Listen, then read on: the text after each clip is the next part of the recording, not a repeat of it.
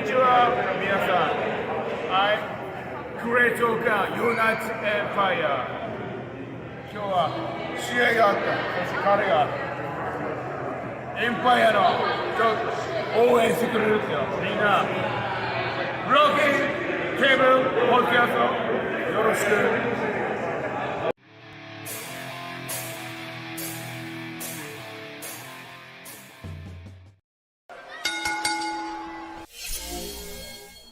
Yo, yo, what's going on, everybody? Welcome to the Broken Tables Podcast. I am Jeffrey Vegas, and I am here with a WWE Hell in a Cell watch-along party.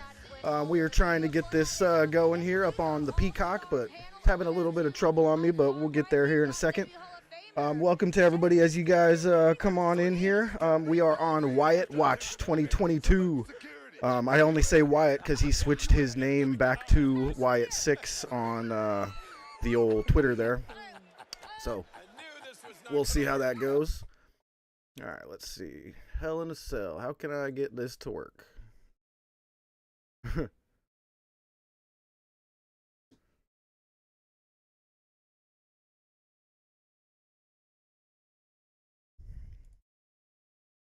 Style right here. I'm ready to take care of some business tonight. Is anybody else having trouble on the old Peacock here? Because I'm not. This is odd. I'm not showing any screen. This is Black Death. Absolutely brilliant. You know, he tried to shake my hand there. Why you didn't do nothing? All right, guys. And of course, last but certainly not least, you know him, former 24/7 champion, also Hot 97 ESPN Radio's Peter Rosenberg. Thank you, Kayla. I am not security. I offer nothing. Okay, we almost had it. But I am ready for Hell in a Cell. Yes. All right, guys. Like I said, we have a lot to look forward to, but let's go ahead and get into All right, let's lower this audio a bit so I don't get in trouble by some weird chance. Fed sucks. It won't work. You know, yeah. Yeah, John, I don't know what it is, but this is the first time I have genuinely thought that he may show up. That's the only reason I'm torturing myself with this.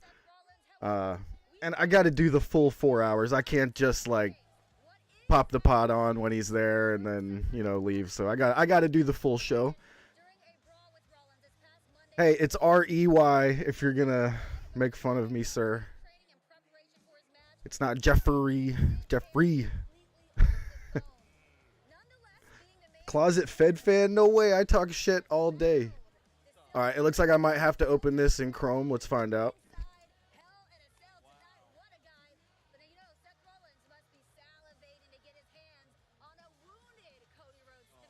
What an update, Kayla Braxton.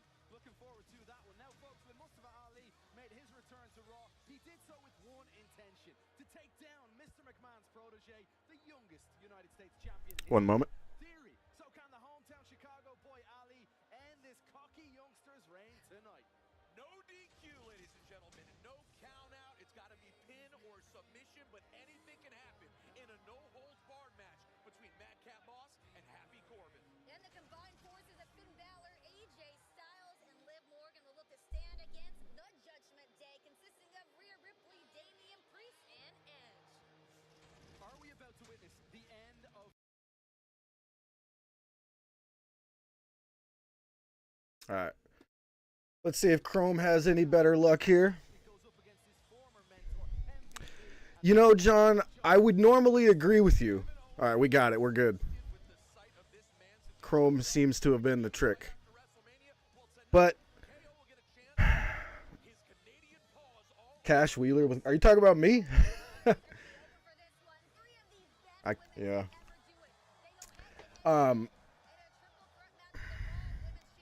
This doesn't have any championships on it, does it? Oh, okay, wait, they're showing it right now, the women's championship. Oh, shit.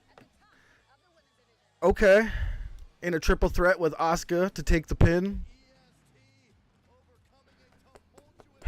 Really wish they would release Asuka so we can have her over in AEW, but that's fine.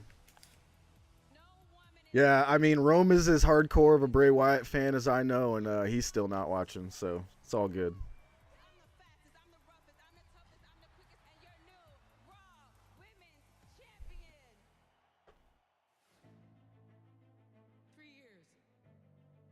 Jeez, man, these last 2 weeks with injuries have been insane. Got Danielson. I mean, we've had Kenny Omega. We got CM Punk. We got Matt Cardona. Like, this is nuts. Wait a minute, but if I've hit rock bottom, there's nowhere else to go. But this is the beginning of a legendary Becky Lynch comeback. This Becky Lynch character is so cringe, dude. I can't stand this Becky Lynch character. She's like Schmeagol, and the title is her ring. So bad.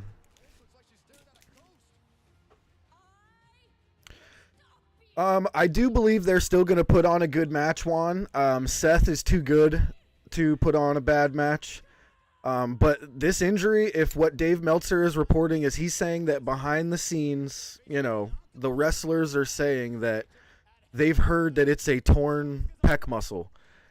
And that is an absolutely insanely painful thing to deal with, especially, you know, in a wrestling ring and throwing someone around and having to lift people up. Oh, God, Asuka looks so crazy with all that green mist on her face. I do believe they'll have a good match, but Cody's going to be in some pain. There's going to be at least one time, I can almost assure you, that Cody's going to scream out in pain, and it's going to be real. Like, for the last half decade, yeah, I started disliking Becky when she took the goggles off. When she used to be like a cosplayer of, the Magic the Gathering purpleness. You got to help me with this one, with her steampunk look. What was that? Why can't I think of it? I feel like...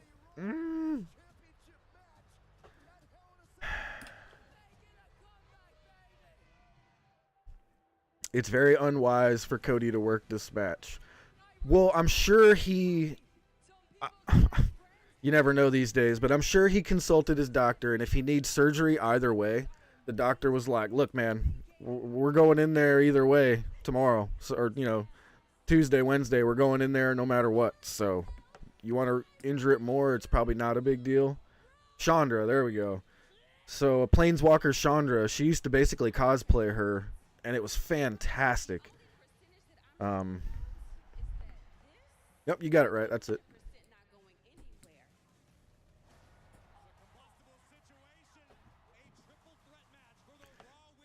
I don't like that they threw Asuka in this match just for her to take the pin. I mean, obviously, that's my assumption, is she's just going to take the pin from somebody. Hopefully, that's not what happens. They got the cell lowered already. I mean, I guess they want the people in the audience to kind of see it and get hyped up before the show, but the Hell in a Cell is lowered already.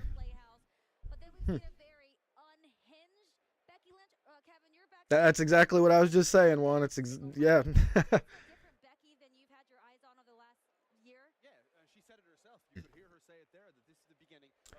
So from what I've heard, there's been a few chances for Kenny to come back over these past couple of weeks or months. You know, there's been a few shows where storyline-wise, it kind of would have made sense for Kenny to come back. And I believe it's, you know, just rumors because we haven't really gotten any real update, but they're saying Kenny's nowhere near ready. I would like to disbelieve that, but I would rather it just, you know, I don't even know what to say about the Kenny situation. I just kind of want to forget about him showing up one day, and then I want to be blown out of my seat when he shows up. I want it to be a surprise to myself, you know. How many Hell in the Cell matches are there? One, and it's Cody versus Seth Rollins. As far as I know, there is only one championship match on this entire card, and it's Bianca Belair versus Becky Lynch versus Asuka in a triple threat. And they added Asuka last Monday just to, in my assumption, to take the pin. I don't see them giving Becky to take the pin or Bianca. Those are their two, you know. That's who they're pushing. Yeah, we have no idea how injured anybody is, man. Kenny had a couple of different surgeries to get done.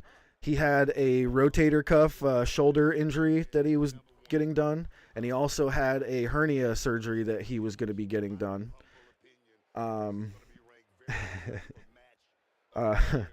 Hope we don't attract any Fed fans to the channel. They're not going to like you. I already got a couple of subscribes off of my short that I posted earlier about Cody's injury, so it's more than likely the case, Rome. Yeah, it's okay.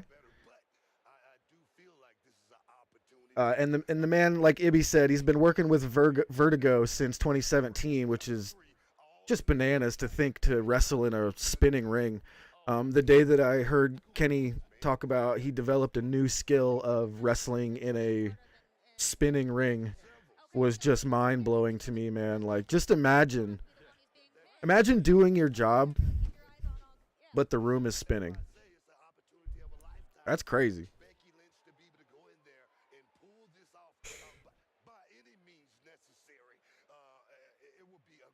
Oh, is that what they did, John? I'm gonna be honest with you. I didn't watch the Raw. I thought it was the other way around, but you could easily be correct.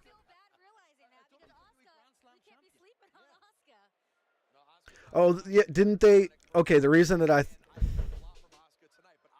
they got me all jumbled up because Asuka won the right to the match, and then they made her fight Becky again or something like that, and Becky won, and then they added her. It just never makes sense anymore. These champions.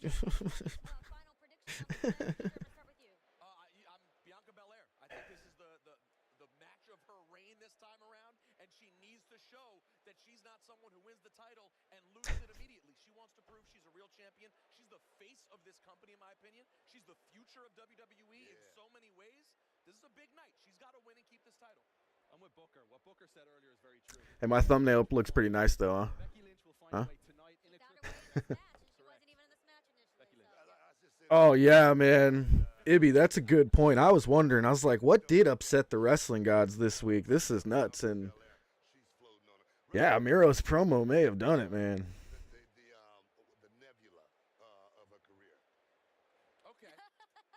Yeah, that's actually the only match, Ibby. I didn't realize that match was on here. I'm actually excited for that match. I really, really, really like Asuka. I hope one day they let her go. Want to see her, get her feet back over in New Japan for a little bit and come across to AEW a little bit.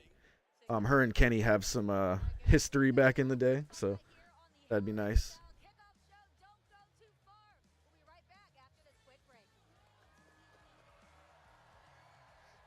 The cell is already down. Do we have any sort of pre-show match? Is there any? I'm muting the audio for this Ms. and Mrs. show because.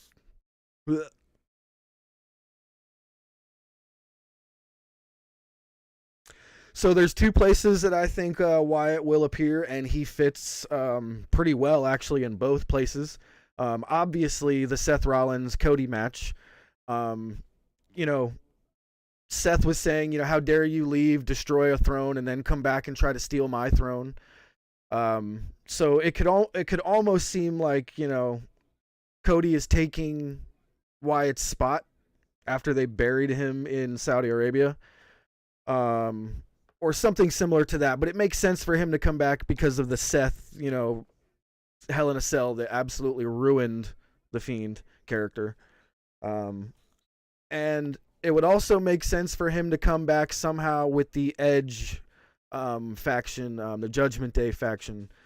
Would he be part of that faction? I don't know. I think Edge needs somebody to feud with other than AJ Styles, who doesn't even have Omos with him anymore or anything like that. Maybe these I guess he does have the little Bullet Club sort of thing reunion they got going on, but but I guess the thing that makes the most sense is the Hell in a Cell match, obviously, but he could also show up in this Edge storyline as well.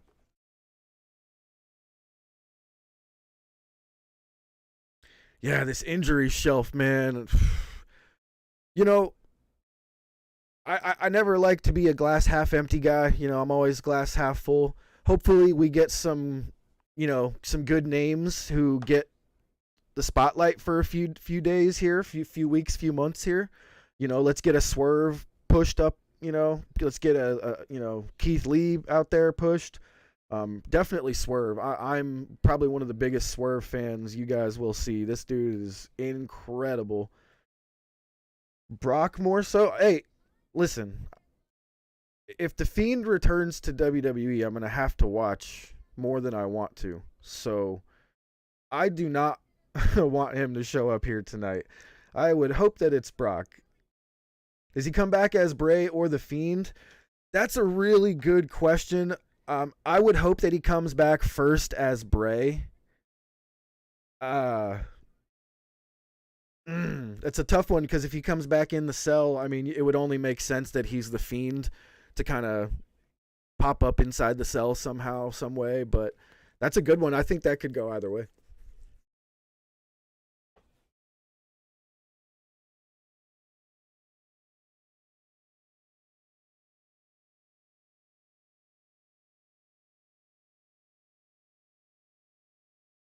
Yeah, that farmer gimmick from Brock is great, man. The farmer cowboy, he's great.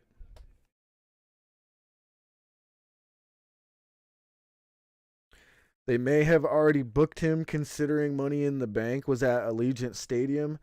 Now, see here, there's where I'm not too sure because let's say that's the truth, right? And they were having trouble selling those tickets. I think they would have ruined the surprise to sell the tickets rather than moved the venue. You know what I mean? I think they would have rather surprised us with Brock at, you know, a Monday Night Raw or a SmackDown somewhere. And then sold those tickets to Money in the Bank. Or I'm sorry. He could have returned here and that would have sold those tickets to Money in the Bank. So they wouldn't have had to move. That way they wouldn't have had to move it. Speaking of all this Fiend stuff, Rome, my ever so awesome co-host, are you still here, bro?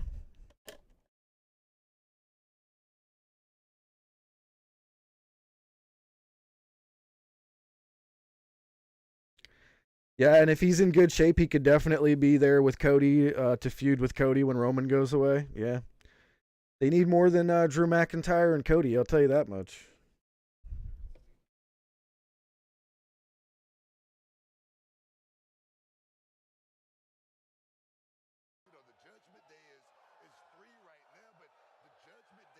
All right, looks like Rome went somewhere for a little bit, but maybe if he watches this back, he'll see. So I got you this today at the 5 and Below. I already... It's really, really hard to find The Fiend. You can always find like the Seth Rollins ones and a couple of other ones.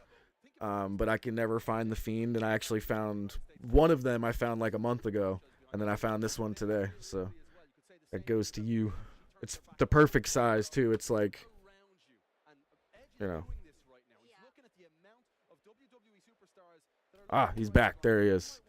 I was just showing what I found for you at 5 Below, bro. Next time I come over, I'll bring this.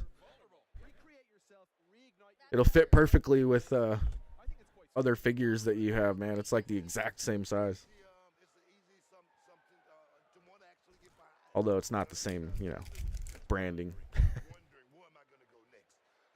How much was it? $5, man, at 5 Below. Like I said, it's hard to find them. You can find Seth Rollins. There was the Hulk, the Incredible Hulk. Not the Incredible Hulk, Jesus. Hulk Hogan. Who else was there? I think there's a Finn Balor you can find pretty easy. But the Fiend one is tough to find. It's almost always sold out or not even there. You know what I mean? So every time I see this one, I grab it.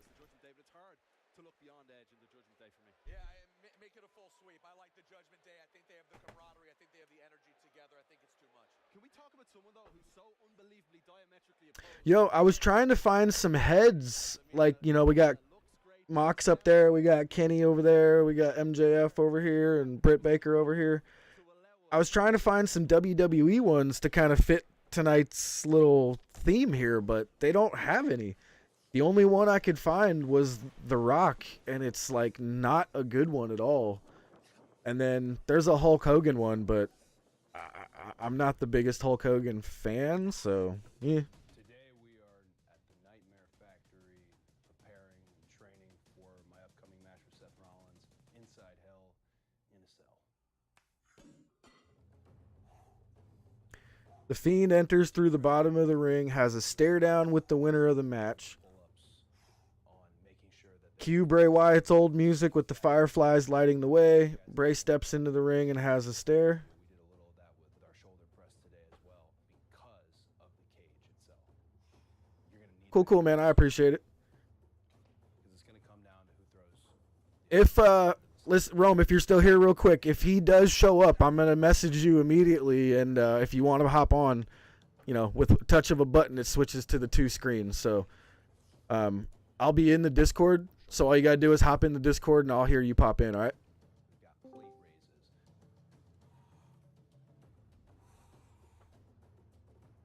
This is the place where I can make myself bulletproof.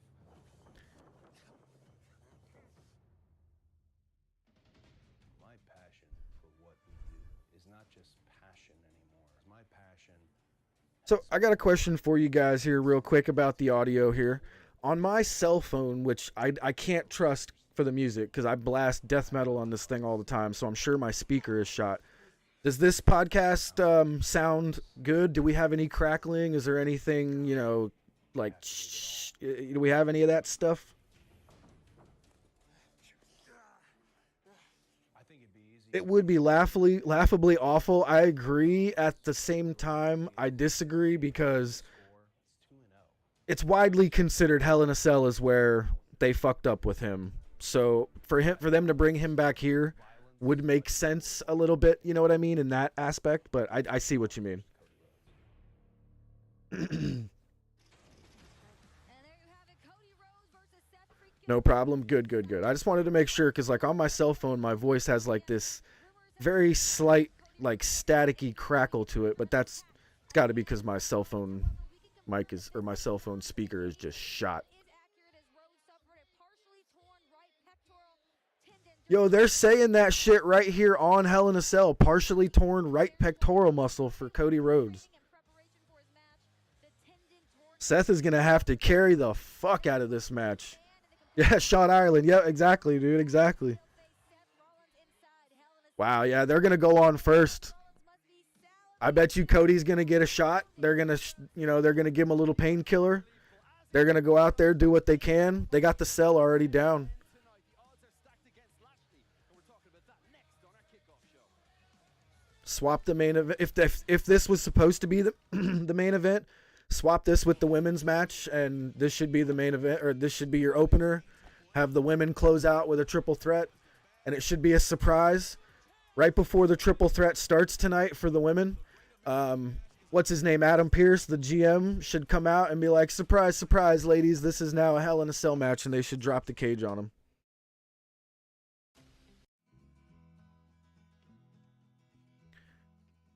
Well, Big T, if the Fiend is going to show up here tonight, I see him being the one to write Cody off of TV. I see him coming out from under the inside of the ring. The Fiend, didn't he adopt the mandible claw? Like, didn't he have that, the glove? I'm not sure if he adopted the mandible claw. I thought he did something with people's faces, though, but he could, like, drag Cody down, you know. And then we don't see him for a while. But I think they just made it clear, like, got a partially torn right pectoral muscle. They just told us what's going down. That's weird. This stuff works in walkways, driveways, pathways. This stuff works down to the roof. So Man, y'all got commercials on your... your neighbor. They got commercials during their pay-per-view, man. It's not even a commercial for themselves. It's for Weed Killer. Yeah, the triple threat match needs to be the main event now since Cody's hurt, and we were not going to get as good of a match as we would have hoped. Maybe it's not as bad as we think, and Cody's not like super duper injured, but either way, it looks like they may be putting this on first. I don't know if they are, but yeah, have him set Cody on fire. Not quite as easy with somebody who doesn't have like an outfit to get set on fire in, you know, where you could use a stunt double instead of the actual Cody Rhodes. Because I'll tell you right now, that was not Bray Wyatt that was lit on fire. That was not Wyndham. Wyndham Rotunda was not the one doused in gasoline and set on fire, I promise you. Watch everybody in chat be like, no, bro, he came out and said that that was him. What are you talking about? I'd be like,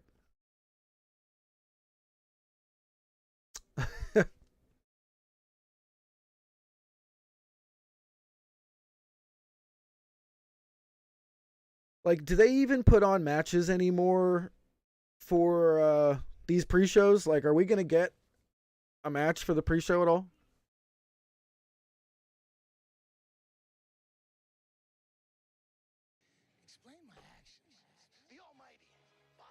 Now, can you guys just barely hear the audio from the WWE?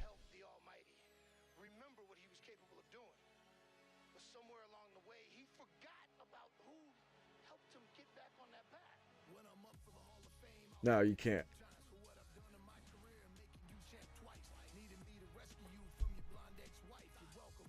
Now, can you guys just barely hear? No, it's probably still going to be a 10-minute match. All right, there we go. Got a tiny bit of the audio there.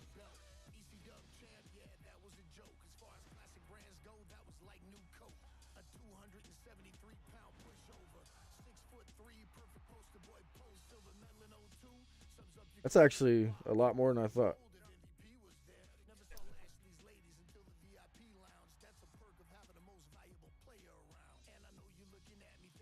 Sorry, guys. I'm not used to doing this, so it's kind of a, you know.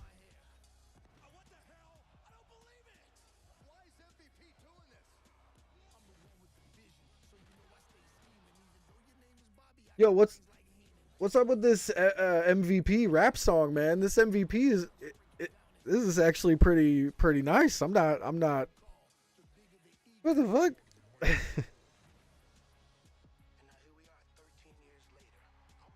Yeah, it's not bad at all. Like, what?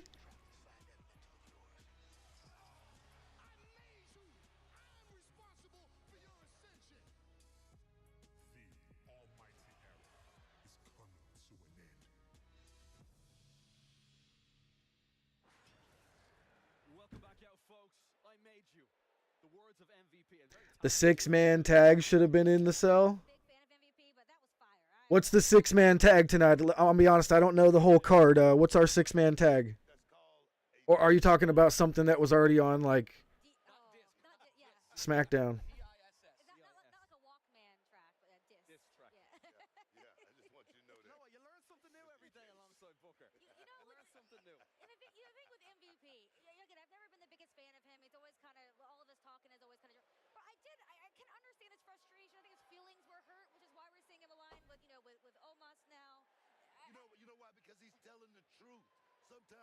Sometimes the truth hurts.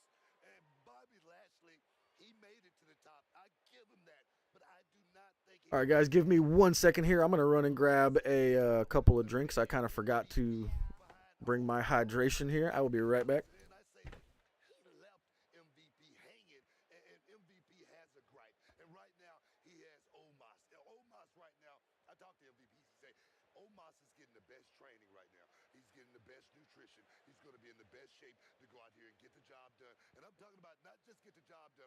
Stepping on some toes and stepping on some toes and keep on walking, Jack. That's what MVP told me. I'm just relaying the message. Well, should we not be a little concerned? Almost not be concerned that maybe what MVP did to Bobby Lashley is going to do to him? But to Booker's point, don't do what Bobby Lashley did to MVP. Because okay. I will say I saw MVP, and he can be a jerk, but I've known him for a long time. He is what he is. But I saw him at WrestleMania. He was upset. He was straight up upset. Yeah, thank you, Sean. I completely spaced the Judgment Day Bullet Club. Can we even call it that? Like, AJ Styles and Liv Morgan and Finn Balor. They keep doing the whole too sweet thing, but it's like, hey, we can't call it that.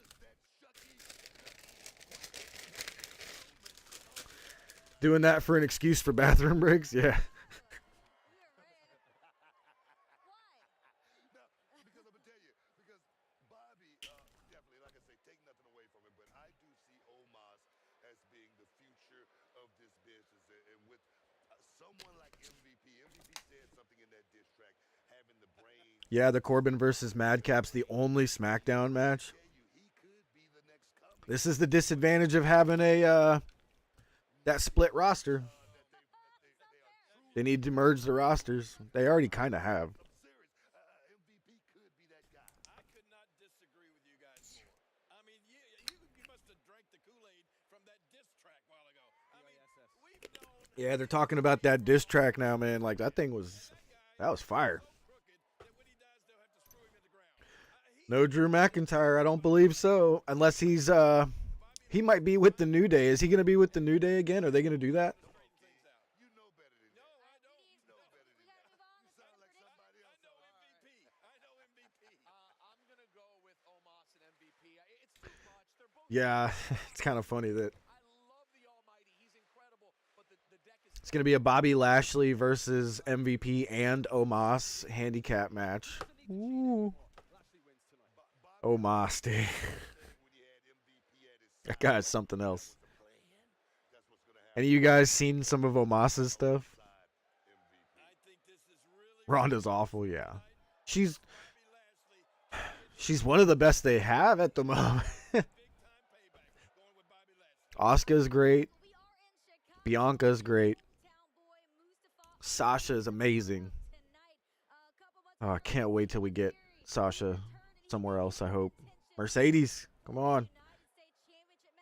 Just be the first one to throw up that middle finger and show up and see if they're willing to take that contract to court.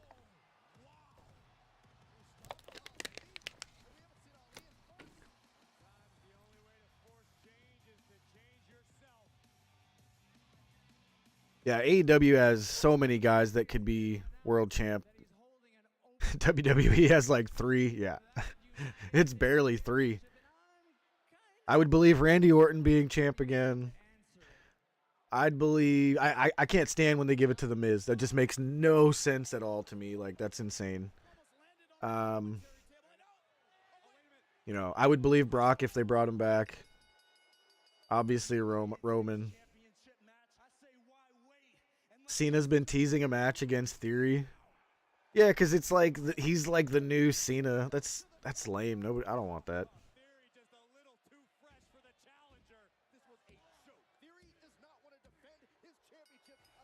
Dude, Omos is probably one of the worst in-ring performers I've seen in WWE ever.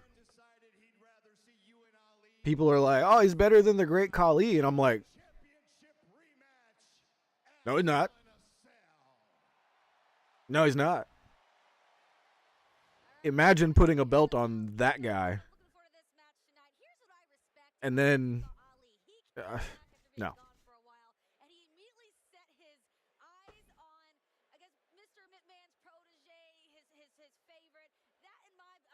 Like, at least the Great Khali has some New Japan Pro Wrestling footage that makes him look like an actual monster.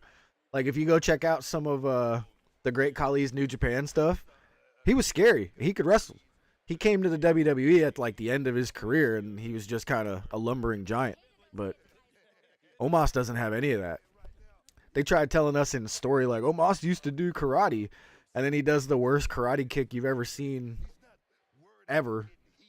And I'm like, dude, don't tell me this guy does karate and then have him do the worst karate kick I think I've ever seen. Mercedes versus Jade Cargill could end Jade's streak. Oh, yeah. Oh, yeah. I would be all for that, even though I think they're going to give it to Statlander here, so.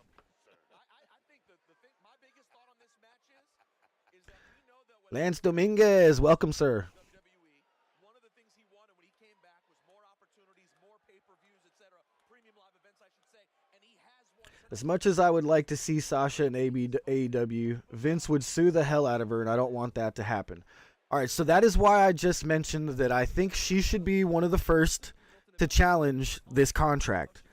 It has actually happened before. Somebody challenged the contract, and let me go down. Let me give you a rundown of what happened here. So I forget the year, but back when Brock Lesnar left the WWE, his contract stated that he could not do any outside work for any other wrestling company for 7 years. It also stated that he couldn't do certain types of roles in certain types of movies or television shows. The restrictions on his contract were just insane, and it was for a 7-year period. Brock immediately went to New Japan. I shouldn't say immediately because I don't know the exact timing on this, but Brock went to New Japan Pro Wrestling and essentially started wrestling. And the WWE tried to take him to court for this. So they told him, like, hey, you need to stop appearing over there or we're going to court. And Lesnar was like, bring it on, let's go. So they actually did go to court. And essentially what happened is in the pre-trial, which is where the judge gets to look over all of the documents that are going to be entered into the case.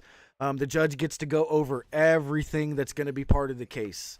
So you'll see during a case they can't admit new evidence without the judge's approval and things like that. So the judge gets to look at everything. So the judge that was going to preside over this case took a look at Brock Lesnar's contract and the no-compete clause. And I don't know how he relayed the message to Vince, but the message was essentially relayed to the WWE that, look, this contract will not hold up in court if you let this go. They're like, if you try to sue him for this, you're going to lose, is essentially what was hinted at to the WWE. So they immediately were just like, never mind. And they dropped their case against Brock Lesnar, and they just dealt with it, that he was now in New Japan. He was now fighting in, I can't remember the name of it. I don't believe it was Pride Fighting that he got his first fighting in. But he did some fighting over there where, if you haven't seen it yet, you need to watch. I believe it's called Brock Lesnar's first MMA match. He fights this guy that is absolutely terrified of him. I've never seen an MMA match where the guy who's about to fight someone just looks like why are they making me fight this monster? And it's one of the craziest things. Brock takes him down and mounts him, and the dude just taps out. He's just like, get him off me, get him off me, get him off me, and taps out. It's wild. You got to go check that match out if you haven't seen it. But to get back to the Sasha thing, if her contract, if these no-compete clauses are anywhere near the same thing as that Brock Lesnar thing, nobody has challenged them since, right? I think Sasha's got the money. I think she's got the star power. I think she should challenge it if she has a case, because if it's anything like the Lesnar contract from back in the day, it's time for this to stop. No, you can't come up here. My cat wants to join. You want to join the stream for a moment? Come here. Come on. Oh, now she's mad because I said no, so now she's got her back turned, and she's like, nah, dude, too late. Too late. She's like giving me the old over-the-shoulder.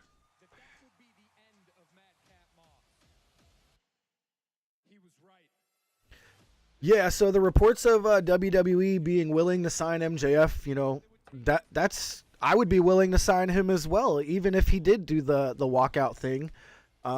Because if he did the walkout and he gets fired by AEW, right? There's no negotiating his contract with the WWE.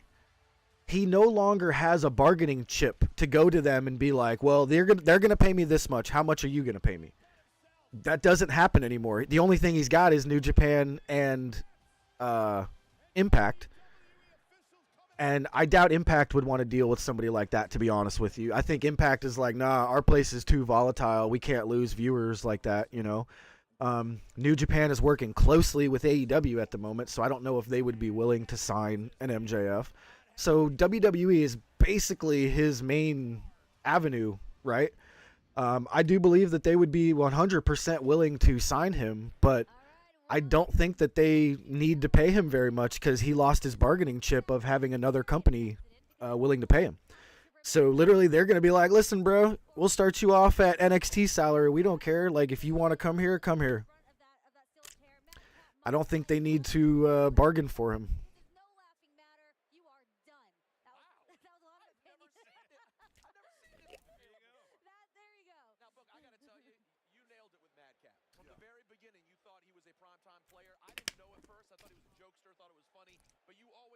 Red tights Brock Lesnar. Black tights with the... What did it say? I think it just said Lesnar on his ass back in the day, didn't it? Like back when he was first in the WWE. It just said Lesnar and it was just right across his ass in those tiny little black... Nah, man. Nah.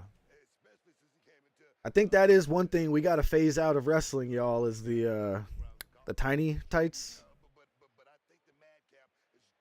Just all these dudes like Peter Avalon are still wearing them, and I'm like, bro, you need to have some thighs or something to get in those. Ugh. What is our record for live viewers? We had 102 live viewers during our MJF video the night that he no-showed. That is our record. I choke up just thinking about it, man. When we saw the count up in the corner of the screen, I had a hard time not tearing up, and I kind of like straightened up in my chair. I was shocked, and it was great. We also received, I believe, 56 new subscribers on that night. That was just a great night. I was really happy for that. So thank you for all you guys that were here. I know Big T was here. John, I think you were here.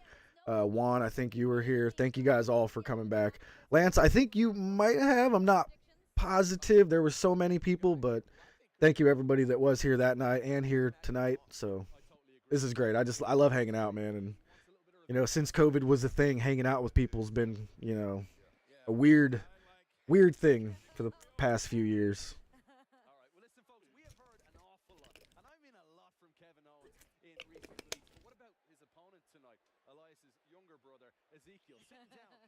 Yeah, Madcap's coming out in those tiny black. They're not the tidy whitey, or you know, they're not the tidies, but they're the next step up. The tidy thighs. I don't know what you call those. Thank you, man. I mean, my friends call me Zeke, so that's. Hey, it's Ezekiel. Honored to be here. Honored to do this with you. Well, tonight you are facing one of the toughest superstars. But you know, I'm a big fan of these new long pants that everybody's got going. You know. Get some cool pants, get a nice designer, make them look nice, get a couple different colors. I like that new. I say maybe guys like Brock Lesnar can pull it off when you're big and buff like that, but these skinny guys trying to pull it off is just, nah, man. Yeah, I'm glad they changed his gimmick too, but it's like, what are you changing it into? I really don't know yet. He's just angry. Him coming back in an ambulance was one of the most confusing things to me. I'm like, was he in that ambulance for the past, 3 weeks? Is that what we're supposed to think? Is that he was in that ambulance for how long has it been? 3 weeks, 4 weeks? Listen, I love my older brother. Okay, I love Elias, and he had his reasons for going away. Reasons that I hope to find out. First time walking since Punk walked out. So I quit when Punk walked out. I stopped watching for a few years. I came back right when the Wyatt family started to become a thing. I do believe it was right after Bray got moved up from NXT. So right after that move up from NXT is when I believe I started watching. Maybe right before, because I do remember Bo Dallas being the champ. I'm trying to remember my timelines here, The black and gold NXT was the best, but it's hard to remember that far. Make fun of it more than enjoy it. That's exactly what's about to happen tonight, man. Like, unless they, for some crazy reason, put on some bangers, I'm gonna be talking shit all night. That's all I know. What can we expect from you in your match against Kevin Owens? I'm so excited for it. You know, I'm getting zeked up. I think about it. I zeke out. It's, I mean, this is everything to me, man. I'm just so pumped. All right, this Brian's out of place. I got to bring him back on to put him in the right spot. Man, he has made my life hell on Monday Night Raw. You know, he's tried to embarrass me. He's tried to humiliate me. I got to say, though, every step of the way, the Zeke freaks have been by my side, and I'm so grateful for that. So tonight, when I'm in the ring and that bell rings, it's my turn. There we go. That bothered me. They're probably all out of place knowing that one was. They're probably all just... Younger brother. And Ezekiel is here to stay. It's all right.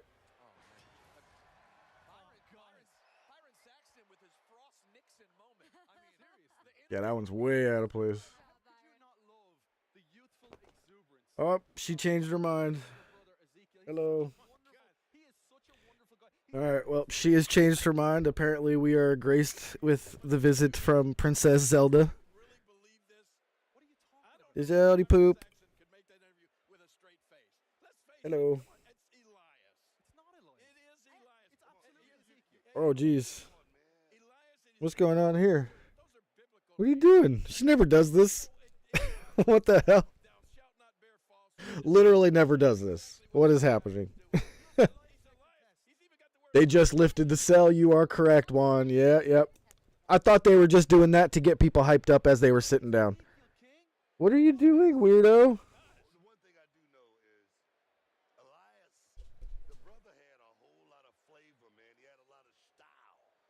What are you doing?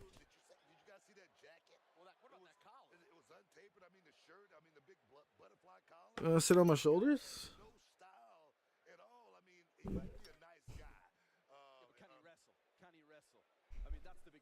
Is that what you want? Okay. Right on. Have not had the cat loaf in a long time.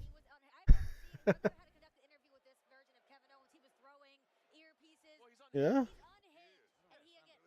Now I got a dog over here barking to tell me to let her out.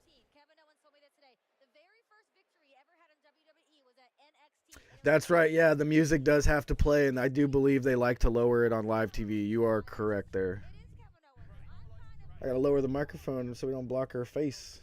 But that's the thing. Elias is not the same wrestler that Ezekiel is. These are two different performers, so two different styles completely. Trying to attack the figures, yeah. They knock them over once in a while because the tower is actually right next to them.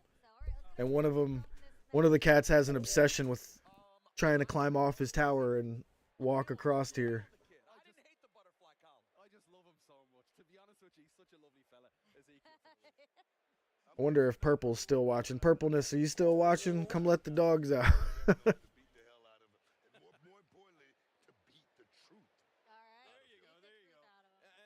Do I like the red Hell in a Cell?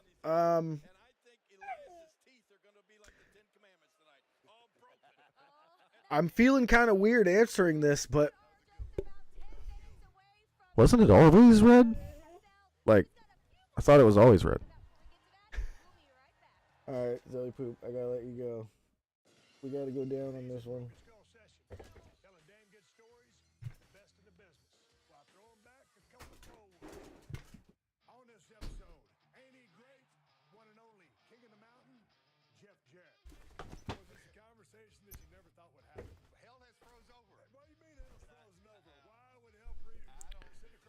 Okay, so fill me in, guys. What color did it used to be, and when did they change it?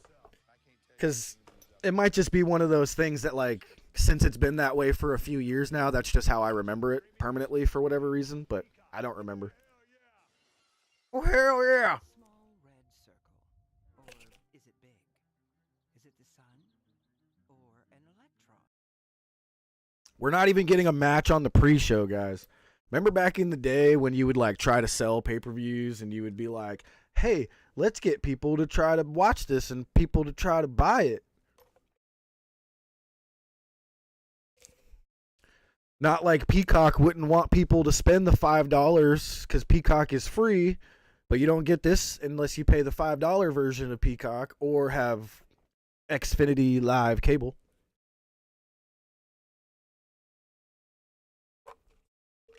So I have Xfinity Live cable. Essentially, I get Peacock for free. I get the full access to Peacock for free to specify. You guys can get Peacock for free no matter what on your phone and watch a few things, but you have to pay the $5 to get the access to like what I have. Now, we're watching a pre-show here. They should have this pre-show on the free version of Peacock. And then that way people will be like, hey, maybe I'll spend the $5 for this app, because that app is literally like a TV. It's like having cable TV. It doesn't have as many things as you would want on it. It's very limited in what's there, but there's movies, there's TV shows, like there's channels, I believe. I could be wrong on that, but it's worth the $5. And why wouldn't you put a match here to get people to want to buy?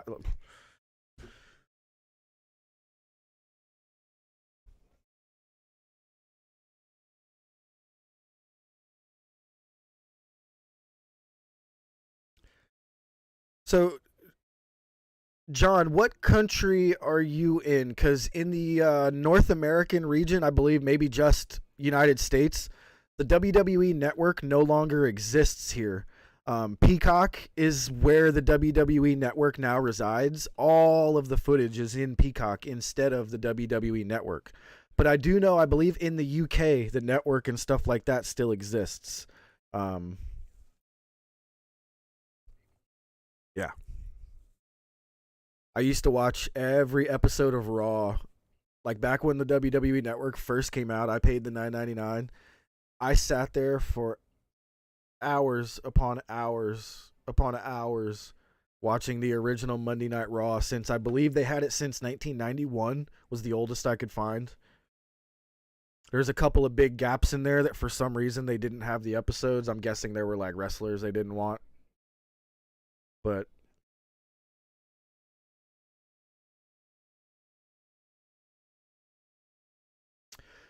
so yeah, Big T, Stone Cold's podcast was his own thing before he went to the WWE. So whoever were the producers or whatever you want to call it on that one, they hold the rights to the other episodes, yeah.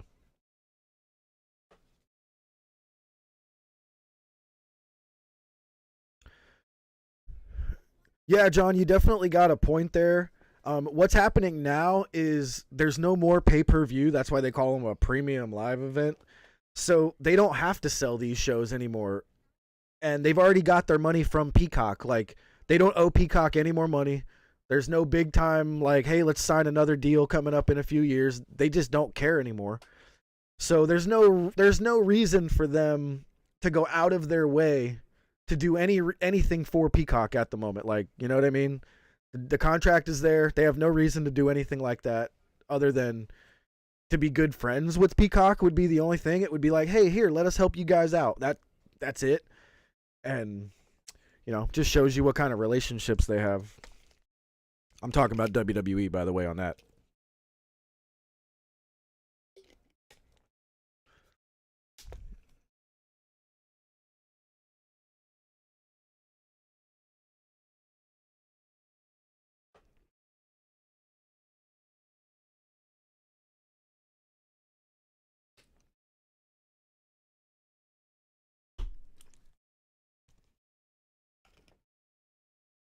This part was where Seth stole the belt that Cody gives to a kid.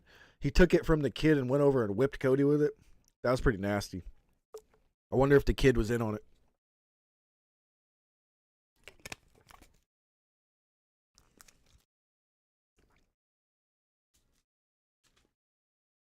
He's wearing Becky's glasses.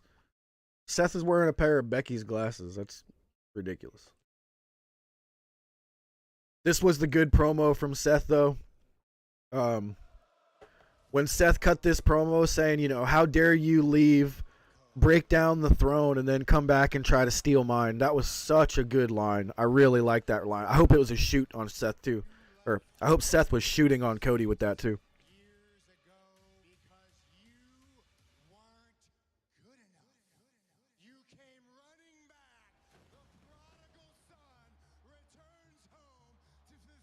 Yep, they don't care about ticket sales unless Brock Lesnar or Roman are there. Like, they made $1 billion last year. They have no reason to change anything they have done until people stop watching.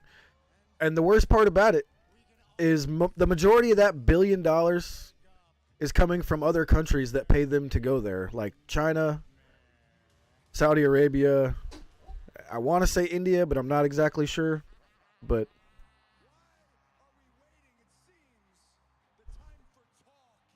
yeah, Seth referred to AEW, you and your friends. Yeah.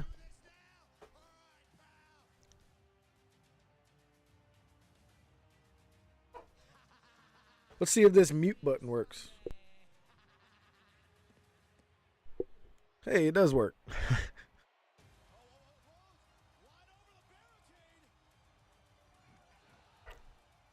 You know, and I was wondering if this fight between Seth and Cody that they had, this brawl outside the ring, is where he tore his pec, and they're just saying it was during his weight training.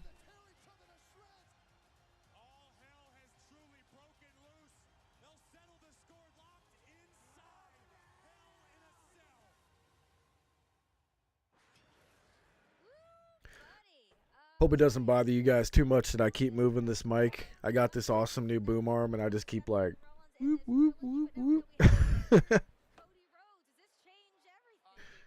I've been waiting all night to ask you guys this. Book, I don't know if you've ever torn a pec before.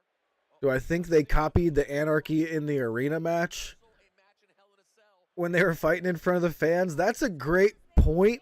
I mean, it wasn't a match, but that is very odd that you say that they did that right after.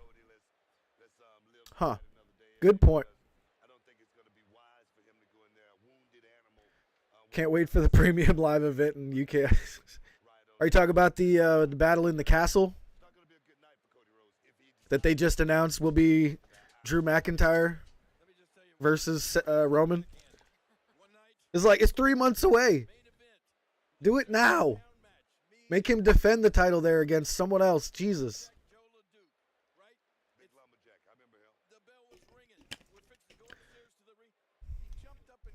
I really do think they forgot how to do things here in the WWE. Like, let's see if you guys agree with what I would have done better. So, let's say Roman's going away. Instead of just letting Roman go away, let's get Roman in this Hell in a Cell for one of the belts. You know, he's on SmackDown. So is Drew McIntyre's on SmackDown, is what I meant to say. Let's do it for I believe that's the Universal title that's supposed to be on SmackDown. Let's do it for that one. Let Drew defeat him, and let Drew go on a tear for the next 2 months. And then we have Drew defend the title against somebody big time, a newcomer, maybe Braun Breaker, maybe. Oh, yeah, you know, somebody new, somebody awesome, maybe Brock Lesnar. You know, oh my God. Let's do Brock Lesnar. Oh no, they've done that before. Yeah, you guys don't want to see that again. But somebody, so that he defends the title in an amazing match in the UK and retains. He doesn't have to win it there. We sit here and wait for 3 months for a match that we know is going to happen and no storyline is going to happen. Hang on, I gotta let these dogs in again.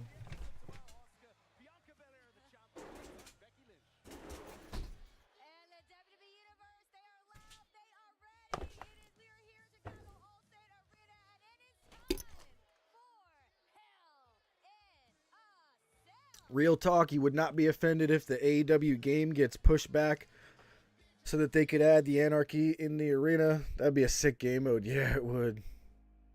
To be honest with you, I don't think they would need to push it back. I bet you they, if they're going to put that in there, they would already have Stadium Stampede in there. And you just adjust that. They should be okay with that. Or we get some DLC, you know what I mean? I say don't push the game back if we need to add anything new. Make anything new, you know, free DLC. Yeah, what a pathetic pre-show, man. What an absolutely pathetic pre-show that was. That was just not even a real promo from anybody. It was all just those 5 people at the desk and then videotaped promos. My God.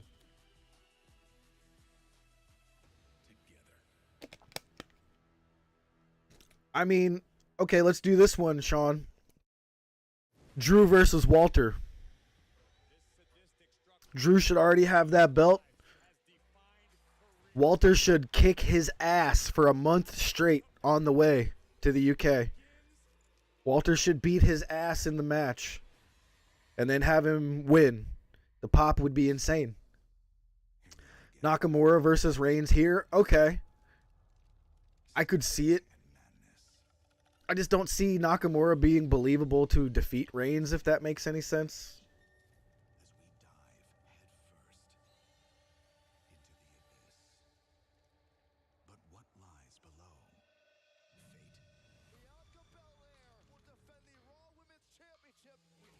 All about that. Yeah, that'd be a big pop because you're going to get people from Germany coming to that match. Or to that big pay-per-view in the UK. You're going to have people from that entire area coming because, I mean, I'm going to Chicago in the Forbidden Door, and that's an 11-hour drive. So, you know, people are willing to travel for wrestling. It's not a weird theory to have, you know. Gunther? Oh yeah, I keep saying, yeah, I refuse to call him Gunther or Gunther because we're getting a bunch of promos right now. The first promo that we saw is right now Seth versus Cody. So that might be our first match. We are watching a big old video package of Hell in a Cell with Seth in a bunch of red light Hell in a Cells. I'll see you in hell. Oh. Are you guys sure this thing wasn't always red? I can't imagine it any other color. What color was it? Black? I just can't picture it any other color than red. Was it just a steel cage? Because no, Hell in a Cell was different. It wasn't the blue one, right? It wasn't the blue. I remember that blue steel cage that like Stone Cold Steve Austin wrestled in.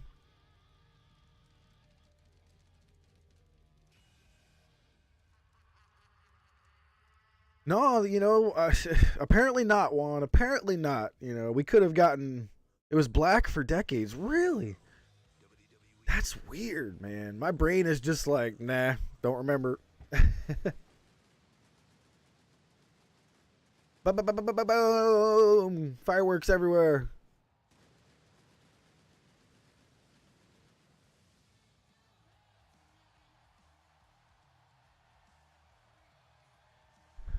I'm looking for some AEW shirts out in the crowd. We got any signs? Hey, we got an IWGP Heavyweight Championship belt holding up. They're in Chicago. I hope we get some CM Punk chants. During the Cody match. Make me proud, Chicago. I want CM Punk chants during the Cody match.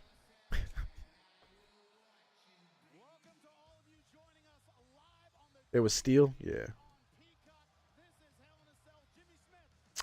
Yeah, I'm not sure. I'll have to go back and look. Corey Graves' suit looks absolutely horrible. Normally, Corey Graves is on point, dude. He looks terrible. He's wearing a black suit with white pinstripes, but the pinstripes are like 3 inches apart from each other. Ugh. Terrible.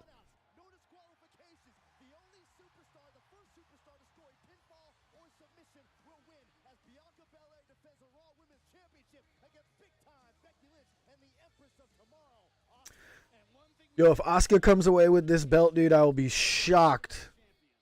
Shocked if she does not take the pin.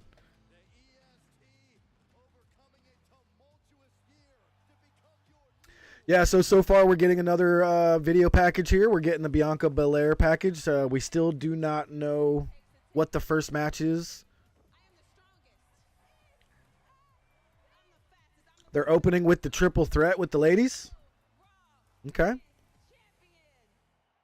That should be the finisher. If Cody's... Well, what we were saying, Juan, is we think that was the plan. We think that triple threat was the opener. But if Cody is really injured and it's going to affect the match, they should swap those two matches. Cody should go first and the triple threat should go last.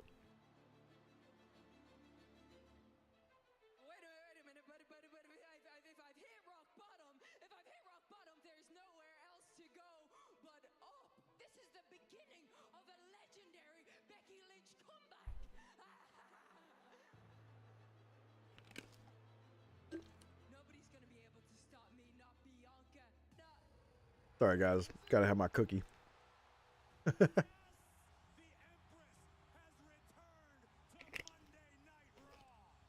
Love me some Asuka. Let's go, Asuka. I will stop you.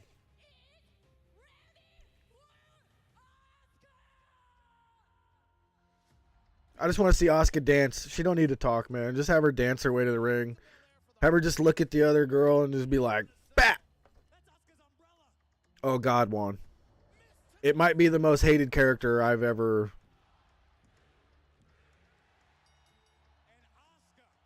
Becky's character is so cringe, dude. Like, when she first started it, it was okay. But now she's just evolved it to this, like the Golem thing. The, oh, my precious... Get out of here. And I'm going to be honest with you guys. The Precious thing, I literally was like, let's see what's going on WWE tonight. And I click it on. And she's in the middle of that promo. And I hear her, my Precious. I was just like, did I really just hear that? And I was like, click. And turn that shit right off.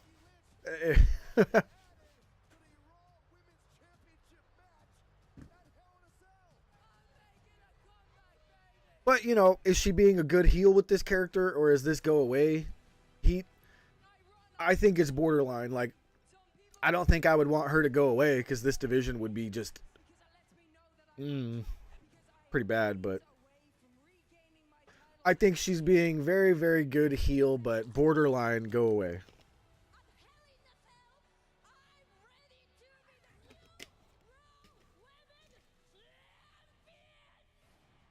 Yeah, exactly, Juan. It was the Lord of the Rings shit she was cutting, dude. It was terrible.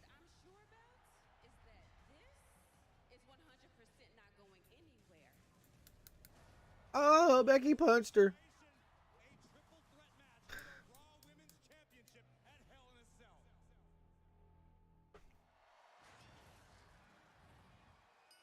All right, so it looks like we got a quick update here on Bryan Danielson. It looks like Bryan Danielson is out for 1 to 2 weeks. No confirmation on what the injury is, but he had to miss a meet and greet. And the reason was he could not fly. So I'm not sure what type of an injury doesn't allow him to fly, but he's going to miss about 1 to 2 weeks. All right, we are opening up the show with the Raw Women's Championship Triple Threat. We got Becky Lynch versus Asuka versus Bianca Belair. And Becky is wearing a pretty decently cool black outfit. I think she's worn this before. The black outfit with the big black tutu that hangs behind her. She's got some weird thing on her head that's... It looks like the little glass pieces on Evil Uno's mask. Not this version, but the new version of Evil Uno's mask. She kind of has like a headpiece that has those broken pieces of glass on her head. The Battle Royale is wide open. Yeah, John, but I say that I think there's actually a really good what they should do. You should take number 2 through 15 and put them in that Battle Royale on the rankings for AEW.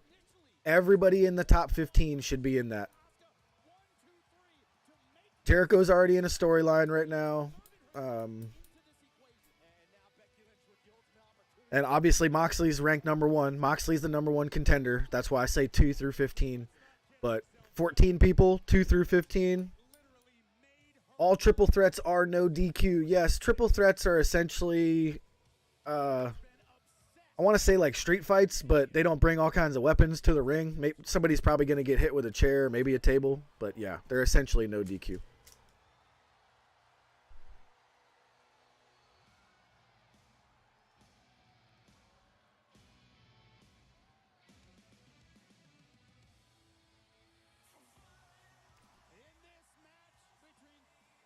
Yeah, Jericho's focused on the younger talent. Oh, I love Asuka. Let's see, does she have anything special going on in her gear?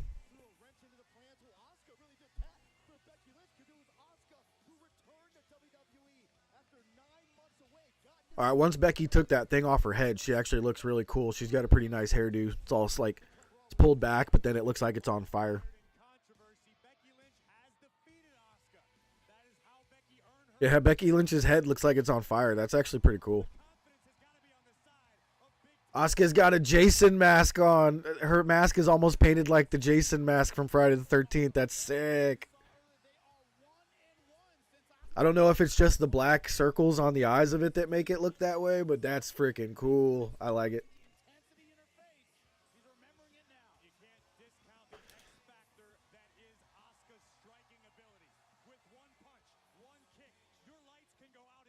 Just dance the whole time, Asuka. Just keep dancing, baby.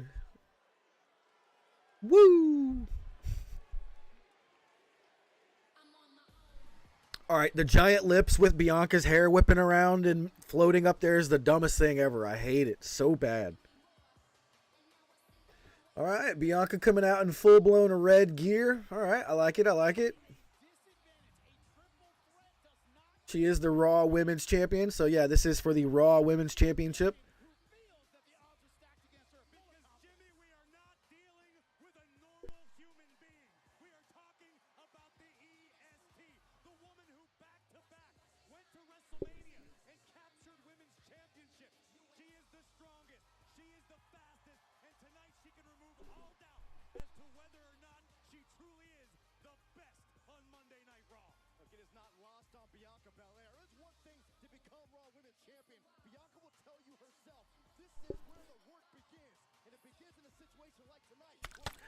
Man, Becky looks pissed. She's just standing in the corner the whole time, just mean mugging both of them.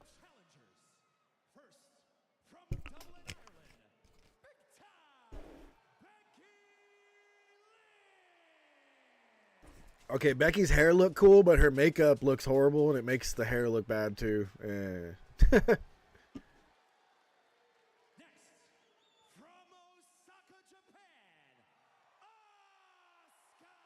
Asuka.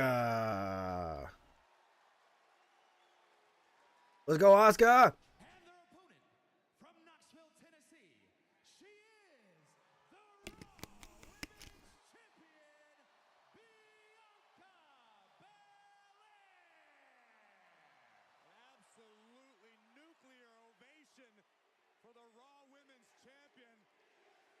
Chicago's ready. The WWE Universe is ready. Let's do the damn thing. Thundering chants of EST. Three of the top women in our division, in our industry, and they all possess the all-important championship DNA. And if you're Bianca Belair, all right, here we go. lack of champion's advantage, meaning Becky Lynch could force Asuka to submit and become champion. Asuka can defeat Becky Lynch and win Bianca's. Becky's trying to get her and Asuka to team up on. Oh no, okay, well, what? Yeah, she's trying to get her and Asuka to team up. Asuka having none of it. Bianca taking out Becky now. Yeah, 2-on-1. Haven't watched many Asuka matches. She's great, man. She's really good.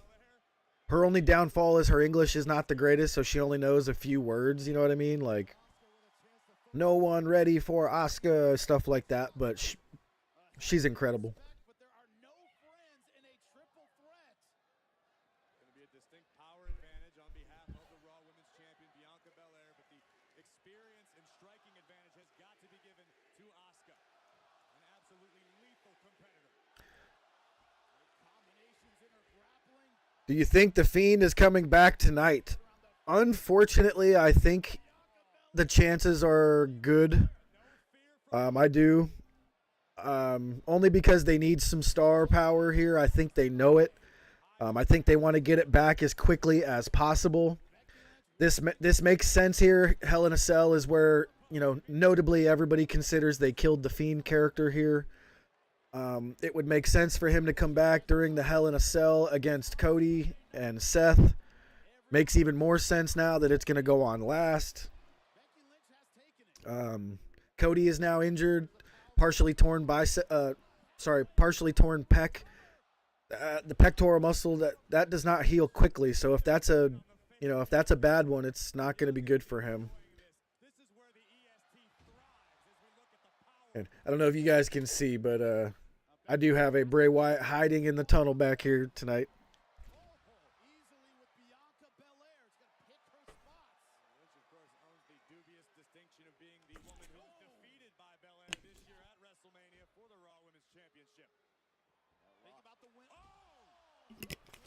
Oh, that was sick.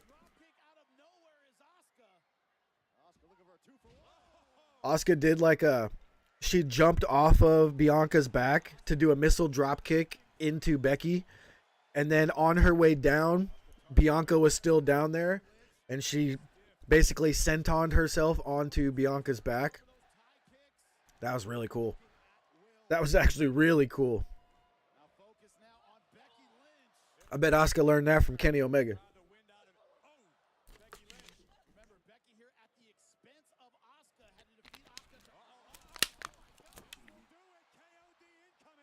Oh, Bianca going for the KOD on Asuka, but Asuka wriggles out.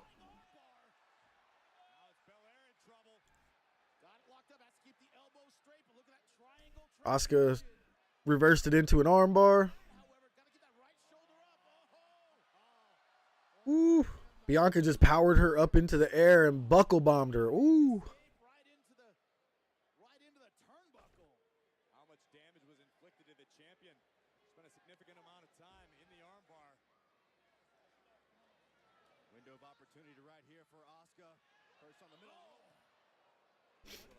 They've already said that a few certain superstars are going to cross back and forth. Damn, that looked like it hurt. Becky just made Asuka do a swanton onto Bianca. That looked like it hurt. Kenny Omega learned that from Asuka. Yeah, let's go. But I do believe if the Fiend came back, he would go back and forth. He'd be on both shows. It would make sense for the character too, you know what I mean? Like he crosses dimensions and shit.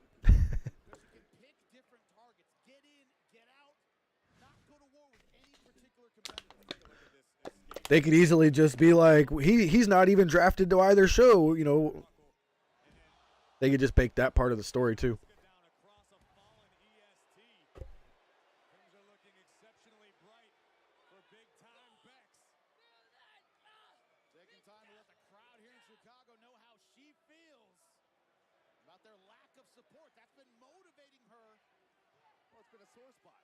It's been a sore spot that Becky feels like the WWE Universe did turn on her. It's absolutely not a sore spot, Byron, because Becky Lynch herself has admitted she has made a life out of collecting enemies. Lynch wants to succeed on her terms no matter what the... Camera just caught a perfect Bianca saying, "Kick me," or whatever she said, but it was like... Is this at the United Center? I believe it is. Don't quote me on that, but I do believe it is. I know it's in Chicago. This does look like the United Center.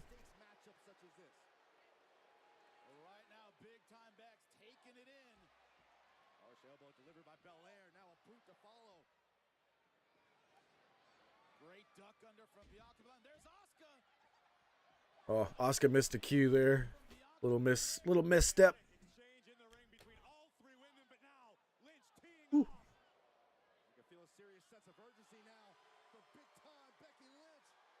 So Becky's pumping up the crowd. She kind of like looked to the crowd and she was like, "Come on." And they cheered for her. You're a heel. What? I think she just wanted the crowd to do something for the match. The crowd's being very quiet for this. It's not terrible by any means. It's a good match. I just think the crowd's like enjoying the decent match. There's just not much to get loud about yet. Talk about her strength. We talk about her explosiveness. There's a cost for all of that. Right now, we're seeing it. It's contingent upon every one of these superstars to try to find a way to pace themselves in this chaotic matchup. You know what? I don't think this is the United Center. I only see 2 levels. I thought the United Center was a triple decker. I'm not positive though. No idea. Jawbreaker delivered by Belair. Lynch picking up the pace. Around we go. Lynch wants the armbar. Bianca trying to block it. Oh, fast move, but a great exit from Becky Lynch.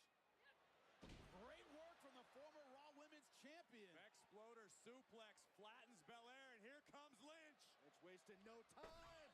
Takes out Asuka. No count out, no disqualification. They're respecting. At least one of her opponents back in the ring to win this match. I hate to say it. I don't think the WWE crowd is smart enough to know that. Able to isolate and dominate, now going to the top rope. Looking to put it away. Oh! Got it. We might be That had to hurt. Becky just did a leg drop from the top rope, and she just jumped and just landed straight on her ass. Dude, I remember the last time I landed on my my tailbone, I almost cried. All-State Arena here in Chicago to experience Hell in a Cell live and in living color. And this Chicago crowd so behind the EST, but Becky Lynch right now on fire. It seemed as though Lynch was a half a second from victory when Asuka would break up the pinfall attempt and keep this battle alive. Like that's what Asuka's made a career of doing ever since she returned, and that's frustrating. And I do appreciate everybody that is here hanging out with us tonight. If you are not subscribed, please go ahead and hit that subscribe button. Turn that red button gray. We always appreciate it. We're trying to reach 1,000. But at 500, we will be giving away a Sting figure. Not that particular one there, because that's the Chase from Walmart. But behind him is the one we will be giving away. It's actually this one, where he's wearing his full black jacket. Nice Sting AEW shirt. When we hit 500 subs, and it's actually going to be a really cool thing when we get that going. You know what? Speaking of which, let's add this. Is it a game capture?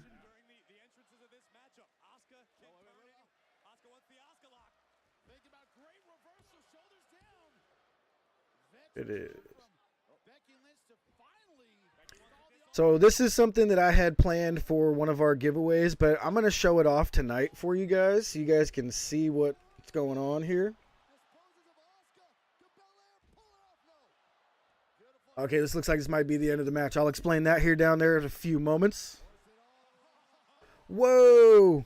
Bianca just had Becky Lynch up in a suplex, holding her up, and started marching in place like she was running in place.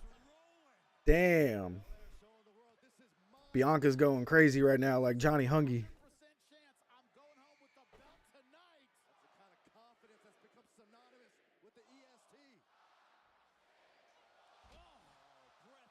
Damn, Bianca just did a moonsault off the middle rope and landed on her feet.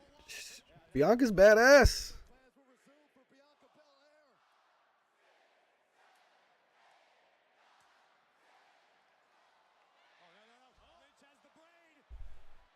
Of course, Becky's grabbing her by her braid.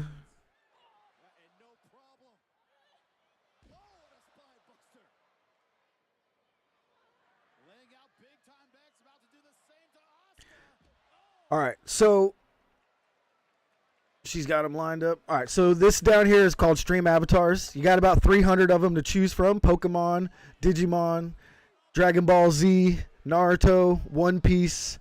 But most importantly, we have wrestling characters. As you see, I am Bret the Hitman Hart there.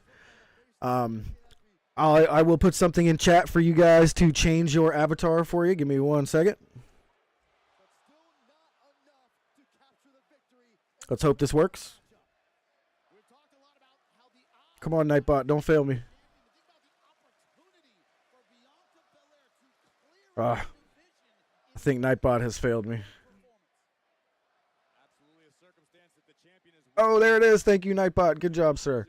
All right, so click on that link from Nightbot. Open it up in another tab if you can, and it will send you to the screen. It takes a moment to load. You may have to log into Google Chrome there. It takes a moment to load, but once it loads, you'll have choice from all of our avatars. Wrestlers are always at the very end. The Pokemon are first. It doesn't let me put them in order, but if you guys are interested in changing your avatar there, go for it. Nightbot should not have one. I might have to. Nah, he's okay.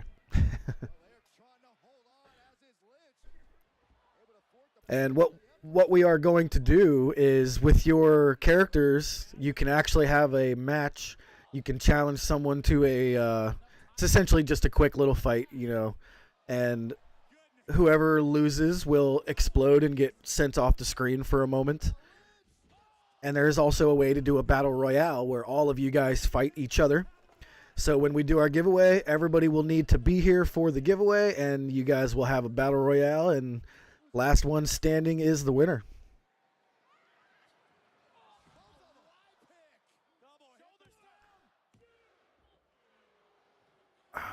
I don't see Bianca ever cutting that hair. I think that is a massive part of her character, and without it, that would be very, very difficult to overcome, I think. You would have to make her twice the star she is right now. Yo, Asuka's got both of them in an ankle lock at the same time. She's got Bianca and Becky in an ankle lock at the same time.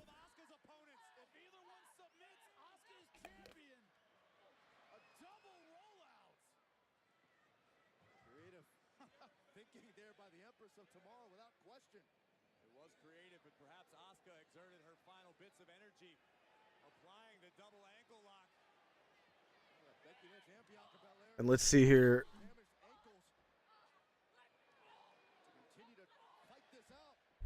I'll show you guys what the battle looks like real quick. If it works, hopefully, we'll find out.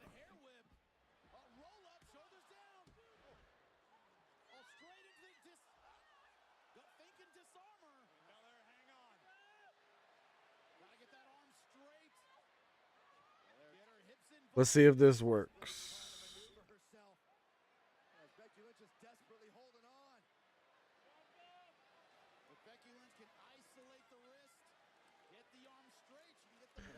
Probably not going to work knowing my luck in setting stuff up, but you know.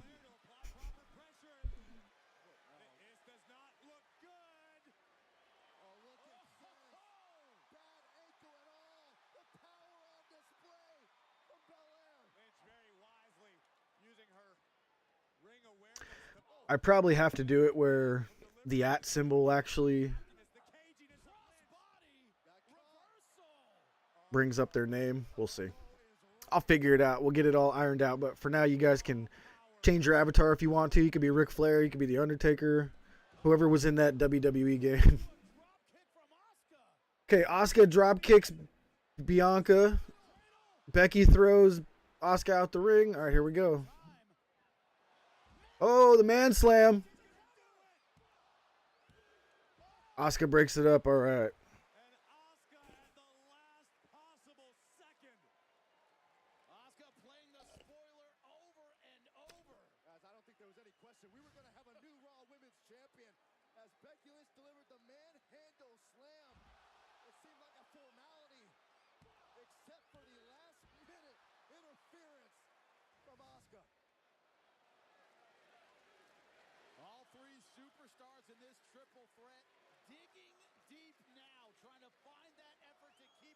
So what do you guys think once I get it working? Do you think that's, you know, that's something cool, or do you think it's a little odd?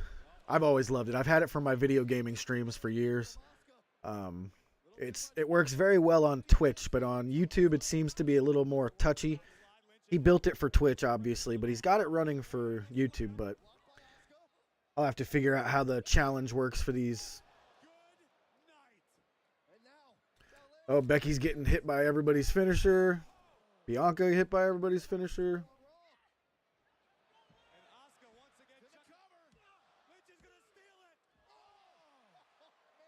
Asuka takes her out again. I'll tell you what, win, lose, or draw, Bianca Belair owes Asuka a couple cocktails after this one because This is a great match, y'all. Like, these girls are... Obviously, we knew this was going to be a good match. These girls are burning down the house right now.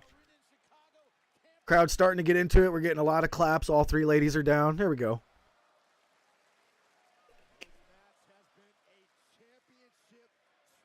all three of these women giving it everything they have, leaving it all on the mat. 2K22 Rumble would be cool. Yeah, I mean, when we have a bunch of people in here, because it only shows up for subscribers, I believe. You know, when we get a bunch of people, I could do the Battle Royale, and I think, you know, that would be pretty cool, too. I got to make sure it's working, though, because the match challenge didn't work. Might have been because I used 0. I might have to use an actual amount.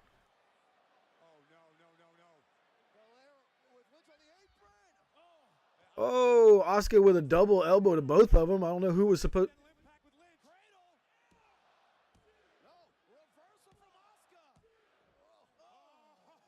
All right, Lynch and Asuka trading roll-ups.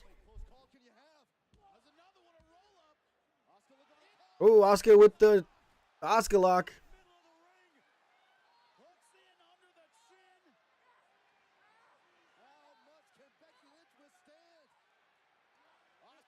I like how Asuka changed it. No one's won yet. Asuka's got Becky in the Asuka lock. Becky just stood up, reversed it. Ow, that looked nasty. Asuka still got that Asuka lock locked in. They just kind of did like a backwards roll up, but it looked like it hurt. Becky's going out. Becky going out. No, they're rolling to the ropes. Oh, they rolled away from Bianca. Bianca came in with a coup de grace type thing. Asuka with a big old kick to Bianca.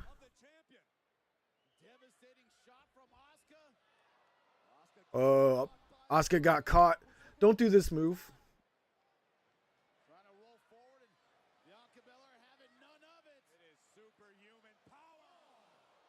Bianca just gave Asuka a Jade's finisher into the top turnbuckle. Becky Lynch with the man slam on Asuka. She threw Bianca out the ring. 1, oh.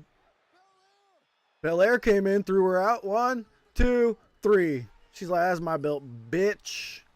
Bianca Belair retains the Raw Women's Championship in a fantastic match.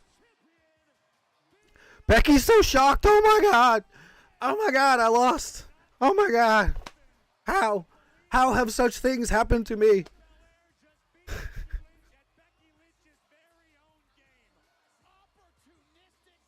And Asuka took the pin like we said.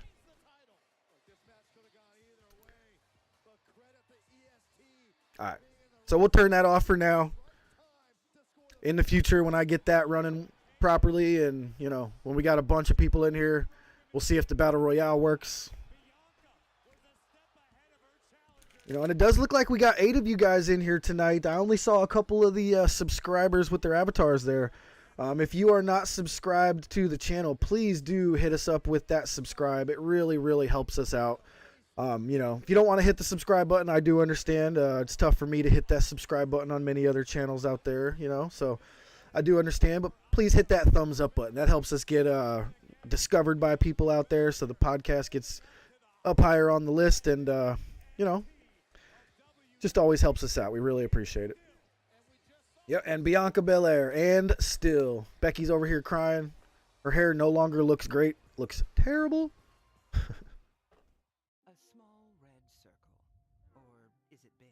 All right, give me one moment, y'all. I want to see if this screen works, and I will be right back.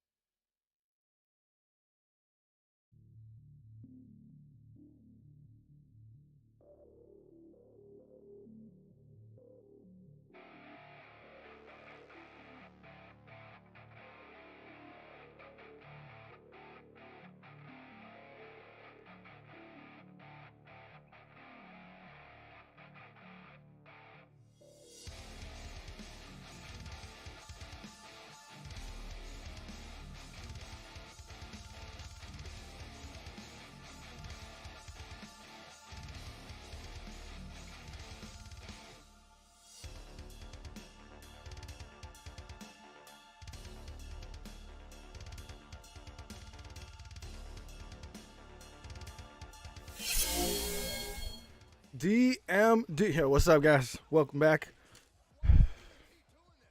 Or, it's funny. Should I say welcome back or I'm back? I don't know. That's a weird one. But, John, thank you very much, man. I've put a lot of effort into this. I used to be a straight-up Twitch streamer. Video games just don't do it for me right now. All the games are the same. Everything's pay to win. No, not everything's pay to win, but everything's just pay money, pay money, pay money. Please, please, please pay money. And I'm just like, video games have just killed me lately. So I really, really got into wrestling, and I really, really wanted to dedicate this channel to something that I put effort into, because I put effort into the Twitch stream, but not like this. Like, this is some effort that I have put in here. I'm really passionate about wrestling, AEW in particular, obviously. All right, here we go with the next match. We got Omos and MVP versus Bobby Lashley coming out. And one of my main goals, because of the things that I can do here with, you see what I've done, you know, with the stream here. I want to have the best looking podcast on YouTube. I may not be somebody famous. I'm not an ex-wrestler. I'm not a famous ex-Twitch guy. Like, I did have 18,000. I think it's 1,800. I had 1,800 followers on Twitch. Not a crazy amount, but, you know, I really want this to be awesome. I want there to be a nice community grown here. Speaking of which, you know, you can always join our Discord where we chat when wrestling's not actually happening throughout the day. I may start announcing what the next video that's coming is. We may ask you guys, you know, what do you want to see for the next video? Things like that. So let me link that Discord in here.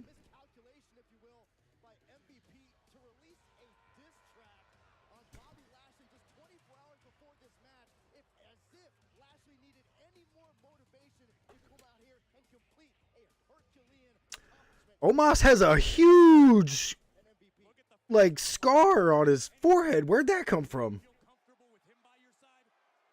Okay, Nightbot, you got to say a little bit more than just being like, bam, here's the link. All right, I got to do that. I got to program that myself. So Discord, if you guys don't know, it was meant back for gaming. It has a chat room. It has a like a bunch of chat rooms. I made some rooms where you guys can post pictures of your pets. I got rooms where you could post pictures of food, and you know, it's just a place that you would imagine where friends go to kind of hang out, and it's like our own little mini Facebook, if that makes any sense. You know, there's a feed. Maybe our own mini Twitter, I guess, would be another example.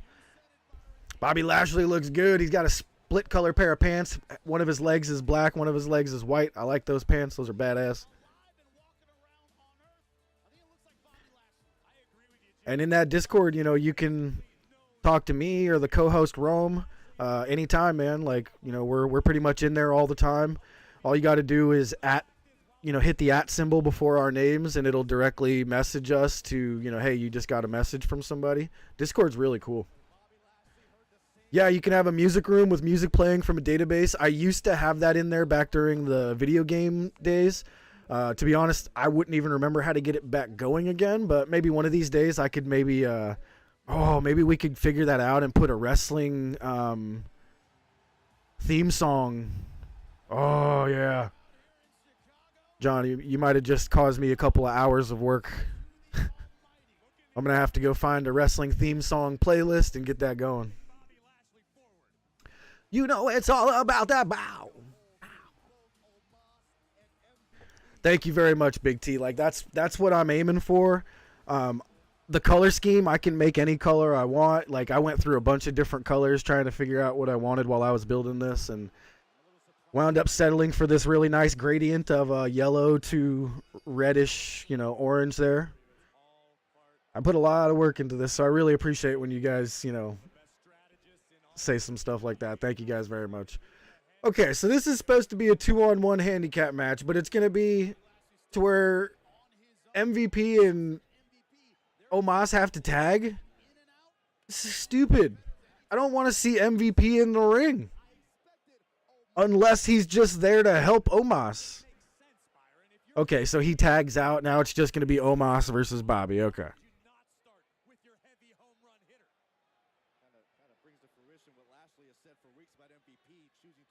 Just make sure to not put Benoit's theme there. I don't think they have any. Like, I think I got interrupted earlier or something caught my attention. There's no WWE heads like these Moxley, Kenny, and MJF and Britt. There's no WWE ones. The only one I could find was The Rock. I remember saying this now. The only guys I could find were The Rock and Hogan, and The Rock's is terrible. Whoever made it is absolutely did not try very hard, and Hogan I'm not the biggest fan of. So we stick with Kenny, Mox, MJF, and Britt it is, and of course the wizard that is Chris Jericho. So I 100% agree with you, Big T. Dude, Joey Janela, I enjoyed him back in the day. I no longer enjoyed him his last couple of weeks, months in the in AEW. I wasn't enjoying the last part of his run. And then when they released him, I was like, I'm perfectly fine with this. And then especially the way he was coming out talking about it, I was like, screw this guy, don't care. You know what I mean? But now that he's talking about things like, I kind of talked some shit on Ring of Honor, I think that's where me and Tony Khan's relationship soured. Or, he admits to something happening, and he's like, yeah, I think that's where everything went wrong. So I enjoy when people admit their mistakes. That's when you start to gain forgiveness from me. I don't forgive people for their mistakes until they have admitted that they've committed a mistake. Because if they don't think they made a mistake, why should they get your forgiveness? You know what I mean? So, but once he said some of that stuff, I was like, yeah, man, okay, I'm in. So I would not be I would not be opposed to Joey Janela getting himself a nice comeback one day in AEW. Or possibly making his way to NXT. I think he would actually make a decent character in NXT to stay there. Like, not to ever move up, but I think it'd be nice.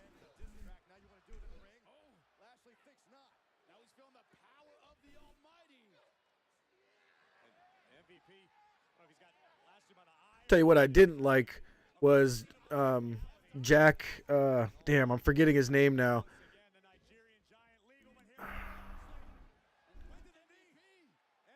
Damn. No, well, in the music room that I had was just random music that I enjoyed, like heavy metal copies of Disney music and stuff. There's a guy named Pelike. It's P as in Papa, ELLEK. He does remakes of Disney songs and Power Rangers songs and basically every song on the planet now. He remakes them into like power metal, heavy metal songs. So I would have all of those in there. The Aladdin one is great.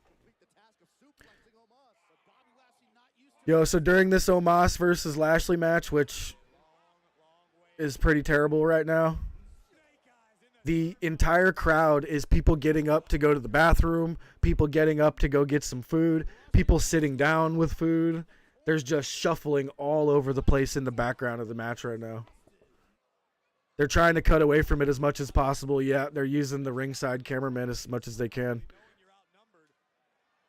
And MVP just tagged himself in.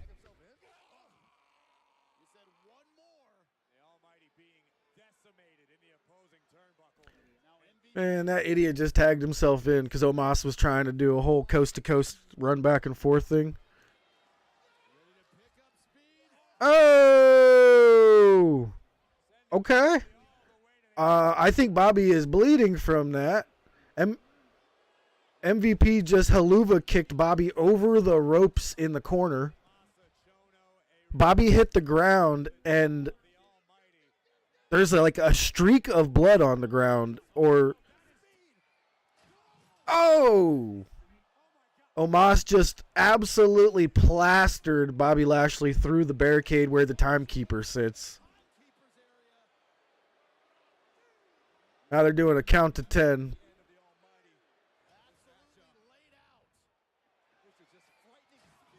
Dude, come on, man. Like, I've seen Braun Strowman do this a million times better. You're telling me that you traded in Braun Strowman for Omos? Omos basically just did the thing where he ran around the ring fucking choo-choo and fucking... It wasn't even a spear. He used both of his forearms and he, pushed him. 9! Oh, Bobby's back in the ring. Bobby's back in at 9.999999 seconds. I gotta say that MVP diss track was sick. I'm gonna go listen to that after this.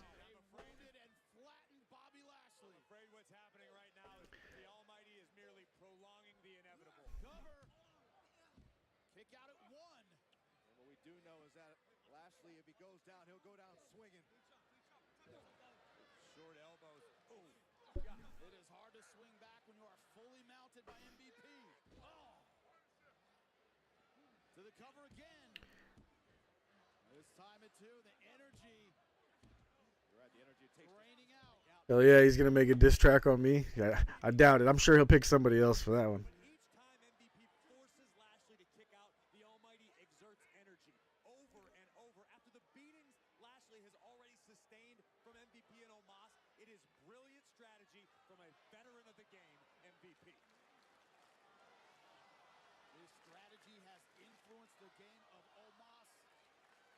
What do you guys think's going to happen here? You guys think MVP and Omos are going to win this, or you think Bobby Lashley's winning it? It'll tell us a lot. Are they going to... Oh, Lashley with the spear on MVP. Oh, Omos is already in to break it up. At least Omos is better than Satnam Singh. We can say that right now, I guess. But I think Satnam's going to look better because he was a basketball player. He moves a little bit better. But I do got to say, Omos is definitely... He's actually looking okay in this. Where the hell did Cedric Alexander come from? And Omos takes out Cedric Alexander. Bobby Lashley spears Omos. So Omos just took a spear after clotheslining Cedric Alexander out of the ring. He was pissed that Cedric Alexander showed up. Now we got Lashley and MVP left in the ring. MVP misses the haluva kick. Lashley with the hurt lock. Lashley's got the hurt lock locked in. He's tapping. MVP taps out. Okay. The almighty Bobby Lashley. Don't know why I like saying his name like that.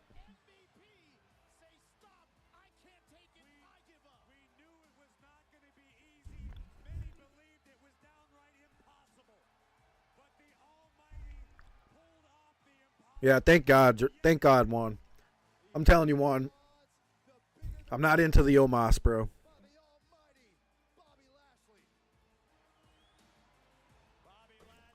Give me William Morrissey. Give me Braun Strowman or William Morrissey all day, dude. So that was weird. There was a weird red mark on the ground after Bobby Lashley hit the ground, and it looked like a streak of blood. But there's no blood coming from Bobby Lashley anywhere. I'm confused at what that was.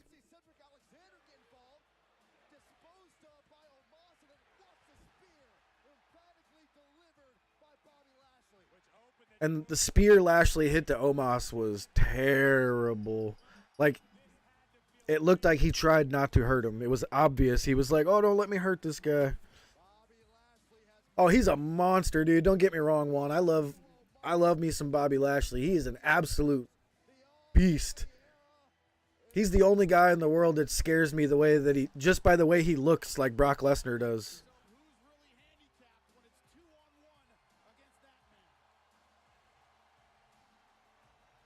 Did anybody check and see if this is the United Center? I don't think this is the United Center. That's what I was thinking, Juan, or John. That's kind of what I was thinking. Hey, I guess I was still right to say Juan, huh? Bobby Lashley just took a fan's WWE championship and he's walking around with it, holding it up. He said, "I'm coming," and he kissed it. Yo, you don't know what that dude's done with that belt, bro.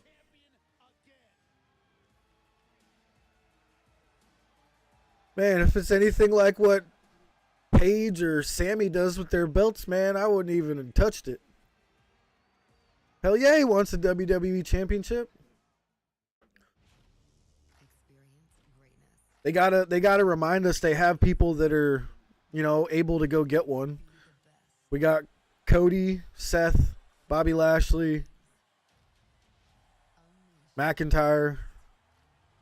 Yo, they're showing Brock Lesnar. There's a new Brock Lesnar shirt. What? Okay.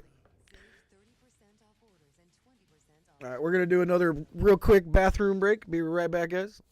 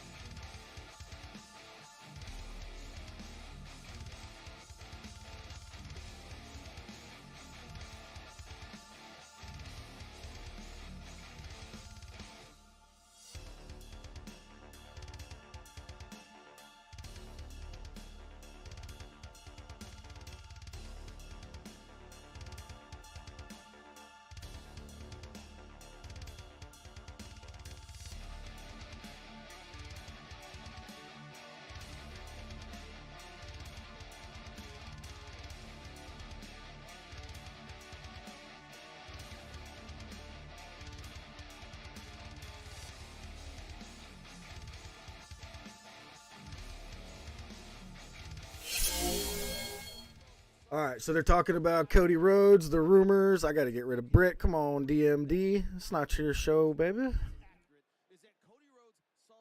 right, I think I got her.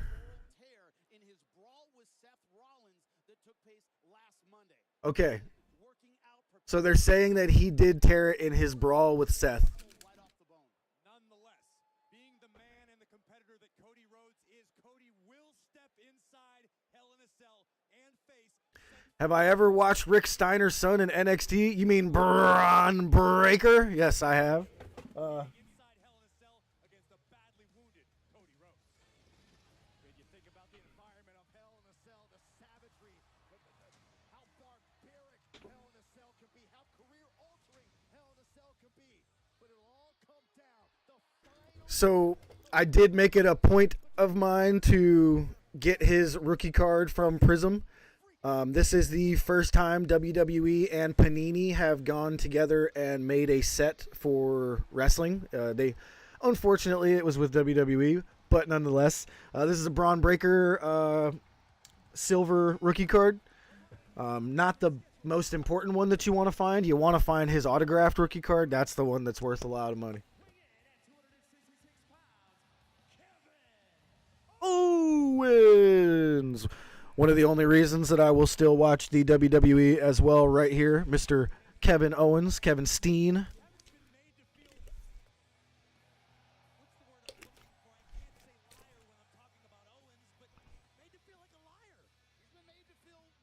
Braun Breaker is the only thing that should be keeping people hopeful for the future of the WWE, because without that dude, the future is bleak.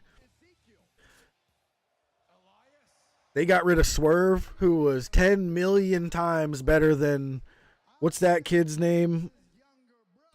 I know it, Carmelo. Dude, Swerve makes Carmelo, I don't want to say, Carmelo's good, but Swerve is much, much better than Carmelo. Carmelo Hayes.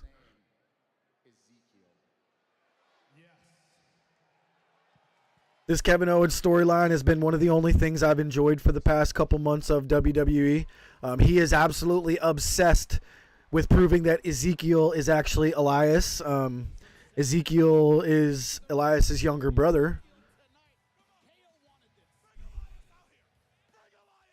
It's not Elias, Kevin. It's Ezekiel. We've seen photos of them together, bro. Come on. This is going to drive Kevin Owens out of his mind. He's going to go insane, man.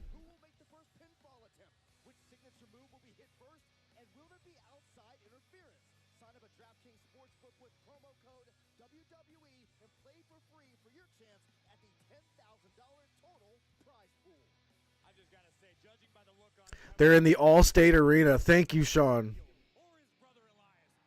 Yeah, this is not the United Center. WWE didn't even want to try to pull the United Center for a pay-per-view in Chicago, one of the heaviest wrestling towns on the planet. What?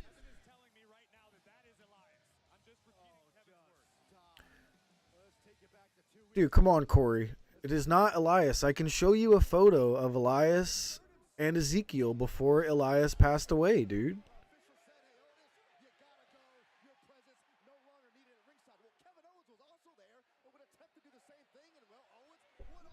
Kevin Owens makes unwatchable things watchable. Yes, he does. And good for him signing his contract back with the WWE. Rumor has it he gets $3 million a year, or it might be worth $3 million altogether, but I would hope it's $3 million a year. He's worth it, and in 3 years I hope he does something. Hope he makes the jump, I guess is all I could say. In a few years, I would love to see Kevin Owens in a program with Adam Cole.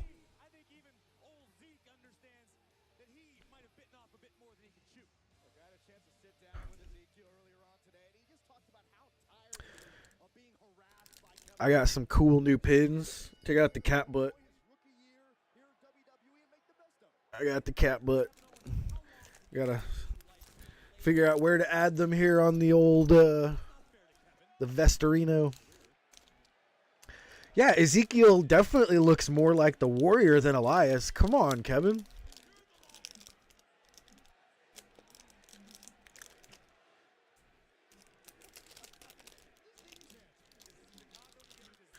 I need some more wrestling pins. You can't find them anywhere other than Oh my God! Ezekiel just with a freaking flying knee. Oh, and the elbow. What?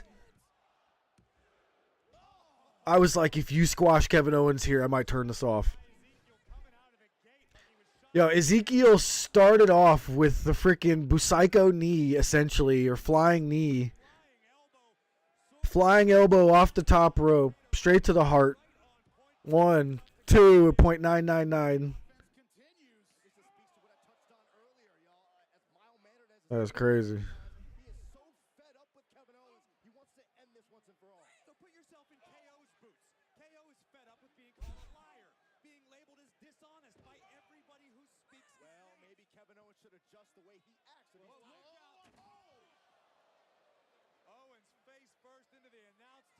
Ezekiel's flat out overwhelmed Kevin Owens here in the early going of this matchup. Kevin Owens wanted this match.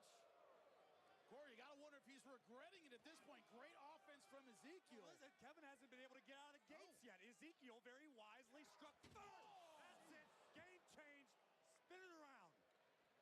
Head just rebounding off the ring post. Looks like that Owens cuts down the momentum. That's another thing, man. Why is it okay to just smash somebody off the ring post or off the steps? Like, I guess any part of the ring counts as, you know, legal. I guess that's the way we have to look at it. Any piece of the ring, unless you pick the stairs up and then use them as a weapon.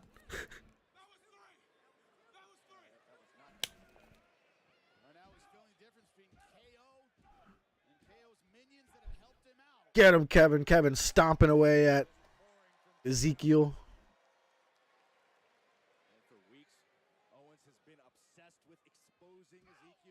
Ow. Kevin Owens with his senton. Moonsault off the top. Let's go, Kevin. Man, he looks... Kevin's one of the best.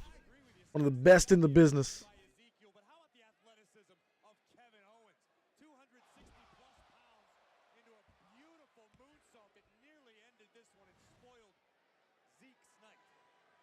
Ezekiel hasn't lost one-on-one since his Raw debut. But right now, everything going the way of Kevin Owens. That's Elias! Kevin Owens screaming to the crowd, "That's Elias!" Is it typical for them to only have one Hell in a Cell match on Hell in a Cell? Recently, yes. In the past, no. In my opinion, every match should be in the cell, but that's just me. I think Hell in a Cell should be 4, maybe 5 really good matches in the cell. But what do I know? Owens has convinced himself just by defeating Ezekiel. Expose Ezekiel. Kevin Owens looking to get the monkey off of his back. Kevin Owens looking to remind the WWE Universe that it's not him that's the problem. Kevin's trying to rile up the crowd, but Actually, it is Kevin Owens that's the problem. Owens that's amazing. That's Elias. Smile, Elias. Smile, Elias. He's fish hooking him, and he's Smile, Elias. Not just trying to defeat Elias, to your point, Ezekiel, to your point, is also humiliate him in the ring, which he is so far doing. The truth will set you free, Jimmy. Just follow all the teachings of Kevin Owens. Never subscribe to. I know Ezekiel, though, talk about what you subscribe to on there. Owens from behind. And Zeke firing back. Yeah, not a whole lot behind that shot from Ezekiel. Yeah, the early Called him Zeke. What's your favorite Hell in a Cell match ever? I don't know, man. That's a really interesting question. I would have to go back and watch quite a few of them. Let me bring up a list of Hell in a Cell matches.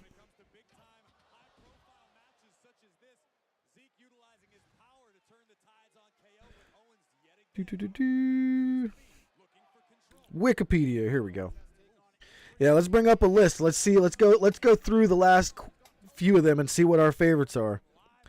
So, history?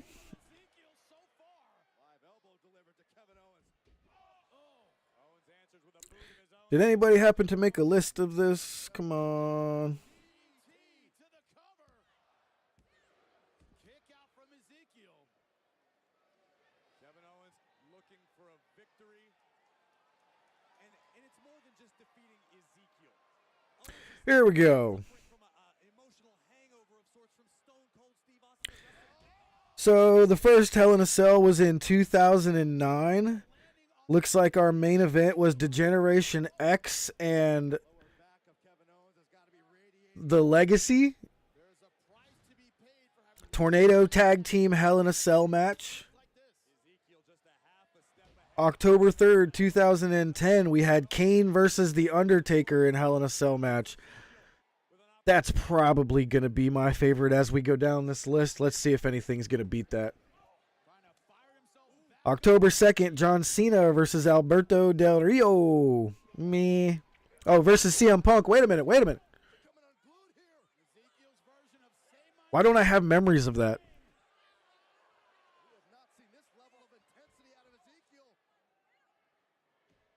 Isn't that where Punk won the title from Cena? Why do I not have memories of Alberto Del Rio in that match? I hated that guy. But I was supposed to. He's a heel.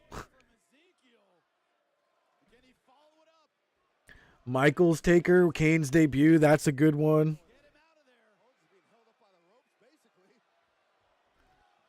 CM Punk, Ryback. Ugh.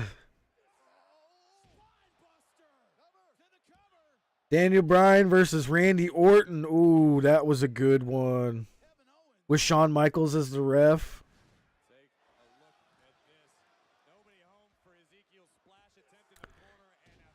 October 2014, Dean Ambrose versus Seth Rollins. You think Del Rio won that match? God, that's probably why I forgot. Repressed memory. Locking Cena out. Yeah, I don't remember that at all. What the hell? That bothers me. I'll probably remember it if I see it. Oh, pop-up powerbomb, Kevin Owens. Is Ezekiel's eye busted open? It looks like his eyebrow, his left eye is busted open. No. Not getting a good look at it. I can't tell.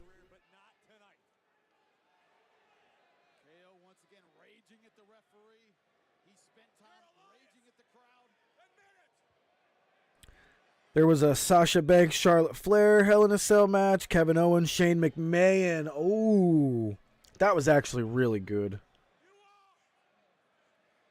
Reigns versus Strowman. Rollins versus The Fiend. Worst one ever. McIntyre, Randy Orton. Bobby Lashley versus Drew McIntyre. And then we got tonight's.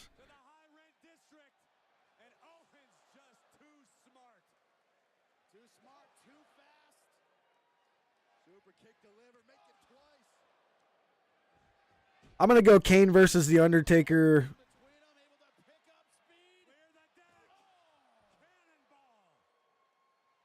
That was for the world title. That's probably going to be my favorite. Those are two of my favorite characters. Oh, stunner on Ezekiel. Yes, his eye is busted open. And Kevin Owens wins.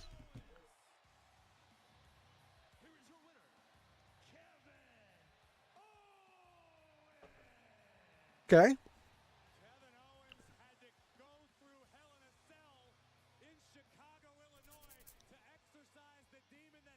Why? Rollins versus Fiend had no winner. Yeah, wasn't it a disqualification inside Hell in a Cell? Imagine they do that again tonight. Because the Fiend shows up and causes the disqualification. Don't think they won't do it.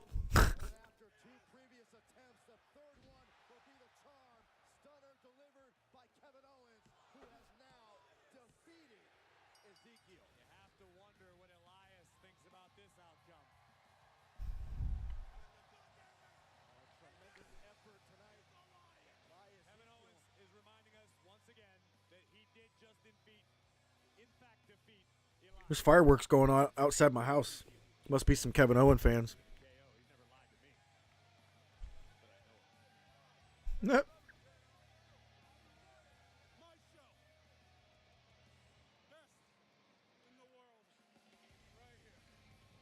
So Kevin Owens just called himself best in the world. Come on, bro. Come on, Kevin.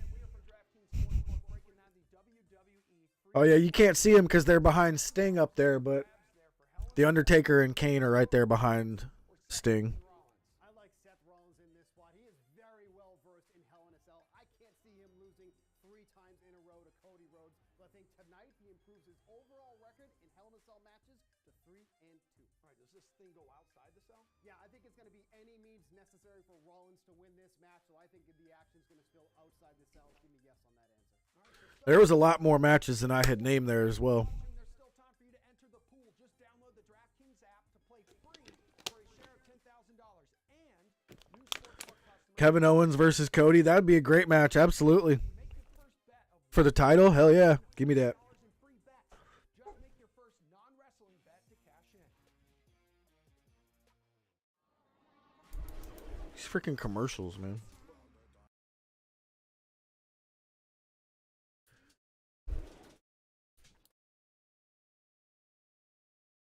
What, Starbucks has stuff coming out to the stores? Energy drinks? Fuck. Domino's commercial?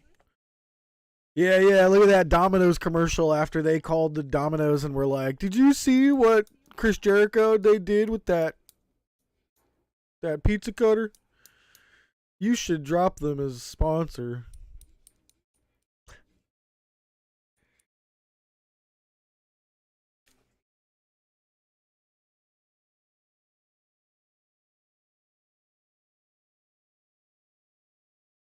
Ooh, fire starter.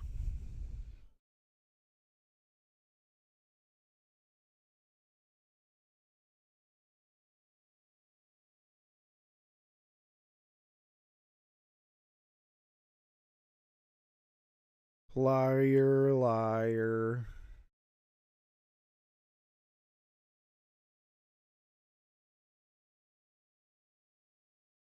So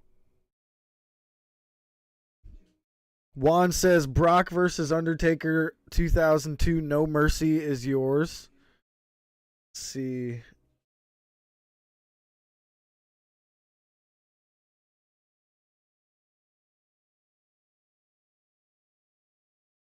Michaels versus Taker. Kane made his debut. Taker versus Triple H at Mania. Is that your favorite one, Sean?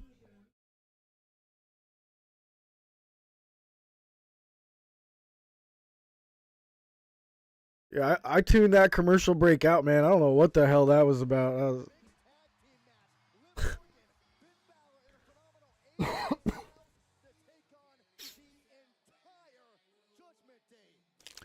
All right, we got our 6-man tag here. Judgment Day, Edge's faction with Rhea Ripley and...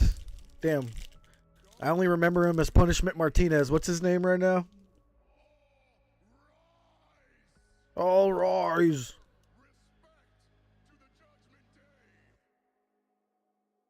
The hell's his name? Oh, Damian Priest.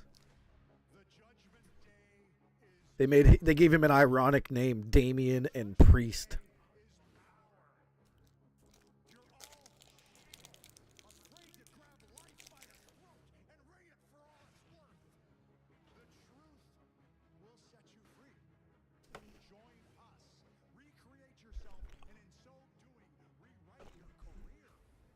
That would be really cool, Juan. I'd be into that. Ciampa.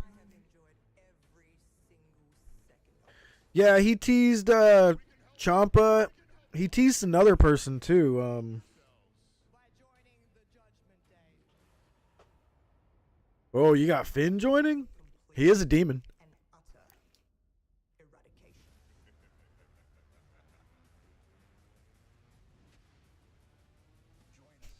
Yeah, so all right. This is where my first prediction of The Fiend possibly showing up could happen.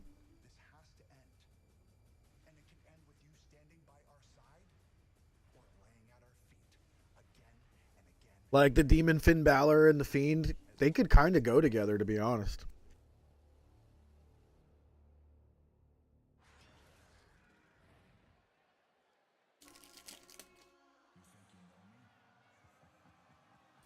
Lights have gone dark.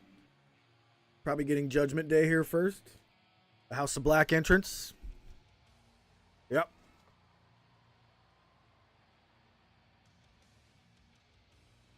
They're not even hiding it. They're copying the House of Black entrance perfectly.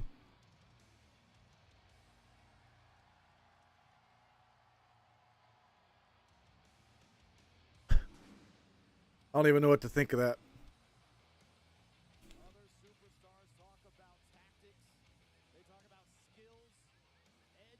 So Rhea stepped out of the darkness. She stepped into like a dark black light. Damian Priest stepped out and they had a regular light on him. They had to switch it. They had to click it off.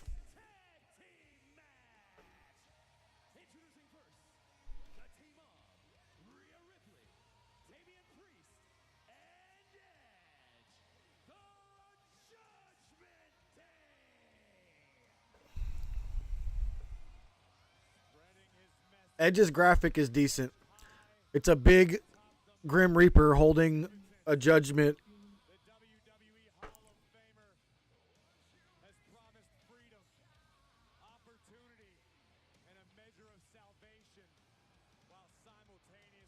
Juan, you like Judgment Day better than House of Black? Judgment Day greater than House of Black? I mean, Edge is freaking awesome, you know what I mean? But they're copying the gimmick, you know, it's just rubs me the wrong way.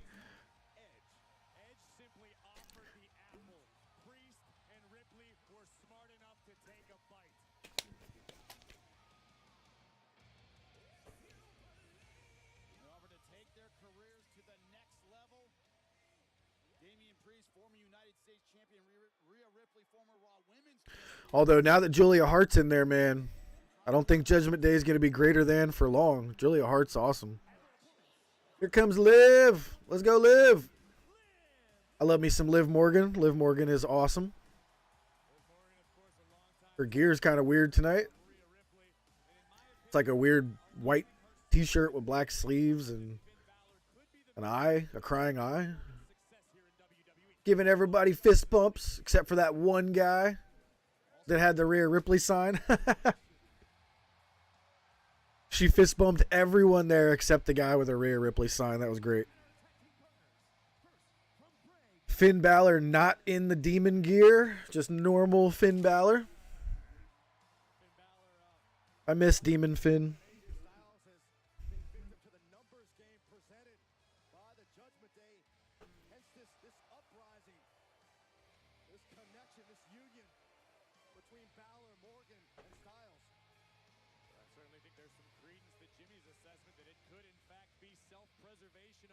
What the hell does Finn Balor do to get his abs like that, man? Finn has like negative body fat. AJ Styles. They don't want none. They don't want none.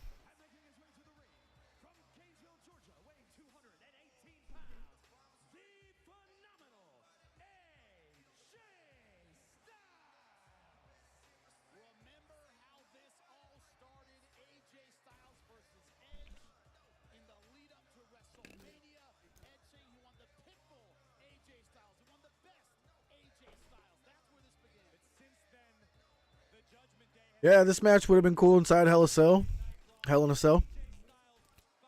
Yo, Edge's pants are dope. Edge has knee pads and pants.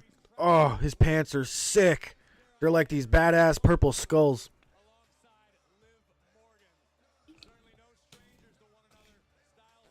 Yeah, Rhea Ripley's is the opposite. Rhea Ripley's attire looks terrible. She's got like a weird purple thing going across her chest. El Terrible.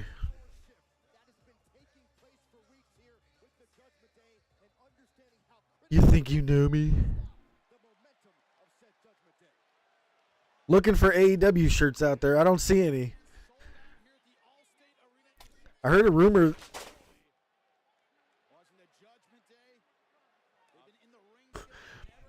Some stuff just fell behind me back there. Nothing important. But I heard a rumor that WWE like makes you change your shirt, and if you don't have one, they'll give you some wrestling shirt that they don't. I don't know though. Haven't gone to a WWE show since like 2013. Oh, everybody's in the ring, swinging.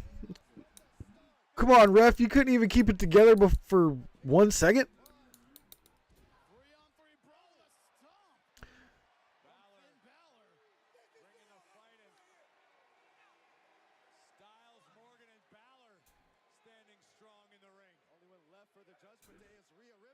Styles is wearing his old club attire.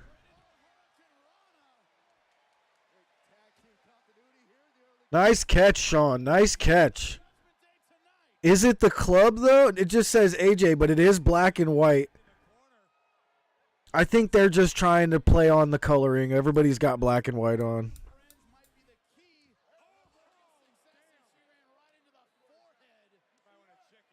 But that would be interesting.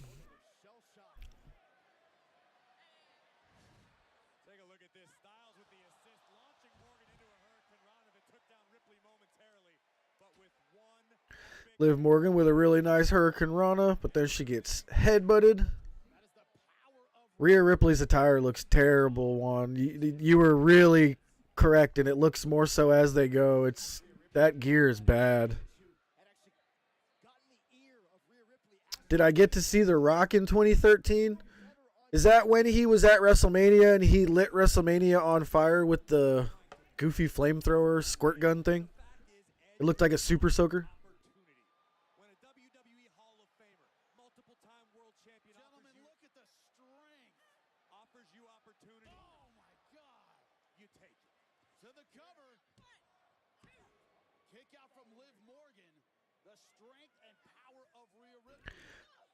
Oh, dude, you're telling me, Big T. I'm trying. I'm trying, man.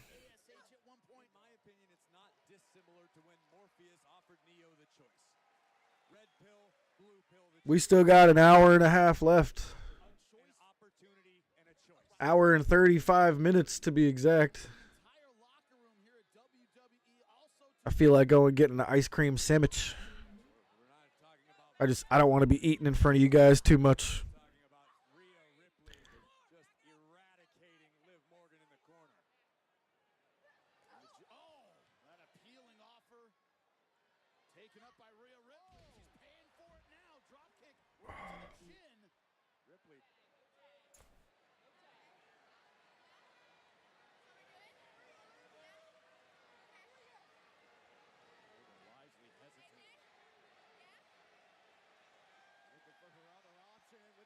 All right, Liv tagging in AJ.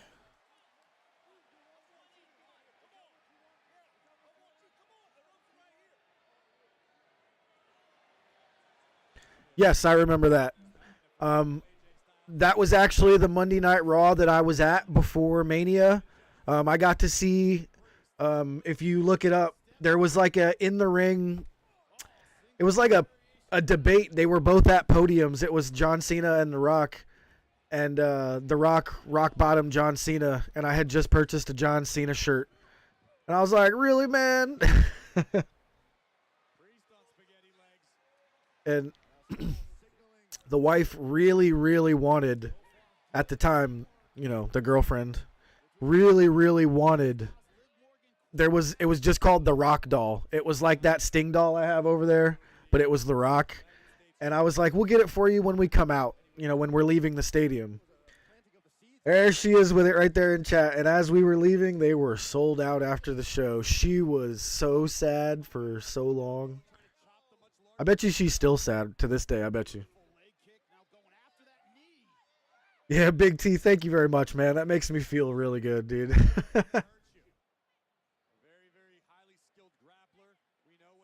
Just know we're here. We don't do watch-alongs with AEW events. We may do that with some pay-per-views in the future, but we do live review shows, recaps directly after all of our AEW Dynamites and Rampages. So if you guys want to join us for those, that would be fantastic. I know most of you do already, and thank you very much. This match is rough right now.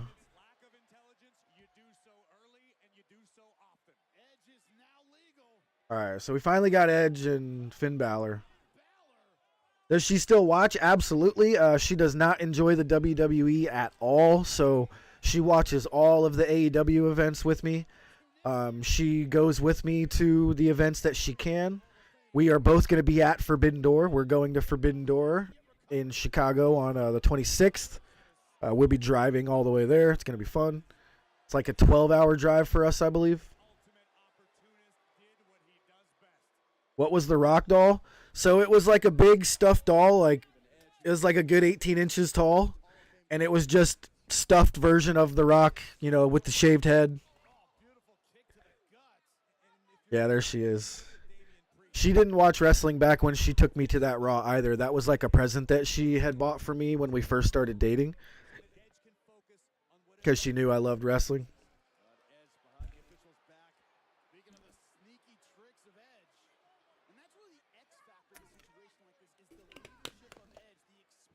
Yeah, that's actually kind of crazy. I can almost pinpoint, like, when Punk quit, that's when I stopped watching. You know, I didn't necessarily quit because of Punk quitting, but it definitely coincided with each other. It was like I was fed up just at the same time he was. Yes, if I did not make that clear, Purpleness is the wife. Not sure if she's in the living room over there or if she's upstairs, but one of these days I will get her to join us. I got enough room for another chair right here. Purple, who are your favorite wrestlers? So I can already name, I know her favorite wrestler at the moment is Jade Cargill. But other than that, I am not sure. I know she loves Penta and Phoenix. She's really, really big on Penta and Phoenix. These are actually both her figures here. These are both autographed by Penta and Phoenix.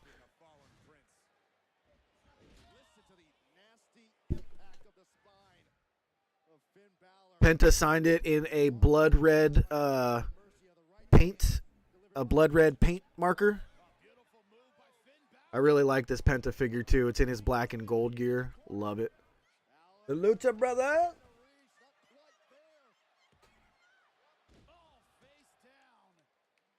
And then we also got Rey Fenix. I've actually started to say his name correctly for the first time in however long. That's actually pretty cool to me. He signed it just in a nice silver Sharpie there. I didn't get to meet them to sign it, though. These were purchased at an event. They sell autographed figures at the events. And that is actually where I got my my third most prized figure. The John Moxley right here is also autographed. You can see he used an orange paint marker, and he just wrote Mox. That little orange scribble you can see there is Mox's autograph. My number one most prized one is this Dr. Britt Baker. I got to meet Britt when she signed that. We were not supposed to or allowed to have personal items for her to sign, but I had a backpack on, and that figure was in my backpack, and they made me throw the backpack away. So I was like, listen, I just need to carry my figure around. I'm not throwing my figure away. And they were like, that's fine. So I get up to the booth for Britt to sign the...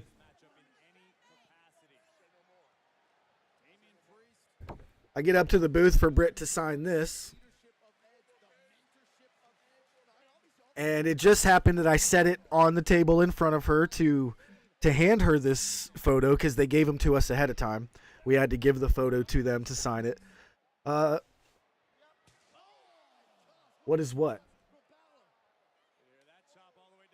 So Britt Baker, signed this one for me, and I happened to put the figure that I was carrying on the table so that I could hand this to her. And she kind of looked at it, and I was like, is there any way you can sign that too? I kind of whispered it because she's not supposed to. And she did the whole, she looked side to side thing, and she was like, yeah, and she grabbed it and signed it real fast. And the lady in charge of the event saw it right away, and she came over and yelled at her. AJ Styles going crazy right now, saving this match. I got to admit, AJ just made me start paying attention. He's running wild, kicking everyone's ass. So that is my most prized figure right now because I got to meet Britt Baker. She signed it in front of me. She's probably one of my favorite female wrestlers at the moment.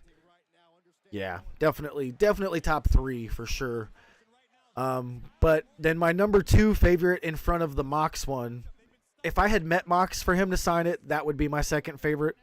But my second favorite is right here. This is a 1 of 3,000 Brody Lee. If you can't tell, I'm a massive Dark Order fan. Huge Dark Order fan. AJ Styles coming for the elbow. Oh, phenomenal forearm by AJ on Edge. 1, 2. All right, Damian Priest pulls him off. Are we going to FanFest at Forbidden Door? Have they announced that yet? Because if they are, then absolutely. We have quite a bit of money we're trying to figure out what to do with. I'll sleep in the car, Purple, and we'll spend that hotel room money on FanFest. Yeah, we got to meet Adam Cole and Britt Baker while they were here in Philly just for the normal Dynamite event. They did a meet and greet beforehand. I didn't even think about that, Purple. There's definitely going to be a meet and greet of some sort. I don't know if there's a full-blown fan fest. I hope so. Oh, my God. That's what MJF no-showed and gave us our largest audience ever in the history of our podcast.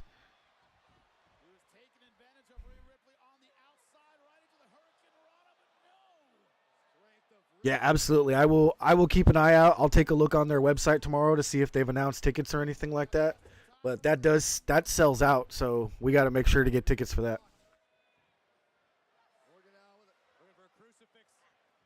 Oh, Liv Morgan with a crazy crucifix slam. That was cool. Crowd's getting into it a little bit. People are finally clapping.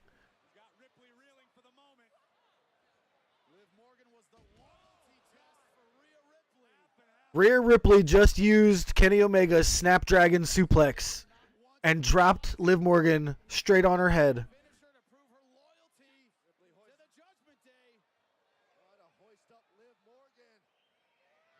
There's people in the crowd like, what is she doing? Ripley was just doing like a feat of strength there. So the AEW meet and greets at the regular shows that I know of, they announce it a few days ahead of time. So like Dynamite's usually on a Wednesday. They announce it on a Monday or a Tuesday, actually. Like, you don't get a lot of time at all. You don't know who's going to be there or anything. And then they announce it with like 24 hours, maybe 48 hours notice. And you'll know who is there. And you got to go to shopaew.com to buy the tickets. Holy shit, massive DDT by Liv. All right, Bullet Club kicking ass. Everybody just got knocked off the top rope. We got AJ and Finn and Liv standing tall. Are they going to do a dive over the rope? Yeah, they're all going to dive. AJ and Finn dive together. And Ripley gets... Yeah, Liv did a nice one. Almost killed herself, but nice one. So you buy the tickets on AEW shop at the shopaew.com. And you pick who you want to see. And it's one price for each person. So Adam Cole and Britt Baker were $75 each. It came with the photo and the autograph, and you got to meet them, of course. So this one here, I had Adam Cole signed to the Broken Tables podcast. I'm going to frame this one and hang it up. I don't know if it's going to make its way onto the scene back here, but it might. I don't see anywhere to put it. I had Adam Cole signed to the Tables podcast, and I did Britt Baker to myself because, to be honest, when I met Britt Baker, I was so nervous. I was just like, oh, Jeff, yeah. I forgot to say Broken Tables for her. So it was $75 each for her and Adam Cole. 2.0 was there. It was $50 to meet both of them at the same time. So $50 for both of them. We chose not to do 2.0 because 75 and 75 for me and Purple was $150 each for Adam Cole and Britt Baker. Adam Cole and Britt Baker sold out. Adam Cole sold out almost immediately, so I'm really glad that I chose his tickets to buy first. Yeah, they sold out really quick. I didn't think that was going to happen, but Adam Cole's tickets sold out real quick. So at the one that I went to, the highest one was Adam Cole and Britt Baker. They were both $75. The only other people at that meet and greet were 2.0. For the Dynamites and Rampages, they only have 4 people most of the time. Recently, there was FTR and I think Danhausen and one more person.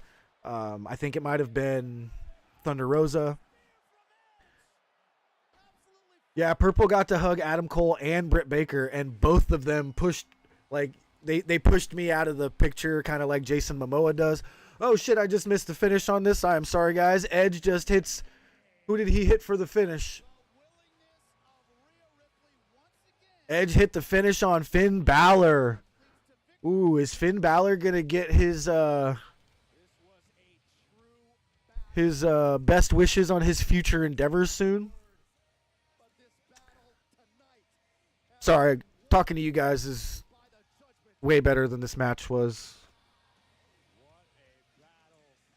Yeah, plus they personalized the 8x10. Yeah, and at every event, they changed what it looks like. So if you would have saw the ones from Double or Nothing in Las Vegas, they were cards, like they had King and Queen written on them for like playing cards. MJF's was a king. Can we post the photos on Discord? Absolutely, Purple. There's a whole section in there to post it. And guys, even if you don't have Discord, like, seriously, I really recommend you guys get this app. I'm gonna link it for. Oh, excuse me. I'm gonna link it for you guys to get. I got the hiccups right now. I'm trying to stop them here.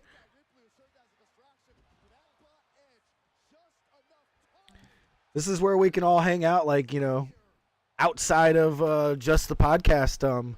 You can post pictures of your pets. You can post pictures of your food and stuff. We used to love it. I've been a chef for... Okay, God, I'm 36 years old. Just revealed my age, Jesus. All right, so I'm 36. I became a chef at 18. So we're coming up on... Let's just say 15 years. There's been a couple of years I didn't be a chef. So let's say 15 years. Love food. I'm a huge foodie. I go eating all over the place. Favorite restaurants out in Philly and all kinds of places like that. Yeah, no, Vince isn't going to hand Finn to AEW. I know. I know. He is going to job him out like a motherfucker, though.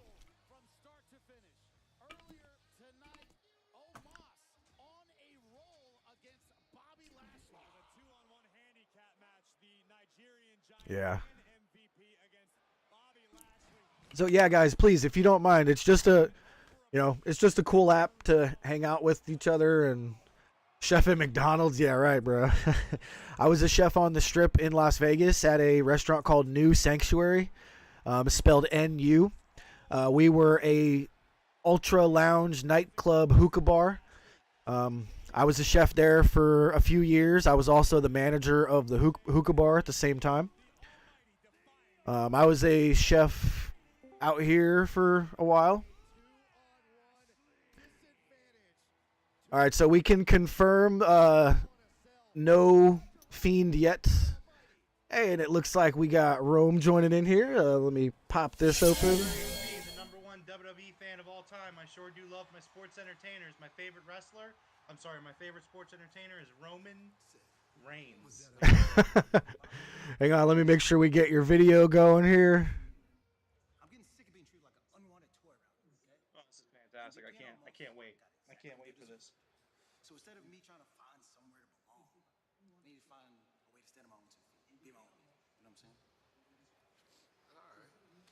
You know what, man? I'm proud of you. You gotta stand. Oh, that's right. I got to do the pop out.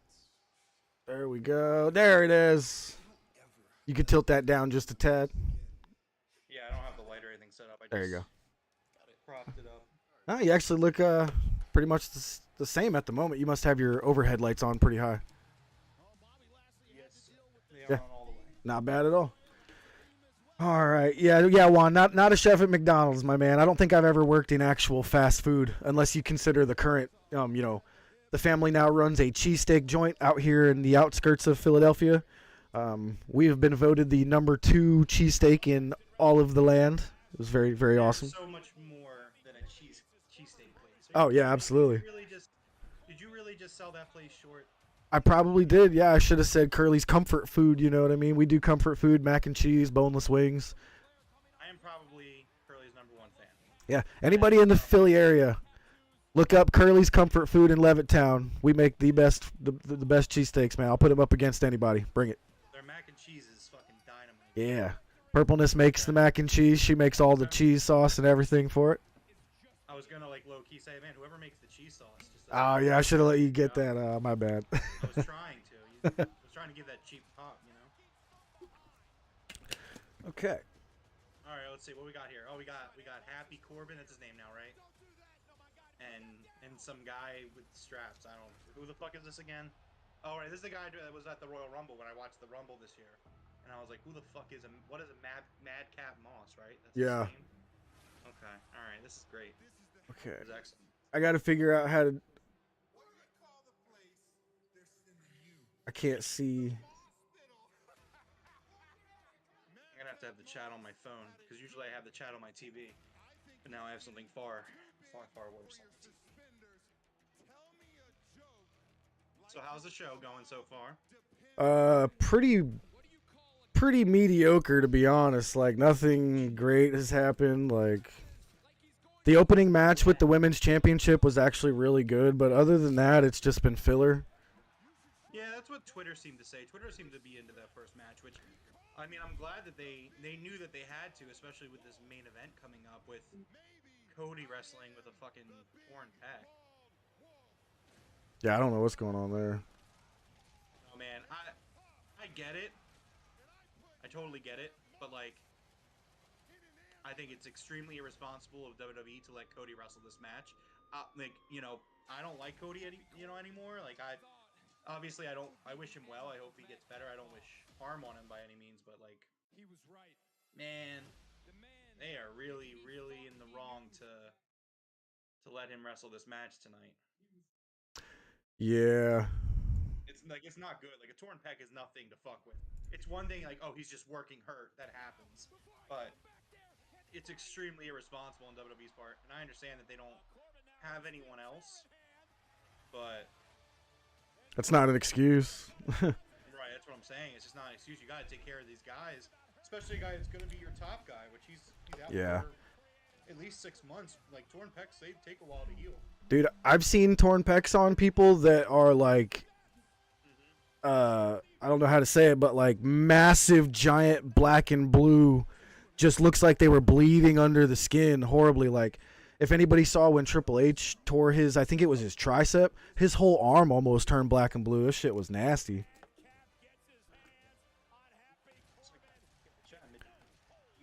You could join just around the same time I did. They asked if Bray showed up yet. According to Jeff, he is not. Nope, no Bray yet. Oh, Jeff, check out this shirt because you haven't seen it yet. So it's from Original Stitch. I think I told you about it. Remember? Oh yeah, hell yeah. Look at that shit. That's awesome. Yeah, that is really cool. If you like Pokemon, originalstitch.com, they have a whole line. You can get literally a shirt for any Pokemon, and like I think up to Gen 5. I think they're working on getting all of them. Yeah, and you can design your shirt, right? Like, it lets you pick like what type of shirt you want and which logo or which Pokemon you want on it. So you can choose what kind of shirt you want. They do polos, they do Hawaiian style, they do short sleeve button ups, long sleeve button ups, more casual, some professional, and then you choose which Pokemon you like, and then they have a design for each Pokemon. And this was the Charizard. So I wore this out today because we were out.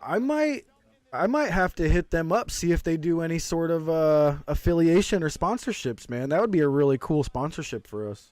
It would be. Original Stitch is fucking awesome. I have 2 shirts Yeah. right now. They're pricey, but they're really high quality. It's like, I think it's like $100 for a shirt. Yeah, they are pricey.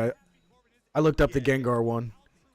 Yeah, it's $100, but like they're made to order. They're stitched. They're sent out from, I think, Japan. They ship from. It's like a legit dress shirt, you know. Oh yeah, I love it. If I wanted to button it up, like I'm just kind of hanging out today, Yeah. so you just put a t-shirt on under it, toss it on, and it looks great. Got to get that sponsorship because you're about to buy. Nice, John. Nice. I'm not sure if you can see, but here, let's see what I can do here. So I got. Yeah, John, these shirts are awesome. I have a Haunter shirt too, and they're super cool. And you can even I don't really get into it too much, but so you can personalize like the buttons, the colors. You can also get like Pokeball colors where it's like top of the button's red, bottom's white, but Madcap Moss, man. He's just wearing black tidy booty shorts. There's like no design on them. Did they just, I'm sorry to cut you off, did they just announce him as like a previous winner of the Andre the Giant Battle Royal? Yes, they did, because Baron Corbin destroyed his trophy. Right? Now listen to this. So that big ass trophy has the name of everybody who's won that on it, and they had him destroy it. That's stupid. I mean, that's not really where my problem lies. My problem lies is that this Battle Royal they do every year, the winner has gone on to kind of flounder in mediocrity, and yet they're proud of the fact that he's a previous winner. Yeah. All right, okay. Good point. What do I know? I'm not a WWE guy anymore, so I know you're the WWE guy, Jeff. You're the please. diehard here, not me. So I'm just a guest in your house, We acknowledge, right? We acknowledge the tribal chief here, whatever. I don't know. Oh, dude, they do look like Goldberg trunks, man. Ugh. They kind of do. Yeah, they do. Yeah, I would probably agree with what Sean said. I don't think Vince is going to let him wrestle unless Cody wanted to or at least agreed to. I doubt they would push him like that, but... So for the record, I don't think that Cody doesn't want to. I think absolutely Cody Rhodes wants to wrestle this match, but at the end of the day, like, it's Vince's job. And this would go the same way for AEW. This is not me criticizing WWE.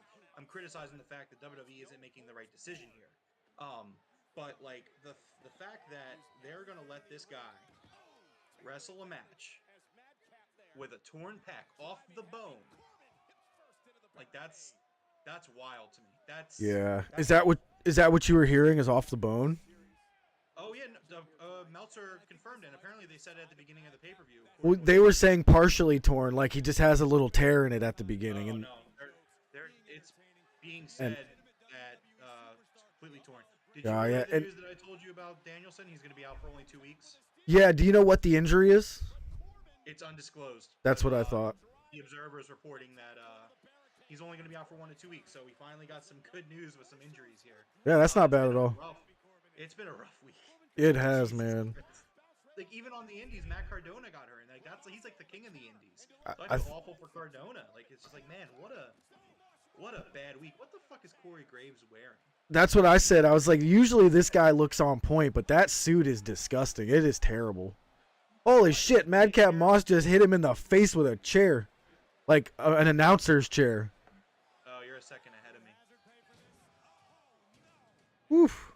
Like a second ahead. A second? All right, here, let me pause it for 1,000. There we go. Yeah, I mean, it's not the biggest deal in the world. Like, I'm just here because I like streaming. I'm not here because of the content we're watching. I have a good time with everyone in the chat and yeah. So and once I got back from dinner, I was like, all right, fine. I'm doing it for the stream and I'm doing it for you. I'm not doing this. Well, we appreciate it. You know, Big T and Sean and John and Juan, they've all been keeping us company here tonight. I really am actually having a good time here. And I love being here with everybody. So I figured, all right, fine. Like, you started streaming and I jumped in the chat for a little bit and I was like, all right, well, I got to go get some food. So. How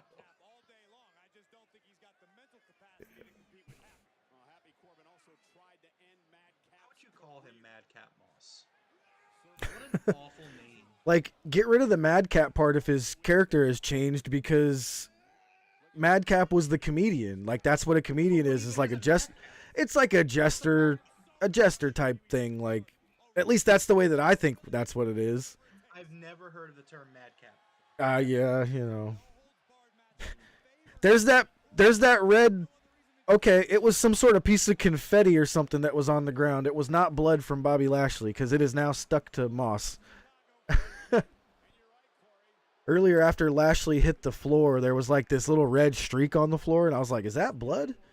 But is this a no DQ match? It is a street fight, yes. Okay. Oh, what a heel. What a heel. Yeah. Oh, he's not going to throw the other wrestler into the crowd. Okay. That's not that much of a heel move because you're choosing to not inflict pain on him. I don't think that makes any sense.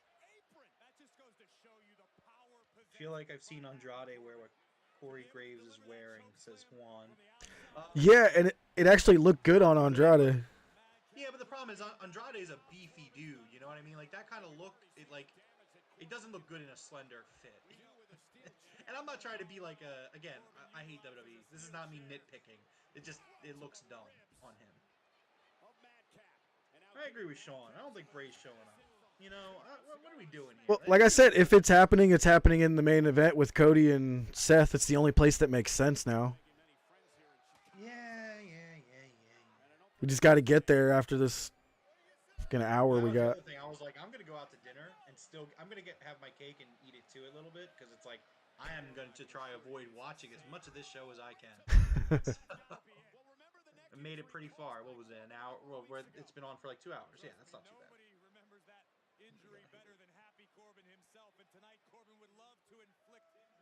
Just match order.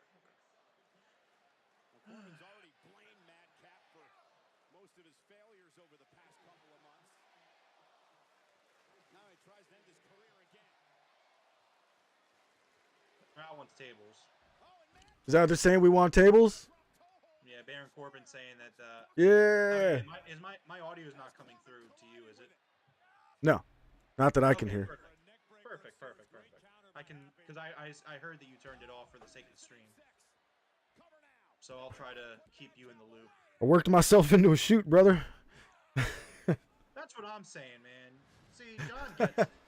John in the chat. That's my guy. He gets it. He knows. We all like. You know, all right. Yep, Miaja, welcome. Like, I don't know, man.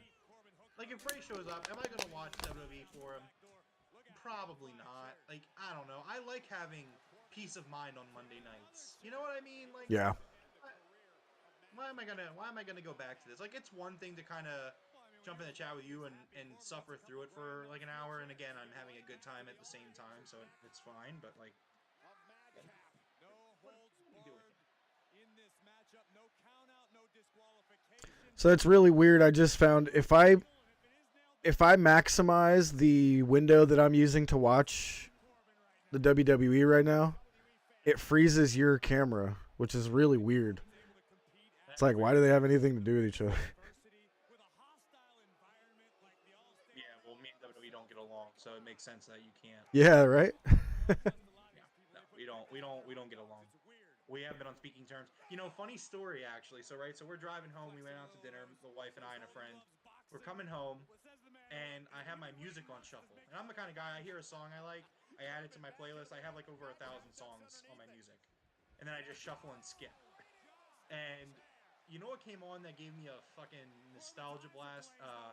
Papa Roach's "To Be Loved," which was the Raw opening. Okay. In like the mid 2000s. Like, I think 05 to like 07 or 8. Probably not as long as 08. And I was like, man, what a trip. That was when I like enjoyed WWE. Yeah, same. And then even before that, what's it called? Across the Nation. That was a dope song too.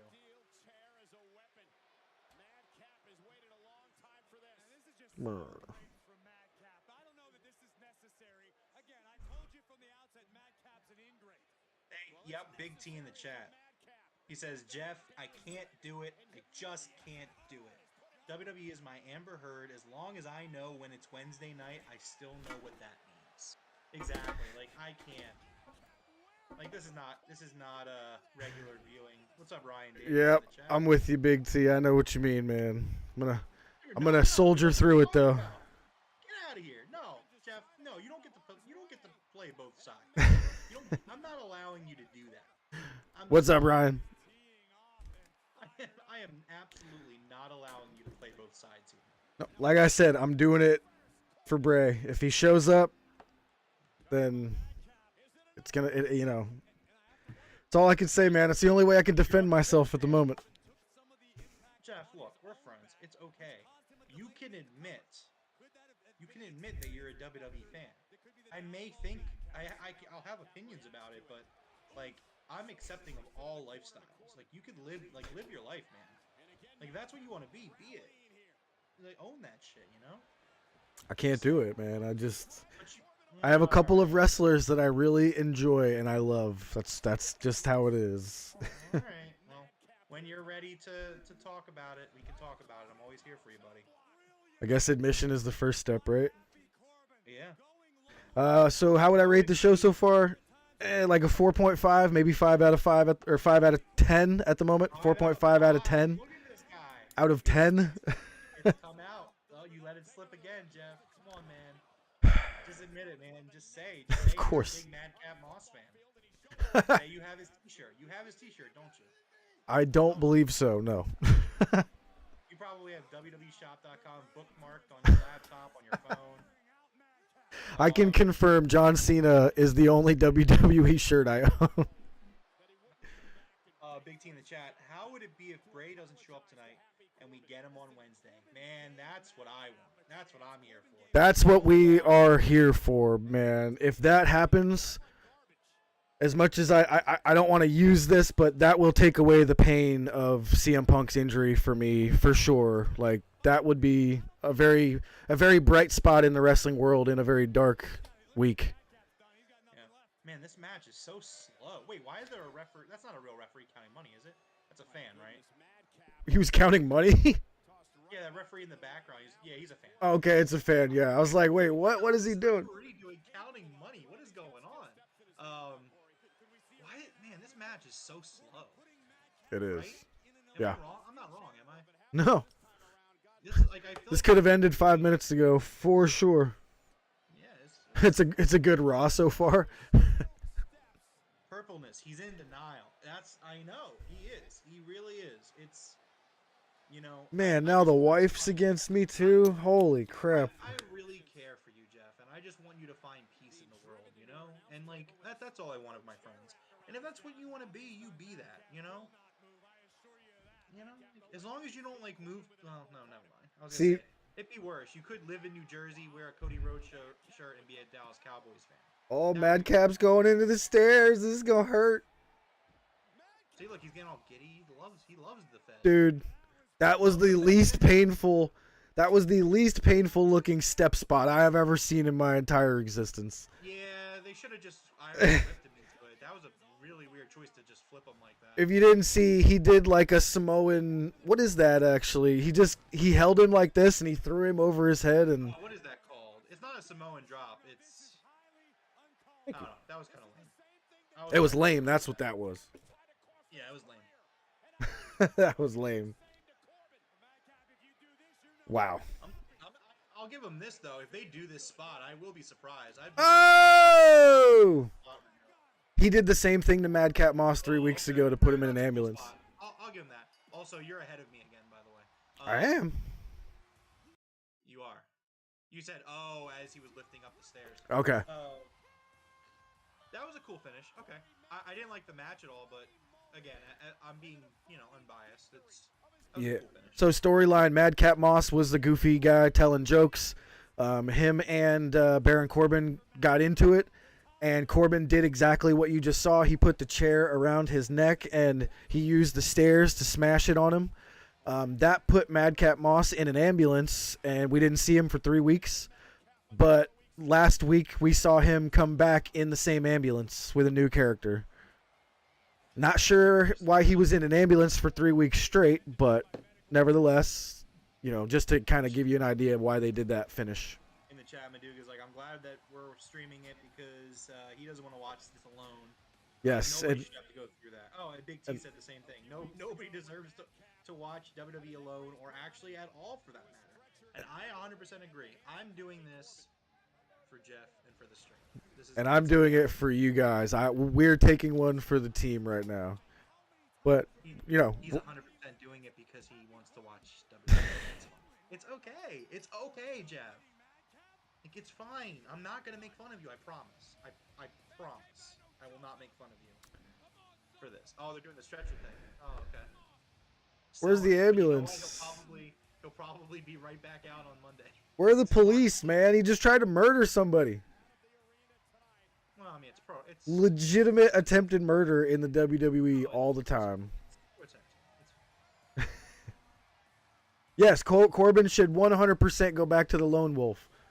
That would actually be a decent idea to use the same spot to have both of them change their character. I would be okay with that. So I'll admit, I've never liked Baron Corbin. Like, even like the Lone Wolf gimmick, it never did anything for me. I've never been a fan of Baron Corbin. I will admit, I've never actually enjoyed him, but that was his best character. I would, that's where I would say that.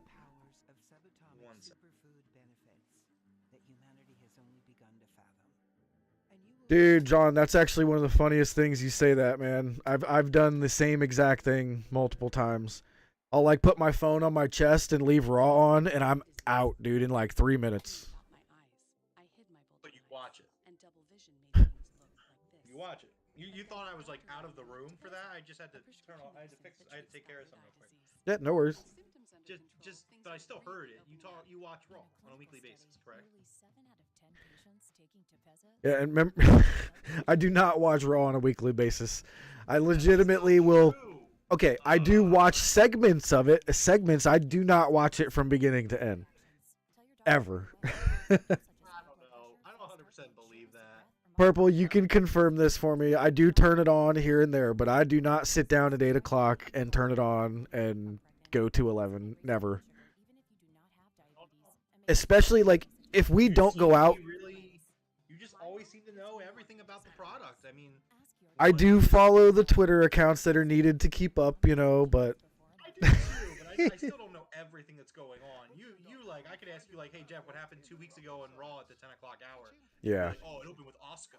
Well, something like that. Like, I mean, you follow JD, right? I have his bell notifications turned on, and he puts out every segment like how terrible this was, how terrible that was. So if I'm paying attention, I see pretty much everything. I suppose. I don't know.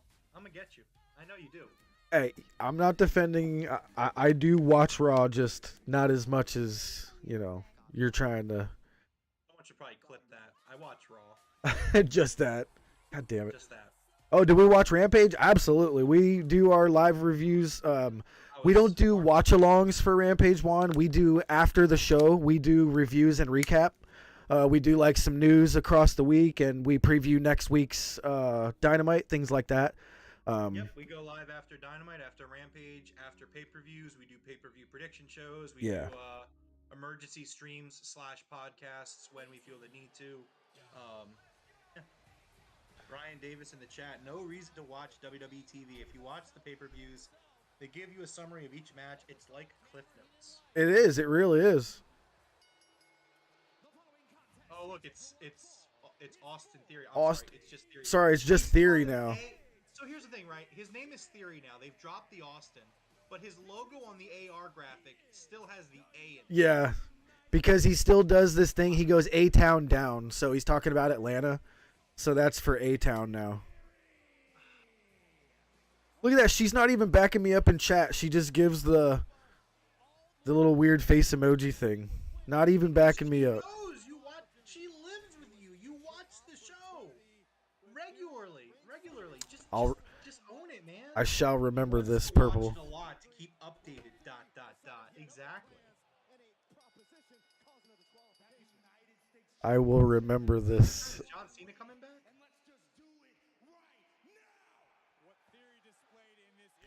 Dude, Big T, thank you so much, man. That's why we're doing this. That's why I'm taking one for the team. We're putting out enjoyable content. At least we hope so. Yeah, that is a premium compliment that I will absolutely Yo, and appreciate. Cena here for Theory? No way. This isn't a big enough show for Cena. Has he been feuding with John Cena? Cena's been teasing it on Twitter, I think. I wouldn't be surprised, actually. I mean, so while we're kind of suffering through this shit, so WWE's got a serious problem on their hands. They've got a really big problem. Yeah, they've got like 3 people. So Roman's out, right? And Cody just tore his pec, and Cody was going to be their top guy. That was their plan. He was going to carry them until Roman got back. So, like, what are they going to do? Theory's wearing some pretty cool red, white, and blue gear. Jeff, you're the WWE fan here. You know all about the product. Who's WWE's top guy? Like, is it McIntyre? It's McIntyre, yes. Besides Roman, it's going to be McIntyre. After that, you're probably looking at Seth and Cody. Although right now you would think that it's Cody because he's on all the graphics, he's on all the commercials. So at the moment, it's Cody. All right, we got Mustafa Ali. He's wearing a pair of pants with CM Punk's logo on it. So wait, was this match supposed to be kind of like an open challenge? I don't know. Was this an open challenge, guys? Well, I'm just going off of what Juan said. Juan said possible Cena return here. Yeah, they were making it look a little weird by having the general manager come out there, but this has been the feud for the past couple weeks. Yeah, that's what I've seen on Twitter. I mean, at least they're using him on TV. I mean, Ali's really talented. So, I mean, at least they're doing something with him. I mean, I am shocked that they let him put that on his leg. It's not CM Punk per se, but it's the blue and white Chicago flag with the stars. He's got it wrapped around his leg, man, and it screams CM Punk to me.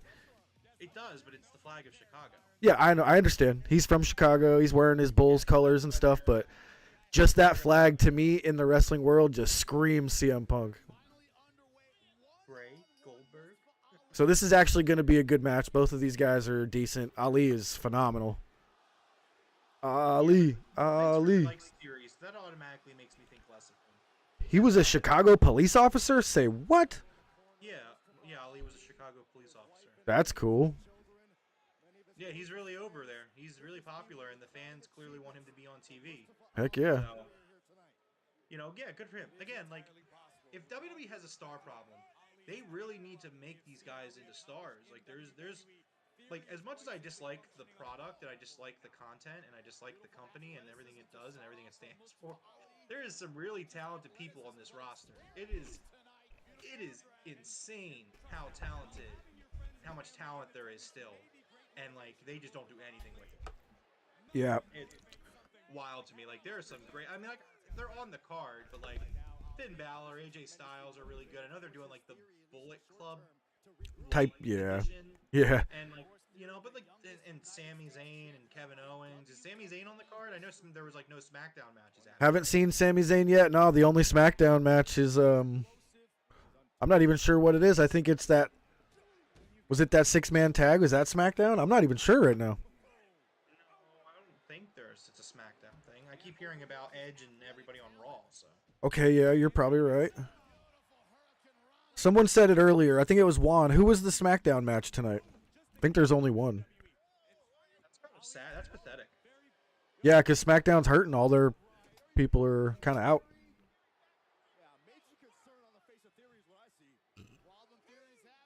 Yeah, Sean, Rome's a huge Triple H fan, so, we've kind of been hoping something like that for a long time, but does not look like it. Looks like Nick Khan is slowly phasing everybody out, and he's going to be the guy. Yeah, it's a shame because, just in backstory, obviously, I am a huge, I don't like WWE anymore. I wouldn't consider myself a hater, but, like, to keep it simple, we could say I'm a hater, that's fine. But, like, I am a huge fan of Triple H. I always have been. Even despite the golden shovel jokes and criticisms, I've always been a huge Triple H guy. I think that at the end of the day, the guy just really loves the business, and I think that a WWE under Triple H would be, number one, I would watch it. Number two, it would be very similar to NXT, but better. I think it would be better. I would love it. I would love if Triple H took over WWE, but absolutely. I don't think that's going to be the case. I mean, Stephanie's kind of been cycled out, and they could say whatever they want about it, but like the fact that they're replacing her, that it just kind of leads me to believe that she's probably done. And yeah, I don't know. I do think that WWE's getting ready to be sold, and that could be for the better. I mean, we don't know. I mean, if NBC buys WWE, will it get better? It's very possible. I hate this. These cameras. Oh my god. Oh yeah. I hate that they do this. This is something that I really hate that they do, where they kind of the cuts. Oh yeah, they do too many of them. It's like disorienting sometimes. Yeah, man. Like I'm not even old like you, and I can't stand. Big T's a WWE hater and proud. I believe Rome could say the same. I would just like to say, because I haven't said it yet this week. Actually, I probably have. Fuck the Fed. That's what it is. It is what it is. It is what it is. Sorry, Jeff. I know you're a big fan. Ooh. The camera didn't show that, so that helped that. That's a good spot right there. I got buttons over here, Are you saying that you're gonna kick me off the stream because No, I use CM Punk to flip you off there. Are you gonna turn off my live mic? Oh, that would be funny. I could totally do that too. Yeah. You don't silence me. You don't do that. That's not. You don't do that. I'm the champion of this podcast. Okay. You don't do that. Once I'm done with Forrest, come for you, Jeff. You better watch it. Oh, you're coming for me, huh? Well, you're gonna have to become the #1 contender, which you're not gonna do while you're watching Monday nights. I can tell you that. True. That's a shoot, brother. Well, I'll be ready for you. I'm making my comeback. I will be ready. Yeah. Oh man. Yes. Hold on. Sean Ireland saying Triple H would turn Raw and SmackDown into how it was in 02 to 05. Yes. 100% Oh yeah. Yes. Those intros were fire. Yeah, like I like the Attitude Era for what it was. I love the Attitude Era absolutely, but like, man, the 02 to 05 WWE really was really good in my opinion. Yeah. Like, remember when, I forget the name of the band, but the band that plays the song for Degeneration X, like, remember when they would play them to the ring, and the band would be, like, right there, like, not way off on some stage 10 miles away, they were, like, right there.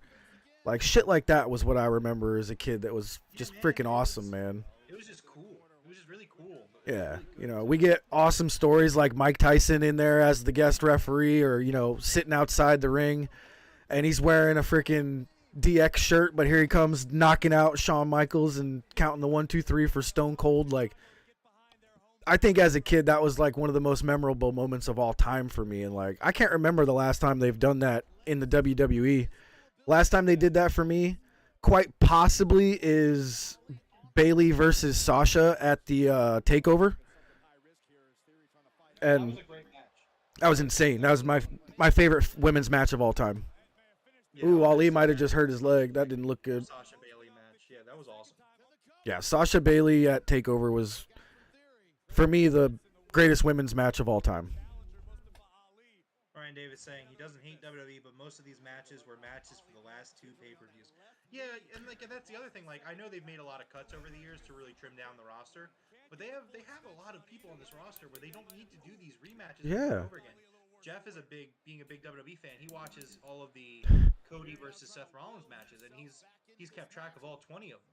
And it's like, why is it that Cody is, like, again, like, I don't like WWE, but like, if you were trying to like book Cody strong, like, why is Cody still working with Seth? Like, that's the only guy he's really faced or worked with is Seth. I mean, he's had a match here or there with like Theory, I think, and he did a match with Kevin Owens, but like other than that, like, why is he still working with Seth? Like, I don't know, man. Yeah, it's wild. I get it where like sometimes you have a rivalry go that long, but like generally speaking, like it doesn't need to be that long of a, like not every rivalry needs to go 4 or 5 pay-per-views. That move right there by Theory on the top ropes, that was sick. He just did like a sit down Spanish fly type thing. That was really cool. I don't think he could do that with many other people other than Ali, though. Cool spot. That was really, really nice. Across the nation, yeah, Across the Nation was awesome. Yeah. Loved it. I think I was talking about that earlier. Yeah, that was great.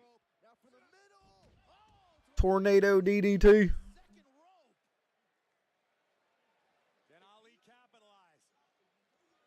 The crowd just like doesn't look like they care for this match because they're like, we know Ali's losing. Can we get this over with? You're even more ahead of me now than you were. My stream hasn't paused at all. Really? I've paused it a few times. He just hit the tornado DDT. Here, let me pause. Again, it's not like the biggest deal in the world because this is like, I'm just kind of hanging out, but like. Oh yeah, you're good. Is he up on Theory's shoulders yet? No. Nah. Well, no. Now he is. Okay. He's staring at the hard cam. He's doing the acclaim thing. He loves the acclaimed. Oh, we have a counter. STF from Ali. Is that his finisher? I don't know if it is. Well, yeah, this is the finish here because he stared at the hard cam. Little ode to John Cena here, huh?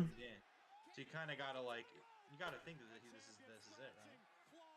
I need this match to be over soon because I need a restroom break ASAP.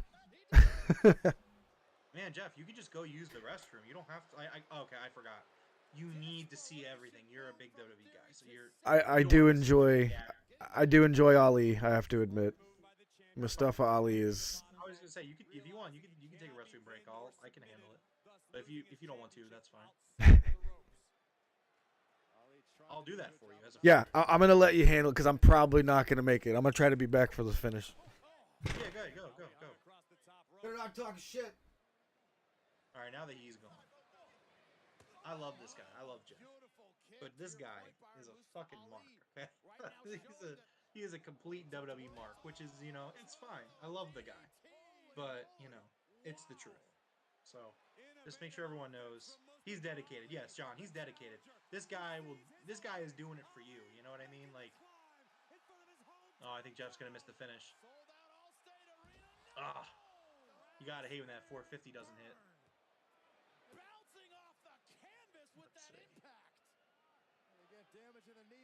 I don't know what Theory's finisher is, so we'll see what happens.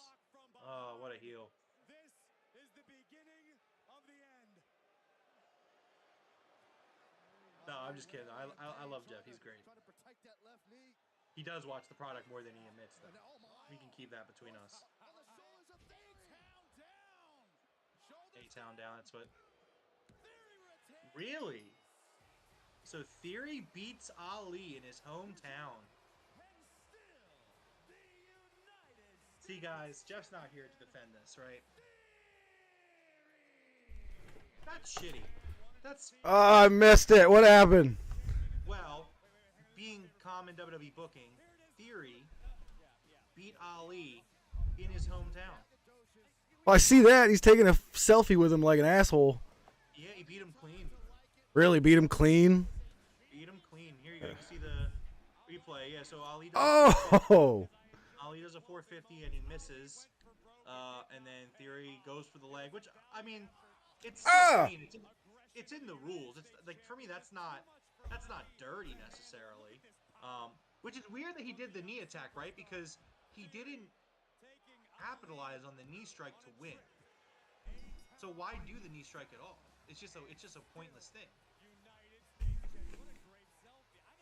Well, that's kind of dumb. That was dumb. Match was decent. Finish is bad. It's kind of funny because it's reversed from the last match, because the Corbin Madcap match sucked, but the ending was good. The finish was good. How the hell did they get that selfie up on the Jumbotron already from his phone? He texted it to them. What do you mean? Oh, he texted it to somebody? Probably. It's a phone. That was fast, though. I didn't see him do it. He was just like, selfie, selfie, selfie, and then all of a sudden it's on the Jumbotron. That's pretty impressive, to be honest. WWE Mark. There you go. It's like, oh, technology. What do you mean? Oh my, how do they do this? It's almost like he had a cellular device he could send it to, and somebody has their phone set up to the screen. What? Jeff, come on, man. Stop it. Come on. Kill it. Go ahead, turn my mic off. Cut my live mic. Do it. Because then you're the heel. You turn me babyface on the Yeah, then I'll be the heel. Yeah, then you're the heel, and then Forrest has to turn heel to go against the babyface champ. Yeah, I think it's going to be any means necessary. Which he's totally losing, by the way. Win this match, so I think the action's going to spill outside the cell. Yes on that answer. DraftKings is playing both teams, huh? Yeah, I mean, they're doing pro wrestling and they're doing sports entertainment, so why not? Mm-hmm. It's super profitable if DraftKings is willing to spend the money. I mean, Got the phone linked to the production truck. Yeah, it's probably got a screen mirror on it or something like that. Yeah, that makes sense. Kevin Dunn can do anything and everything, and he means everything. Except for put on a pro wrestling show. Yeah. Can't do that. We can't do that, but we can do everything else. So it's fine. Are we getting... Commercial breaks during pay-per-view. I was like, is this a commercial for whiskey? Tequila? This is vodka. No, it's for the whatchamacallit, the Invisalign or whatever. Tito's handmade vodka is what I'm seeing. Are we seeing different commercials? I'm seeing a commercial for Smile Direct Club. Wow. Now I'm seeing a Toyota commercial. We're getting different commercials. That's crazy. It's probably running through Peacock then. Yeah. I bet these fans in Chicago are wishing this was all out, says Ryan Davis. Yeah, absolutely, man. You can't even compare. You can't even compare this. Yep. My commercial is two old people. One of them had Alzheimer's, and Alexa started playing music from Amazon, and she remembered her husband. That was the commercial I got. Alexa, turn on. Oh, god damn it, I hate you, Jeff. Oh no, you've done this.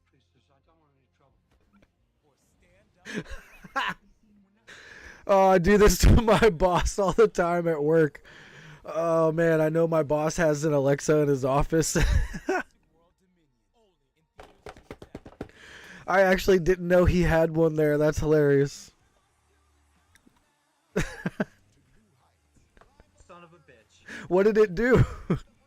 It started playing music, and it played Best Day of My Life from, I think it's called The All-American Wolves. Don't quote me on that. Oh, that was funny. Which is a great song. Fantastic song, but, like, god damn you, Jeff. Hopefully I got it in time, because I don't want it to get picked up on the stream. And No, I didn't hear anything. But, okay, well, I was saying my boss has one in his office at work, and I say it all the time just to mess with him. And now the new girl on our team, her name is Alexa, and she freaking she sets it off every time somebody says her name. See, Cody Rhodes just tweeted. I'm gonna check it out. I don't follow him on Twitter, but I'll look it up for you. You fine people. Let's see what he says. Cody says, "For the love of the game." Are we at the main event already? Oh, it's 10:30. I think it's 10:30. Yep. Cool. So I missed a lot of the show. That's awesome. Yeah, yeah. I think you missed like 2.5 hours. Perfect amount. That's what I was going for. All right, so this is. Yeah, 35 minutes left for Seth and Cody. This is a lot of time. This is bad. They're I'm gonna really concerned. Like, they're I don't gonna like milk Cody the Rhodes. entrances. Cody's gonna take 5 minutes. Again, I don't like Cody Rhodes anymore. I really don't. I don't want to see Cody Rhodes get hurt like this. This is. No, I'll be honest. I don't think Cody would do this if he wasn't confident in not hurting himself.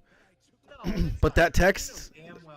You know damn well, Dusty would have done it, and all Yeah. the wrestlers from back in the day would have done it. And also, Vince is probably so fucking pleased with him that he's doing this. But again, man, this is not good. This is awful. This is really bad. And again, this isn't even against Cody. Like, if anything, this is a pro Cody Rhodes statement here. This match should not be happening. If this guy, unless it's a shoot, which I don't think it is, if it's a shoot injury, okay. Or I'm sorry, a work. If it's a work injury, okay. But if it's a shoot injury and he's really hurt, he should not be going out here to have a 30-minute Hell in a Cell. That's just irresponsible on WWE's part. Yeah, I mean we should know right away. If he doesn't have a shirt on, we'll know right away. There should be some sort of nasty bruise there. Probably. Ryan Davis in the chat asking what Cody said. Cody said, "For the love of the game." Yeah, that's concerning too. Maybe he is injured and he's telling us why he's going through with the match. Very irresponsible. Never trust a performer to know when to stop. Yep, that is definitely true. Yep. I've seen guys in MMA out on their feet and they're looking at the ref like, "Why'd you stop the match? I didn't hear no bell." You know, like. Right, and that's the point I'm making is I don't expect Cody to say stop. Like, I don't expect Cody to say that. But I do expect Vince to say, "You tore your pec off the bone. We're going to figure something out." Now they're playing the Seth promo, which I really vibed with, where it's like, you don't get to be the throne breaker and come back and come back. That was so good. It was really good. I hope that was Seth kind of shooting on him a little bit. I think it was. I think there's definitely some honesty there. All right, real quick before this match starts, everybody in chat, thank you guys very much for joining us. Hit that subscribe button if you have not already, and please hit that like button. Maybe we can get a couple more people in here for this main event on the Wyatt Watch night, or Wyndham Watch, however you want to put it at the moment. So yeah, please hit that subscribe button and the like button if you have not already. It greatly helps out the channel. We do appreciate it. Yeah, Sean in the chat saying that's why there are doctors to see if they should go through with it or not. Yes, to an extent. I mean, it's been proven in the past that the doctors sometimes will kind of bend to what the company wants. I mean, we've seen it before. Yeah. CM Punk wrestled with a fucking staph infection, and they told him it was okay to go out there. He almost died. So I mean, apparently Ric Flair went from doctor to doctor until somebody approved him for his match. So exactly, like eventually you could find a doctor to tell you whatever you want to hear. Yo. Like, not every doctor in the field is super. if Juan is correct, that's gonna be so funny if Brandy comes out here instead of the Fiend. That would be. I would feel like I had wasted my entire 4 hours. I don't understand why they changed the cell to red. Yeah, everybody in chat was saying that, but for some reason, like, I didn't even remember it being black, man. I only remember it being that blue one from way back in the day. No, it was clear. It wasn't black or blue. It was always Well, steel. I don't really I don't mean Hell in a Cell, but like there was a blue cage that like Stone Cold performed in a few times and stuff like that. That was the one I remembered. The cage you're talking about was a black cage. Huh. So the cage. Oh wow, Seth Rollins wearing Dusty Rhodes gear. Wow. I think Seth Rollins is extremely talented. By the way, I was talking Absolutely. earlier about not liking WWE. There are some guys. There's some talent. Seth Yeah. Rollins. Like if there was like a draft or like a trade where like I could get a guy in AEW and like I was making the pick, Seth would be my number 1 pick. If not Seth, then like Kevin Owens or Finn. Those would be my 3 picks: Seth, Kevin, or Finn. But yeah, so the cage was blue. Here's the problem. See, you're older, so you remember the blue cage of the '80s. You remember the Hulk Hogan versus King Kong Bundy blue cage. Yeah. WrestleMania 2, brother. Like, you know what I mean? Like, Yep. But like in the '90s, they moved to a black cage, like Steve Austin and Valentine's Day Massacre, I think it was called. That was when Big Show debuted in WWE. And then they changed to the clean steel look that AEW uses today. I don't like this red cage. I think this red cage started when the Fiend wrestled Seth, actually. And man, what an awful match that was. That's gonna burn in my memory. There's sure milk in this entrance. They're not milking. No, what do you mean? This is a typical WWE entrance. They played like his entire song. They usually don't do that. I don't know. It's a pay-per-view. Yeah, true. So, yeah. I get what you're saying. You're suggesting that they're milking time, and they might be, but I mean that didn't seem like an extra long entrance for me. There's only one royal family in professional wrestling.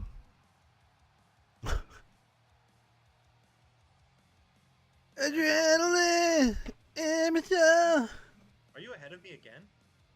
I don't know how I can be. No, I don't think I wasn't singing along with the song. No, he just walked out of the smoke for me. He hasn't walked out yet. For now, he walked out. Okay.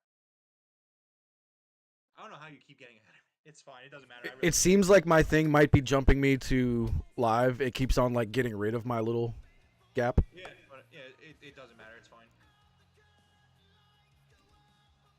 What a disingenuous prick. I fucking hate this guy. I used to really like this guy. There was a time where, man, this guy was really important to me. It's just really odd to me to see the exact same character that was in AEW. Like that it comes off a little weird to me. Again, that's not why I dislike Cody. Again. No, I know that. I hope Cody survives this match, and I hope he heals and he's back to whatever makes him fucking happy. But like, man, the disingenuousness of it, like where like Cody spent years being the throne breaker, being the guy that would take the shots that like other guys wouldn't do in fear of Cody's all bruised on his chest. I haven't seen his chest yet, but if he is, that proves it's real. That's what I've been waiting to see. This is bad. This match should not happen. Yeah. If that's how they were going to do it, if Bray's coming back, Bray should show up right now, destroy Cody, write him off, and he should wrestle Seth. But I doubt that's what we're seeing. See, I wouldn't even do that. I don't know. I don't like that booking. I wouldn't do the match because again, you don't falsely advertise things. They said at the start of this show, according to Twitter, I wasn't watching. They said at the start of the show that this match was happening. It was on. So like that's the thing. The match needs to happen. You can't go the whole show hyping up this match, do the entrances, and not do the match. They need to do the match. Like that's not the problem. Yeah, Ryan, I do agree with you in a sense, but what I mean is like that character was created in AEW, so it kind of just bothers me to see it in WWE.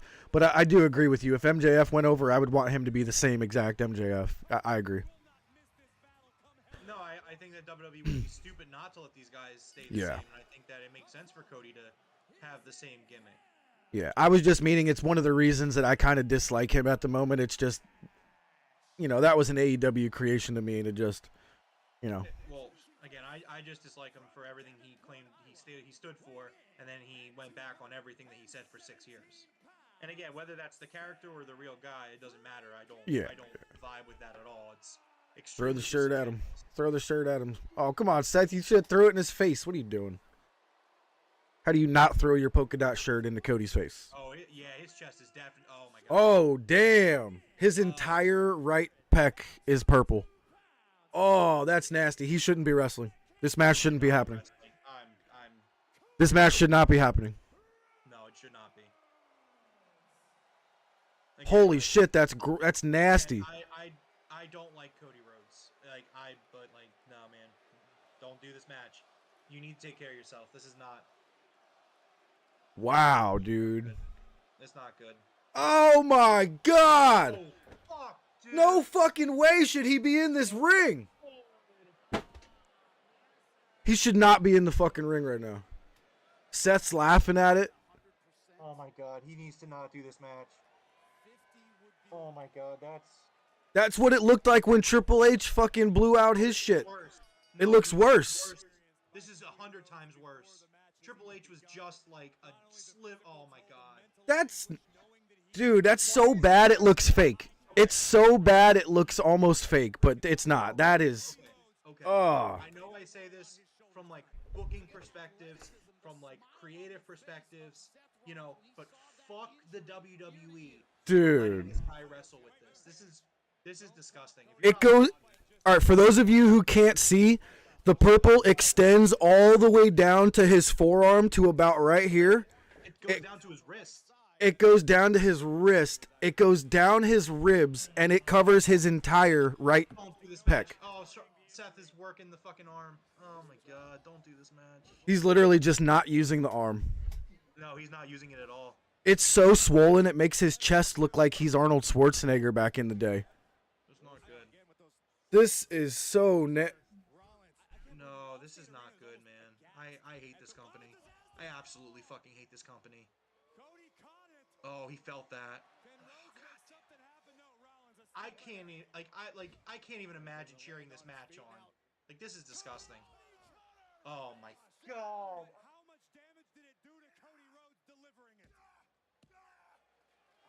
I gotta tweet this out. This should not be happening, dude.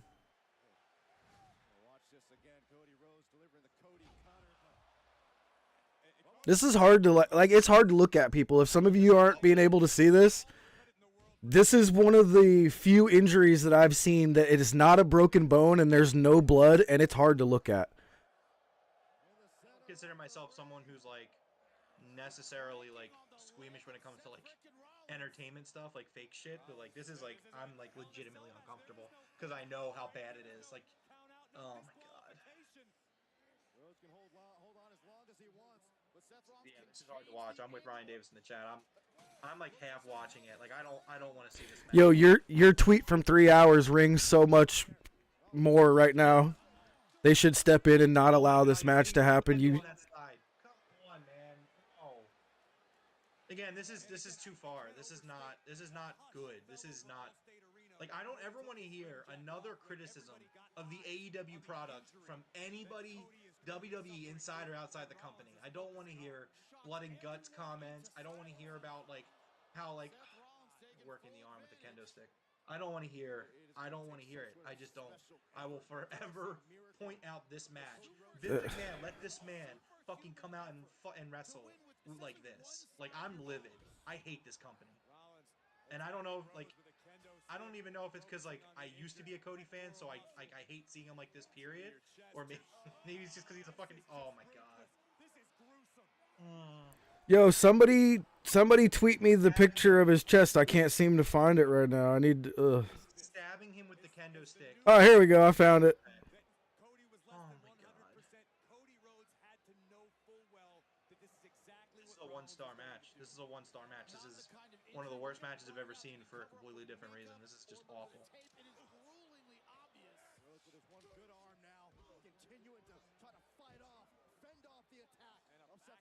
Like the match, and they're working super soft, I guess, which is cool. But like, it's obvious how soft they're working with each other. This is it's just bad. He just shoved Cody into the cage from the apron, and Cody flew into the cage, torn pec side. God damn it.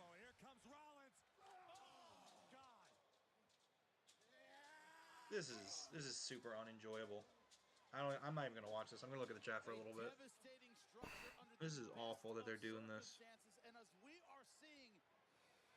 Such poor taste.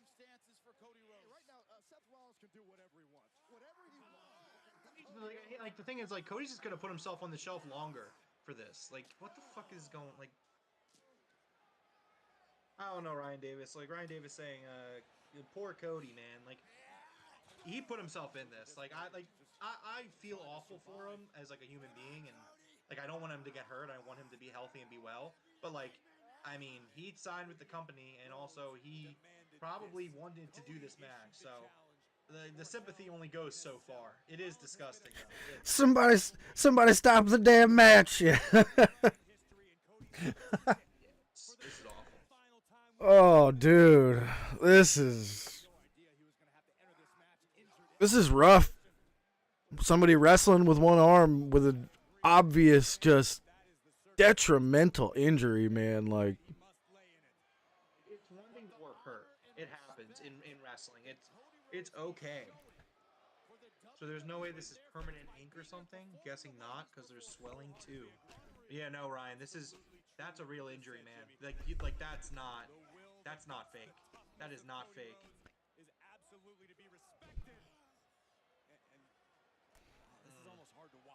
an investigation by who, John? There's no union for them. There's no. There's no union. They're independent contractors. Like, it's disgusting. It's absolutely. Oh my God, that's nasty. I'm actually glad that I'm here because I would have a lot to say. I have a lot Yeah, to say. Right I'm glad you're here for your reaction, dude. This is a big deal. Like, this is gonna be a story for a few days here. Like, this is disgusting. Like, I'll never forget that this company let him do this. dude, that's so. I will remember this for a long time. That this company really fucking let this guy do this with a. Oh my God, it goes around to his elbow. The bruising. Yeah. I didn't see that. And then he just hit him with the stairs in the arm. The arm's probably not injured, so. Wrestle, you get paid lots of money. Maybe it's makeup and not hurt. If it's makeup and he's not hurt, that's different. But like, I don't know, man. That looks pretty real, and everyone backstage, you know, a lot of the sources backstage are saying it's real. Yeah, Joe. And also, I disagree with the fact, like, yeah, like it's one thing to like they get paid millions, I get it, but at the same time, like they still need to worry about their health. Yeah. You know what I mean? It's Now, it'd be one thing if he was complaining about conditions or something. I don't know. Like we said earlier, if this is a work and this is not a real injury, they worked the shit out of us. So I'm like blown away here.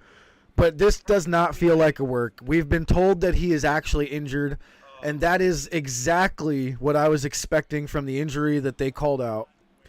Oh, Seth with a polka dot belt. Well, the thing is, though, you say, like, is it a work? I definitely don't think it's a work. Yeah, it's definitely not makeup. The swelling is proof, and it would be rubbing off. It's not rubbing off. That's legit. Oh, and he takes a lash from the polka dot belt. I believe it says Visionary on it for Seth. Oh, and he put on Cody's robe. Okay.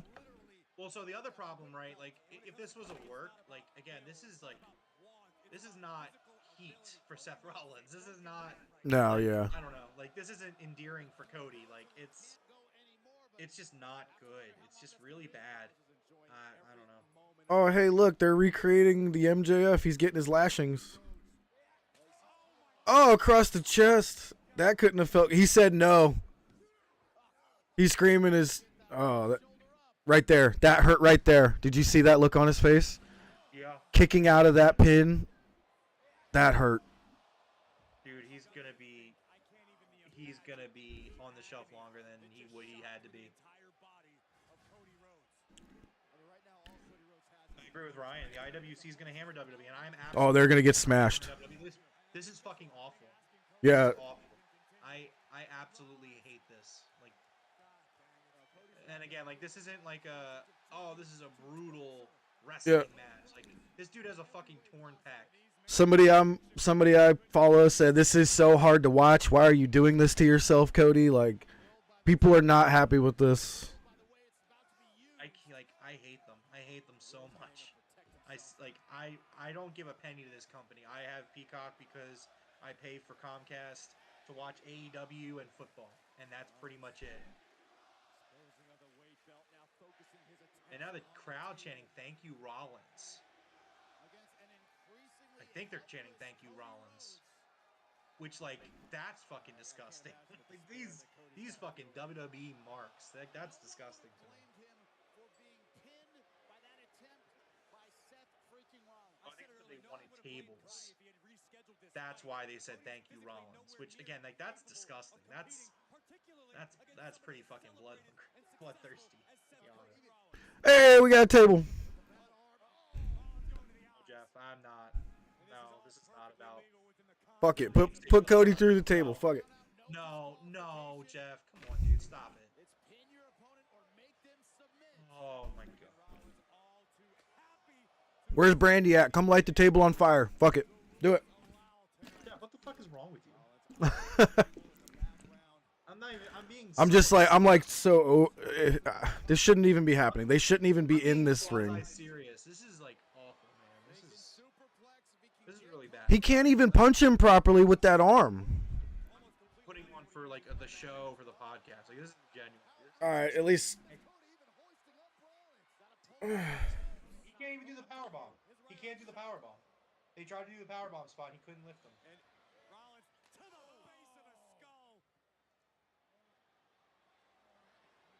Oh, God. I have a feeling this one's just about over. Guts and heart will only get you so far. In this case, guts can get you directly to no, he can't take the table like that. Oh, and Seth frog splashes to the table with nobody home. Cody rolled off the table. I guess that was the proper thing to do there. No, the proper thing is to not have the match. Not have this match, of course.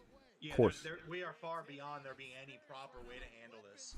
And this isn't against Seth either. Seth is doing the best he can to protect them either. Like, Yeah. I don't have a problem with Seth doing his job. Like, he's out there. He's got to do his job. But, like, man, I fucking hate this company so much. There's... Cody's picking up the polka dot belt. No one's going to sue him. Joe in the chat saying if it's real, let him wrestle with serious injury. He has lawsuit all over it. Vince wouldn't allow it. It's fake. My opinion, especially if he wins. Good point. I guess we'll see. No, we'll see. I mean, but the problem is... So here's the thing, right? A torn pec is a serious injury you miss a lot of time for. Why would they write Cody off TV when they don't have any other stars ready to go? Like what? Like what's the? And okay, so let's entertain if it's a work, right? Let's go down that avenue. If it's a work, it's an awful booking decision because okay, so he tore a pec and it's a work, so you need to keep him out of the ring for at least 6 months, a year, right? A pec's like a 9-month injury. So So they're booking him to not wrestle a match for 9 months when they're about to be without stars? Like that doesn't make sense. He's challenging Rollins to a match within a match. So he's got the cowbell on a rope attached to his wrist, and he threw it to Seth and told him to put it on. And Seth is now putting it on. So we're getting a cowbell rope match within a Hell in a Cell match. So Ryan in chat saying not only is it dangerous for Cody, but it's dangerous having Cody responsible for Seth's well-being in this condition as well. Completely agree. Yeah. Like it's so irresponsible, and it's just.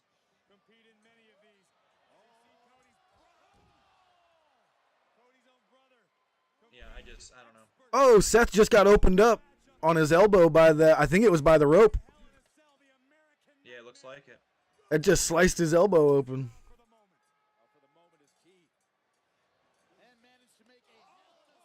Super kick from Cody. Slap his thigh. That's frowned upon there. I don't even want to joke about it. Oh, cowbell straight to the face. I don't want to joke about this.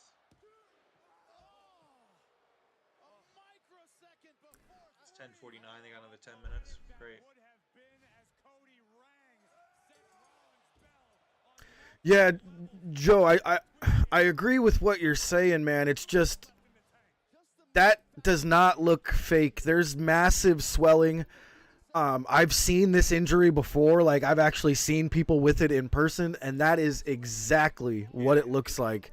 doesn't look fake to me. And like maybe it's possible, I guess, but it's not. yeah. It's, again, like we're beyond the point of pro wrestling. And look how swollen that pec is. It looks like he's got like a triple D breast assist over there. You know what I mean? Like that thing is swollen. It's very he should not be in this match. This is a nightmare for the American Nightmare. Yeah, one. Yeah. Babu, welcome to the stream. End it quick. Yeah, I mean, we got 10 minutes left. I think we're beyond that point. Yeah. This match shouldn't have happened to begin with. This is just end your pay-per-view a minute or two early. The rope's stuck in the ring there. I don't know if you saw that. He's trying to get that out. It's stuck. I see it. Yeah, it's stuck. I see it. He's probably going to wander off and let the ref try to figure it out. Oh, Babu, exactly. We're saying the same thing. This is so uncomfortable to watch. Like, another table coming out. Seth, you already went through a table. Like, and again, in the chat, I agree with Miudga, where he completely respect Cody's decision to do it. Like, it's respect. You respect them for it, but like. Vince should never have let this match go on. No. This guy fucking walked past Vince McMahon at Gorilla, and the fucking piece of shit literally let him go out there with that, like that. Like I can't stand this company. Like, every time I think it can't get any worse for me, it just does. Like this is deplorable and negligent on such an extreme level where it's just like.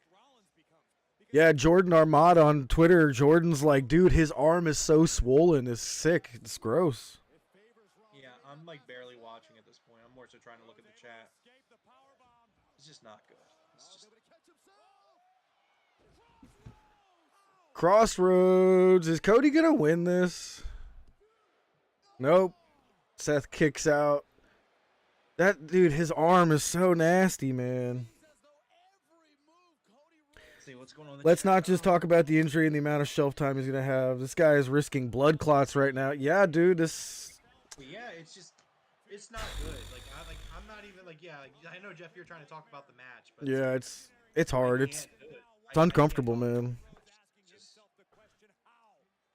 It's just negligent, man. Like we've seen people die in a WWE ring. Yeah.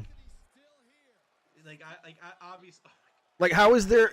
That was a nasty shot. Oh my god! Like, how is their insurance company not calling him? Like, what the hell are you doing? Get him the hell out of that ring right now.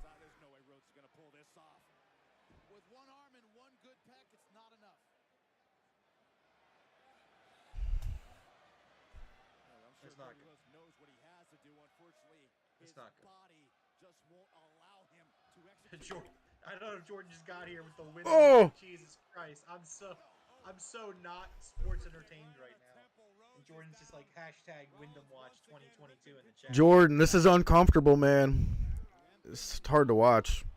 No way. No way. He just got here. Oh my God! Why? Why?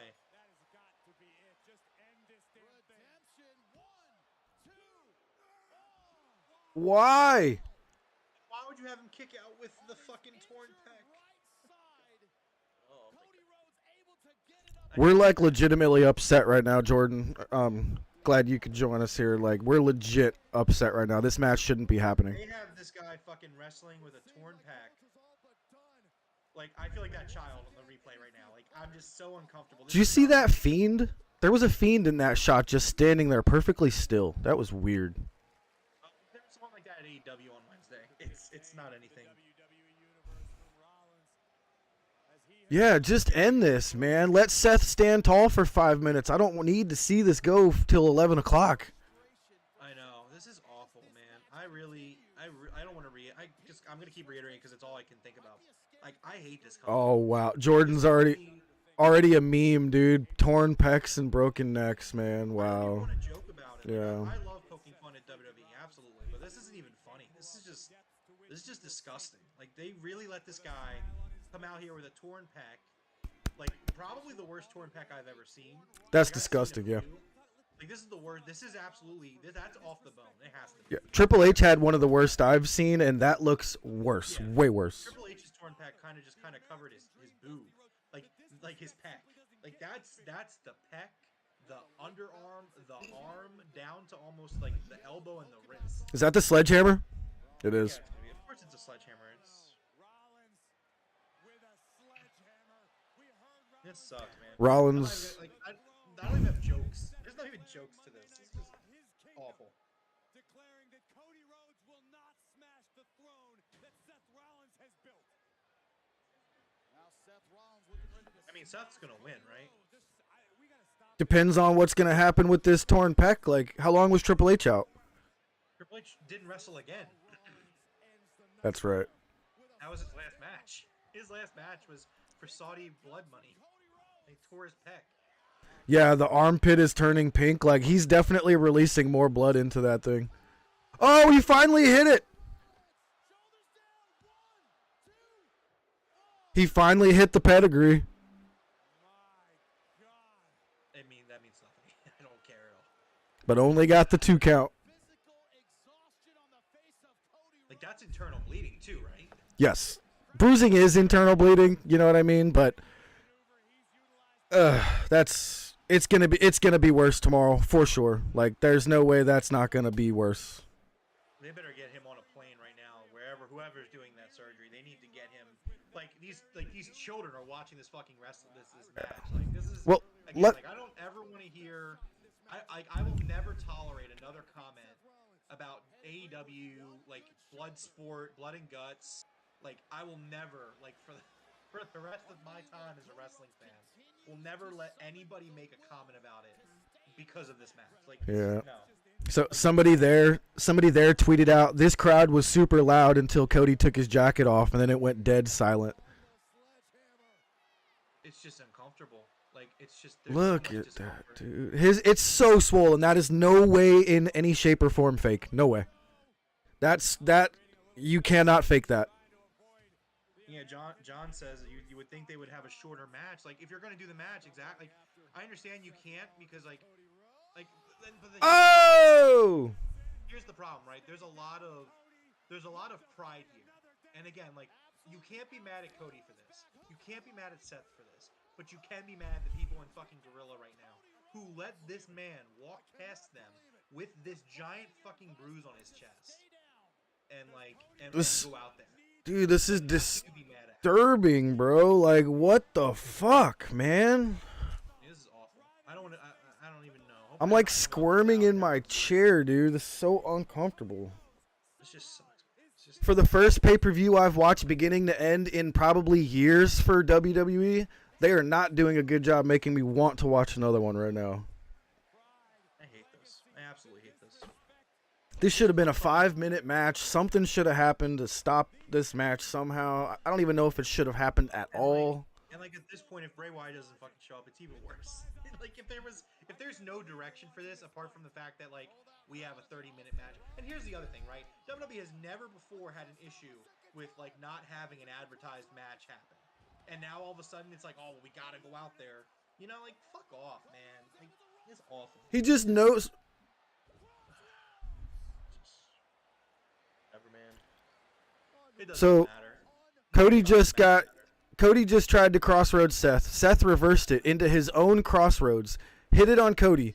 Cody no-sold it, and then hit him with another crossroads. What the what? The action is irrelevant. I know. I'm trying to talk about something other than being physically disturbed by the match. I get it, but, like, there's nothing to talk about. They shouldn't have let him out there. It's extremely awful. All things considered, the match is decent at this point. I mean, Jordan's asking in the chat because again, the quality of the match. Like, we cannot talk positively about this match because talk positively of it, like, allows it to happen. Like, and I'm not okay with this match happening at all. Jordan in the chat saying, if there's no Wyndham, what did his tweets allude to? I mean, he definitely signed somewhere. I think that's what it alludes to. Where, I don't know. I mean, could be AEW, could be WWE. I don't know. I mean, if he signed with WWE, I would bring him out. that's so nasty, dude.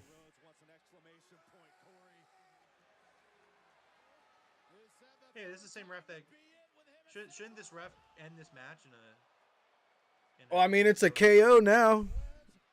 This match is over. I was trying to make a joke, but I'm gonna drop it. 1, 2, 3. Cody fucking wins with a torn pec.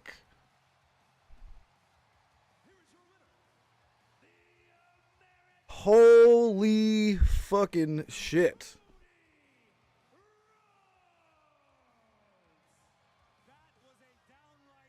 Disgusting. It's just disgusting. I think those pink marks are from the belt, to be honest with you.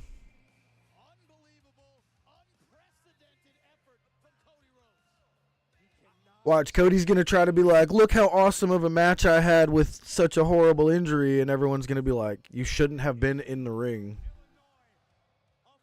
I just hope he's okay. I hope that he didn't make it worse by being out there and having a 30-minute Hell in a Cell match. That's what I hope.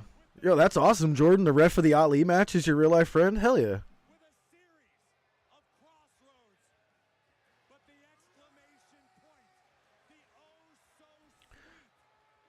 All right.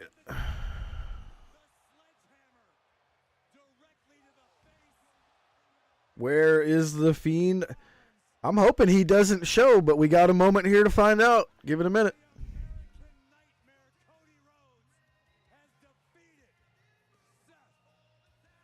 Oh, that looks worse than it was when it started. That red is, that's getting nasty.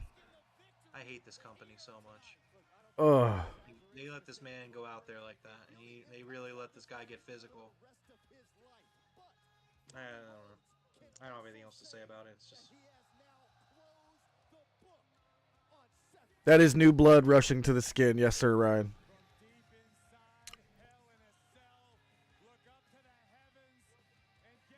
This was more uncomfortable than watching Nick Gage slice open Chris Jericho's face with a pizza cutter. So I have a feeling that, yeah, we'll probably get Bray here. Ref's out of the ring. Seth's out of the ring. Cody maybe if Bray comes in, like, hits Cody. That red is pushing more to the chest. Why did you push past 11? You could have ended this match at 10:55 and had him stand tall. Adrenaline wears off. Whatever shot they gave him in the back is going to wear off. There is no way he did that without painkillers. No way. Absolutely not. I would be surprised if he can't.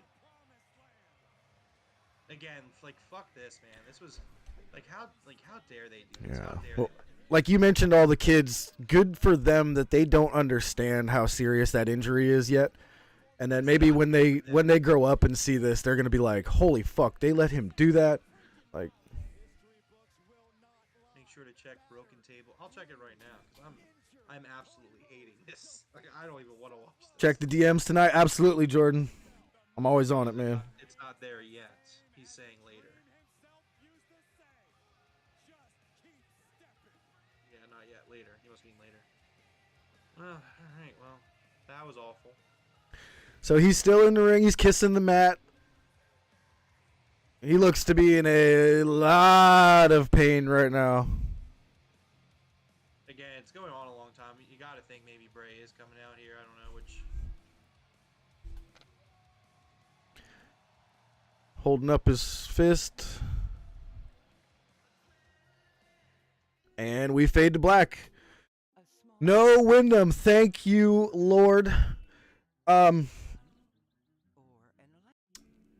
Dude, before this match, this was a 4 out of 10 pay-per-view. I don't want to give this a fair rating because that match should not have happened. Cody should never have been in that ring. I'm like besides myself, man. That shouldn't have happened. Whether it was a good match or not, which it was, that should not have happened. No, it shouldn't have. Not at all. I think that, yeah, you can't give this match any kind of rating. I mean, at the end of the day, I don't think it's right to glorify this match at all. I think that, it's completely, like, garbage and scummy on Vince McMahon's part, on Kevin Dunn's part, on everyone who's at Gorilla's part, anyone who's in that building who has a say, and let that match happen. Like Like I know that there was like Joe in the chat was kind of implying maybe it's fake. And to me, from my experience, obviously I'm not a doctor, but it looked real to me. It didn't look fake, and like it's disgusting. Like that's just it's just another thing for me to say that I just don't like that company. I fucking hate that company. Yeah. I hate WWE for a multitude of reasons, and that's just the latest list, like the latest on the list, is that they let this man who tore his pec to this morning working out, lifting, which mind you, it probably happened because he's lifting so much because like God forbid, like it's WWE, so they probably want him to be as bulky as possible. So I wouldn't be surprised if he's going beyond the limits of what he probably should be. Tears his pec, and then Yeah. they let this man wrestle. Yeah, like I can't say it enough. That match should not have happened. Ryan, have a good night, brother. If you're still here, click that link for the Discord there. We can always hang out when the podcast is not live. Discord is really fun to hang out in. Yeah, the Day Trading Doge, he linked that Discord for us. Thank you very much, man. Dude, I just don't even know what to say, man. Like, let me leave off this match. This was a 4 out of 10 pay-per-view. This was terrible build. One good match as far as I'm concerned. I think the women's match was fantastic. Maybe the 6-man tag was decent with Edge and Judgment Day, but that should never have happened. That ruined the whole pay-per-view for me, even though it was already fairly not good, mediocre, whatever you want to call it. But yeah, Big T, the minute he took his jacket off, the air was sucked out of the arena. Yeah, I mean, somebody tweeted out they were there and the crowd was hot. And as soon as he took his jacket off, it went silent. Yeah, that shouldn't have happened, man. That was gross. I had a tough time watching half the match, and every time they put the camera right on it, it literally disturbed me. Yeah, it was not good. It was a match that should not have happened. And again, like I know you're trying to rate the night because it's the thing to do. Yeah. And I get it.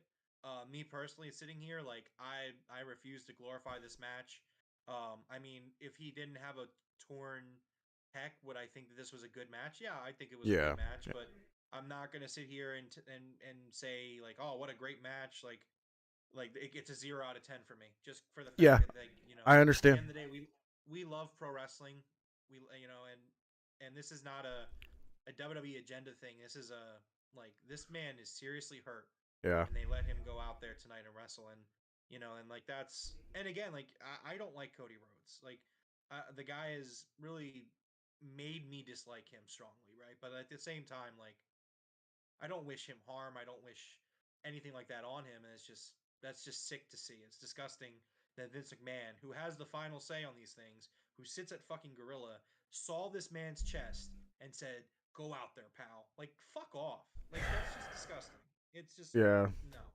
It's just not good, and I'm gonna continue to wave this flag for a long time. This was disgusting. It was absolutely disgusting. That's the word I would use. Japson, Alex, I'm not sure what you typed in there, but I don't know what that. Sorry, bro. Thank you guys for joining the Discord. We got 3 new joiners in there. We got Sellington, Jordan, thank you very much, and we got Marty Tender. Thank you guys for joining. Messages anytime you guys want. I'm pretty much in there all the time, so that's awesome. Let's see. Big T says Cody just made it a lot worse for himself. He's going to regret that in the middle of the night. Trust me. Oh yeah. He's going to regret it for a long time. I mean, like that type of injury, I wouldn't be surprised if he aggravated it and made it worse for himself. You know what I mean? It's like that's a bad injury. And again, like it's one thing to work hurt. Working hurt happens in pro wrestling. It absolutely does. But like to do that, like not good. Maduga in the chat, good night. Have a good night, man. Hopefully you're not thinking about this match much longer. Yeah, and I honestly, before this started, I was like, he might not make it very much worse for himself. Maybe they can work a match to where it's not going to affect him. After watching that match, there's almost no way that that's not going to be worse. And T, you're right, man. In the middle of the night, if he can even sleep, he is going to wake up in a tremendous amount of pain. I wouldn't be shocked that since it's Chicago, they have a lot of very good medical facilities there. I wouldn't be shocked if he's getting surgery in Chicago, and he's probably already on his way there. Yeah, I mean, I also think that there's a like while yes, I hold Vince McMahon responsible and I hold the company responsible, and obviously you can't just say Cody needs to know when to check himself and say I can't do this. Big T kind of alluding to it in the chat, but like that like so today Cody had a very old school carny bullshit mentality, and he like absolutely should have like he's got a fucking daughter at home. He's like he can't just have matches like this with torn pec. He's got a family at home. He needs to take care of himself to some degree. Like you can't just go out there. Like your dad wouldn't have wanted you to do this shit. Like I understand your dad might have sucked it up and dealt with it, but that was different day, different age. That was Yeah. like we're not in And those days anymore. You know what I mean? Like you got to take care of yourself, and to see him not do that, like I don't know. I feel bad for Brandy. I feel bad for Brandy. I feel bad for his daughter because like great he point, could have went out John. there. He could have went out there and bled to death. Honestly, like Yeah. the internal bleeding, he probably could have. That's not good. Dave Meltzer has tweeted out a little while ago, that is not makeup on Cody. That is real life full pec tear. So it is not a partial tear like they told us. That is a fully torn right pec. And that is what it looks like less than 24 hours later. It probably looked like that within 8 to 10 hours, to be honest with you. So let's stop for a second because John Cream just made comment of the night. Yes. In the chat, Jeff, you should stop watching WWE. If anything, this is all this event ever told you. I agree. I mean, like I understand you wanted to do Wyndham Watch. Yeah. And I love doing these streams. I love being here with everybody. I have a blast doing it. It's the reason I came to do the stream, not a podcast. To do the stream. I don't want to watch another WWE event. This was scummy, man. This was, I mean, to quote JD from New York, this is fucking insane. Do you see Cody's arm and chest? The WWE should be fucking ashamed and embarrassed. Yeah, it's just perfect way to put it, JD. This is just another black spot on their record. I hate them, and this is why I hate them. And I don't sit here and dislike them for no reason. You know what I mean? And it's just like this is just another another day in the life of an ex WWE fan. I sit here and I see this shit happening, and I just wish this company would just go away because it's like people keep watching it and it's not good, and they think that they can just do whatever the fuck they want to do, like put a man's life in jeopardy with these fucking injuries. And it's just like. It's disgusting. And as much as I would like to say, like, Cody's doing it for the love of the game and for the love of the fans, yeah, but there needs to be a limit, man. Like, I believe it was Juan or John earlier said, no athlete is going to take themselves out of a performance unless you make them. And that is super true in the NFL. There's been plenty of guys who, like, they want to go out there and play, but the coach is just like, go sit your ass down. That's what the coach is for, man. That's what the general manager is for, is to save you from yourself. And if Cody's the one that pushed so hard to get this match to happen tonight, so be it. But there needed to be somebody to talk him out of this. Like this was again. The buck stops with Vince McMahon. It always has until the day he fucking drops dead. It always will. And it.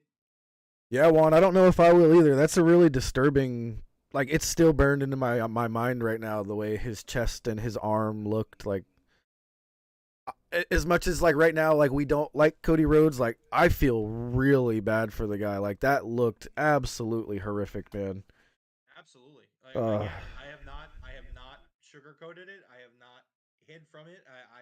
I fucking hate Cody Rhodes as a professional wrestler, whether it be the character or the person. I dislike the man very strongly. He is probably my least favorite person in the wrestling industry today. But like that being said, like I would never wish harm on him. I would never wish anything like that on him. And apparently Vince doesn't give a fuck. So Juan, that's a great point, man. I think Arn Anderson would have been like, "You're fucking out of your mind if you think I'm letting you wrestle this match." I bet you I wouldn't doubt it if Arn Anderson says something. I want to see, yeah. And I agree. I don't want to like focus too much on on booking, but I mean Jordan also makes a great point in the chat. He's saying that Cody finally hit the pedigree for a false finish that he's been teasing for 4 years. Yeah, yeah. Again, Juan saying, Arn would be there to tell him Dusty wouldn't want him to see him like that. Yeah, absolutely. Coming from a man who knew him personally. Yeah, it's disgusting. That would be. You knew Dusty, Juan? Is that what you're saying? That's No. He's saying Arn knew Dusty. Oh, got it. Arn would tell him that Dusty Yep. wouldn't want him to be. Brain is That's scrambled because, again, eggs. The man's got a family. He's got a kid. Yeah. Got a wife. A Big T in the chat saying, just 100% confirmed that WWE is the Ringling Brothers and Barnum and Bailey of pro wrestling. They will work their elephants to their last breath, and once the elephant dies, they will find a new one. Yep. Oh, Coach Nick saying that we have the same viewpoint about WWE and Cody Rhodes. Coach Nick, what's up, bro? Yeah, Coach Nick's, that's just how it is, man. I used to be a WWE fan, used to be a Cody fan, but at the end of the day, I stick by what I feel and the morals that I have, and I'm loyal. I'm definitely a loyal person, but like to a fault. There's a line there, and Yeah.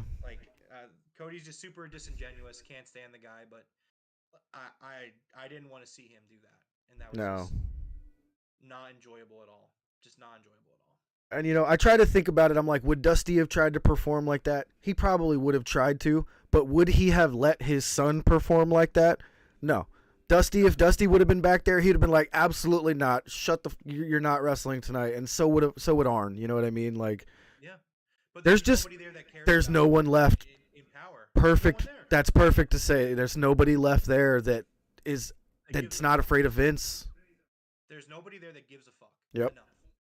That's what you take away from that. Because again, this man was there all day. Like this news about this injury broke this morning. Like he walked around backstage with this pec looking like that. Forrest, yeah, bro, that pec. He walked up to Gorilla. Forrest in the chat. Oh, what's up, Forrest? He walked up to fucking Gorilla looking like that with that giant bruise. I'm speechless. I'm speechless that nobody, especially Vince McMahon, and that's why I say it from the bottom of my fucking heart and soul, fuck Vince McMahon. 100 times out of 100, let this man go out there looking like that. And again, but we shouldn't be surprised. It's the same guy that Owen Hart fell to his death in the ring, and their reaction was, let's get the next match going. Well, nobody should be surprised by this. Yeah. There's no shock. It's just. Well, we appreciate you joining with us here, Nick. I love that you guys are hanging out with us. It's one of my favorite things in the current world we live in right now is hanging out with you guys. So thank you all very much. Before we know it, we'll be at that giveaway for 500 subs. We will be giving away a Sting Luminaries figure. So if you haven't subbed, please go ahead and hit that sub button for us. Oh, dude, what a night. I did not expect, when I heard he had a partially torn pec, I did not expect him to come out with a full-blown torn pec and have just unbelievable internal bruising like that. I'm still in shock, dude. Yeah, Forrest, we made that point like multiple times. I even said it before we saw Cody. I was like, Triple H did this and it looked nasty, so we'll know the moment we see Cody. And sure enough, man, it was worse than Triple H's, like way worse. Yeah, and Coach Nick again saying this just shows Vince doesn't care about the wrestlers. At the end of the day, no, he never has. You know, and it's just it's just disgusting. It's just slimy. Yeah. It's gross, and it's just like, how can you support this company? And how can you I know I joke with you, Jeff. I know you don't fully watch. All jokes aside, you tune in and out. Yeah. Fair. Which for me, in my opinion, I still think that's too much. That's giving them too much. But I can't imagine someone in 2022 spending giving money to this company. And I get it because again, I used to be the most adamant diehard WWE guy. If me from 10 years ago saw what I say on this stream and what I say on this podcast, and be like, wow, really? What happened? Yeah. It's just how long do you have, me from 10 years ago? But no, it's just disgusting. It's gross. I can't. I'm glad I don't support this company. Again. Yeah. I only get if Comcast said tomorrow, like, all right, well, we're charging for Peacock again. You know, I would never see another WWE thing ever again because I wouldn't watch it. Like, I jumped on Oh, the stream same. Yeah. because I love streaming with you.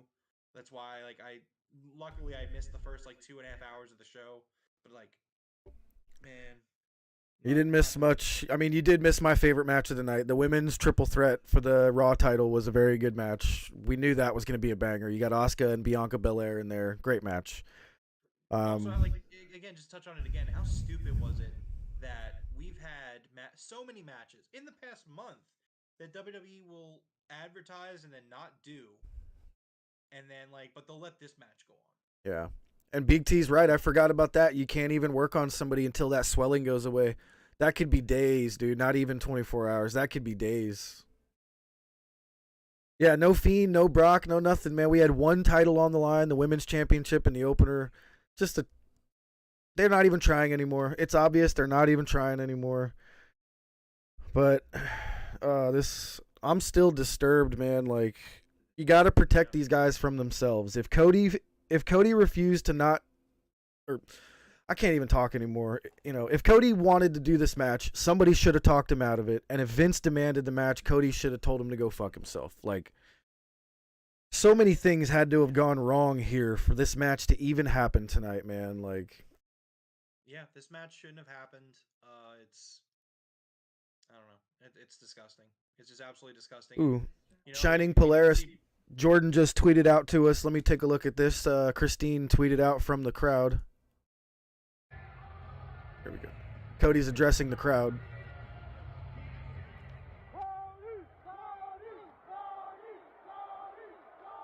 The crowd's chanting Cody.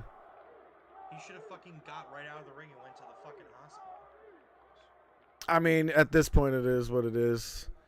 No, dude, he's got to, like, come on. Like, I understand what you're saying, but yeah, it's not good. Forrest making a joke. He's saying could have just played one of the other 20 matches Cody beat Seth in. And yeah, I mean, he could have, probably should have. I can't understand him. It's pretty muffled on here, so I'll probably watch that later on Twitter to see what he said, see if it's not so muffled. But at the end of the day, I mean, there's no excuse. Yeah, they could have played one of the 20 other matches. Great point for us. Or they could have just been like, you know what? Cody is injured. We have a replacement for Seth. Here's somebody else. Like Gunther. Give somebody a shot. Bring somebody. Right. And like, I agree with Big T in the chat to an extent. You saying, let's be honest, there's nothing anybody could say backstage that is going to change Vince's mind. They're probably too afraid to tell Cody the truth in order to not get fired.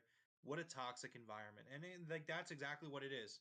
Like, it's just, at the end of the day, like, I understand that people have to worry about their jobs to an extent, but like, we got to be human beings, you know? Like, yeah, somebody had to stand up to Vince, like, and Cody. Like, come on, man. Like, it's just, it's sickening. It makes me sick to my fucking stomach that Vince McMahon saw this man's chest and said, "Go get him, pal. Go get him, Tiger."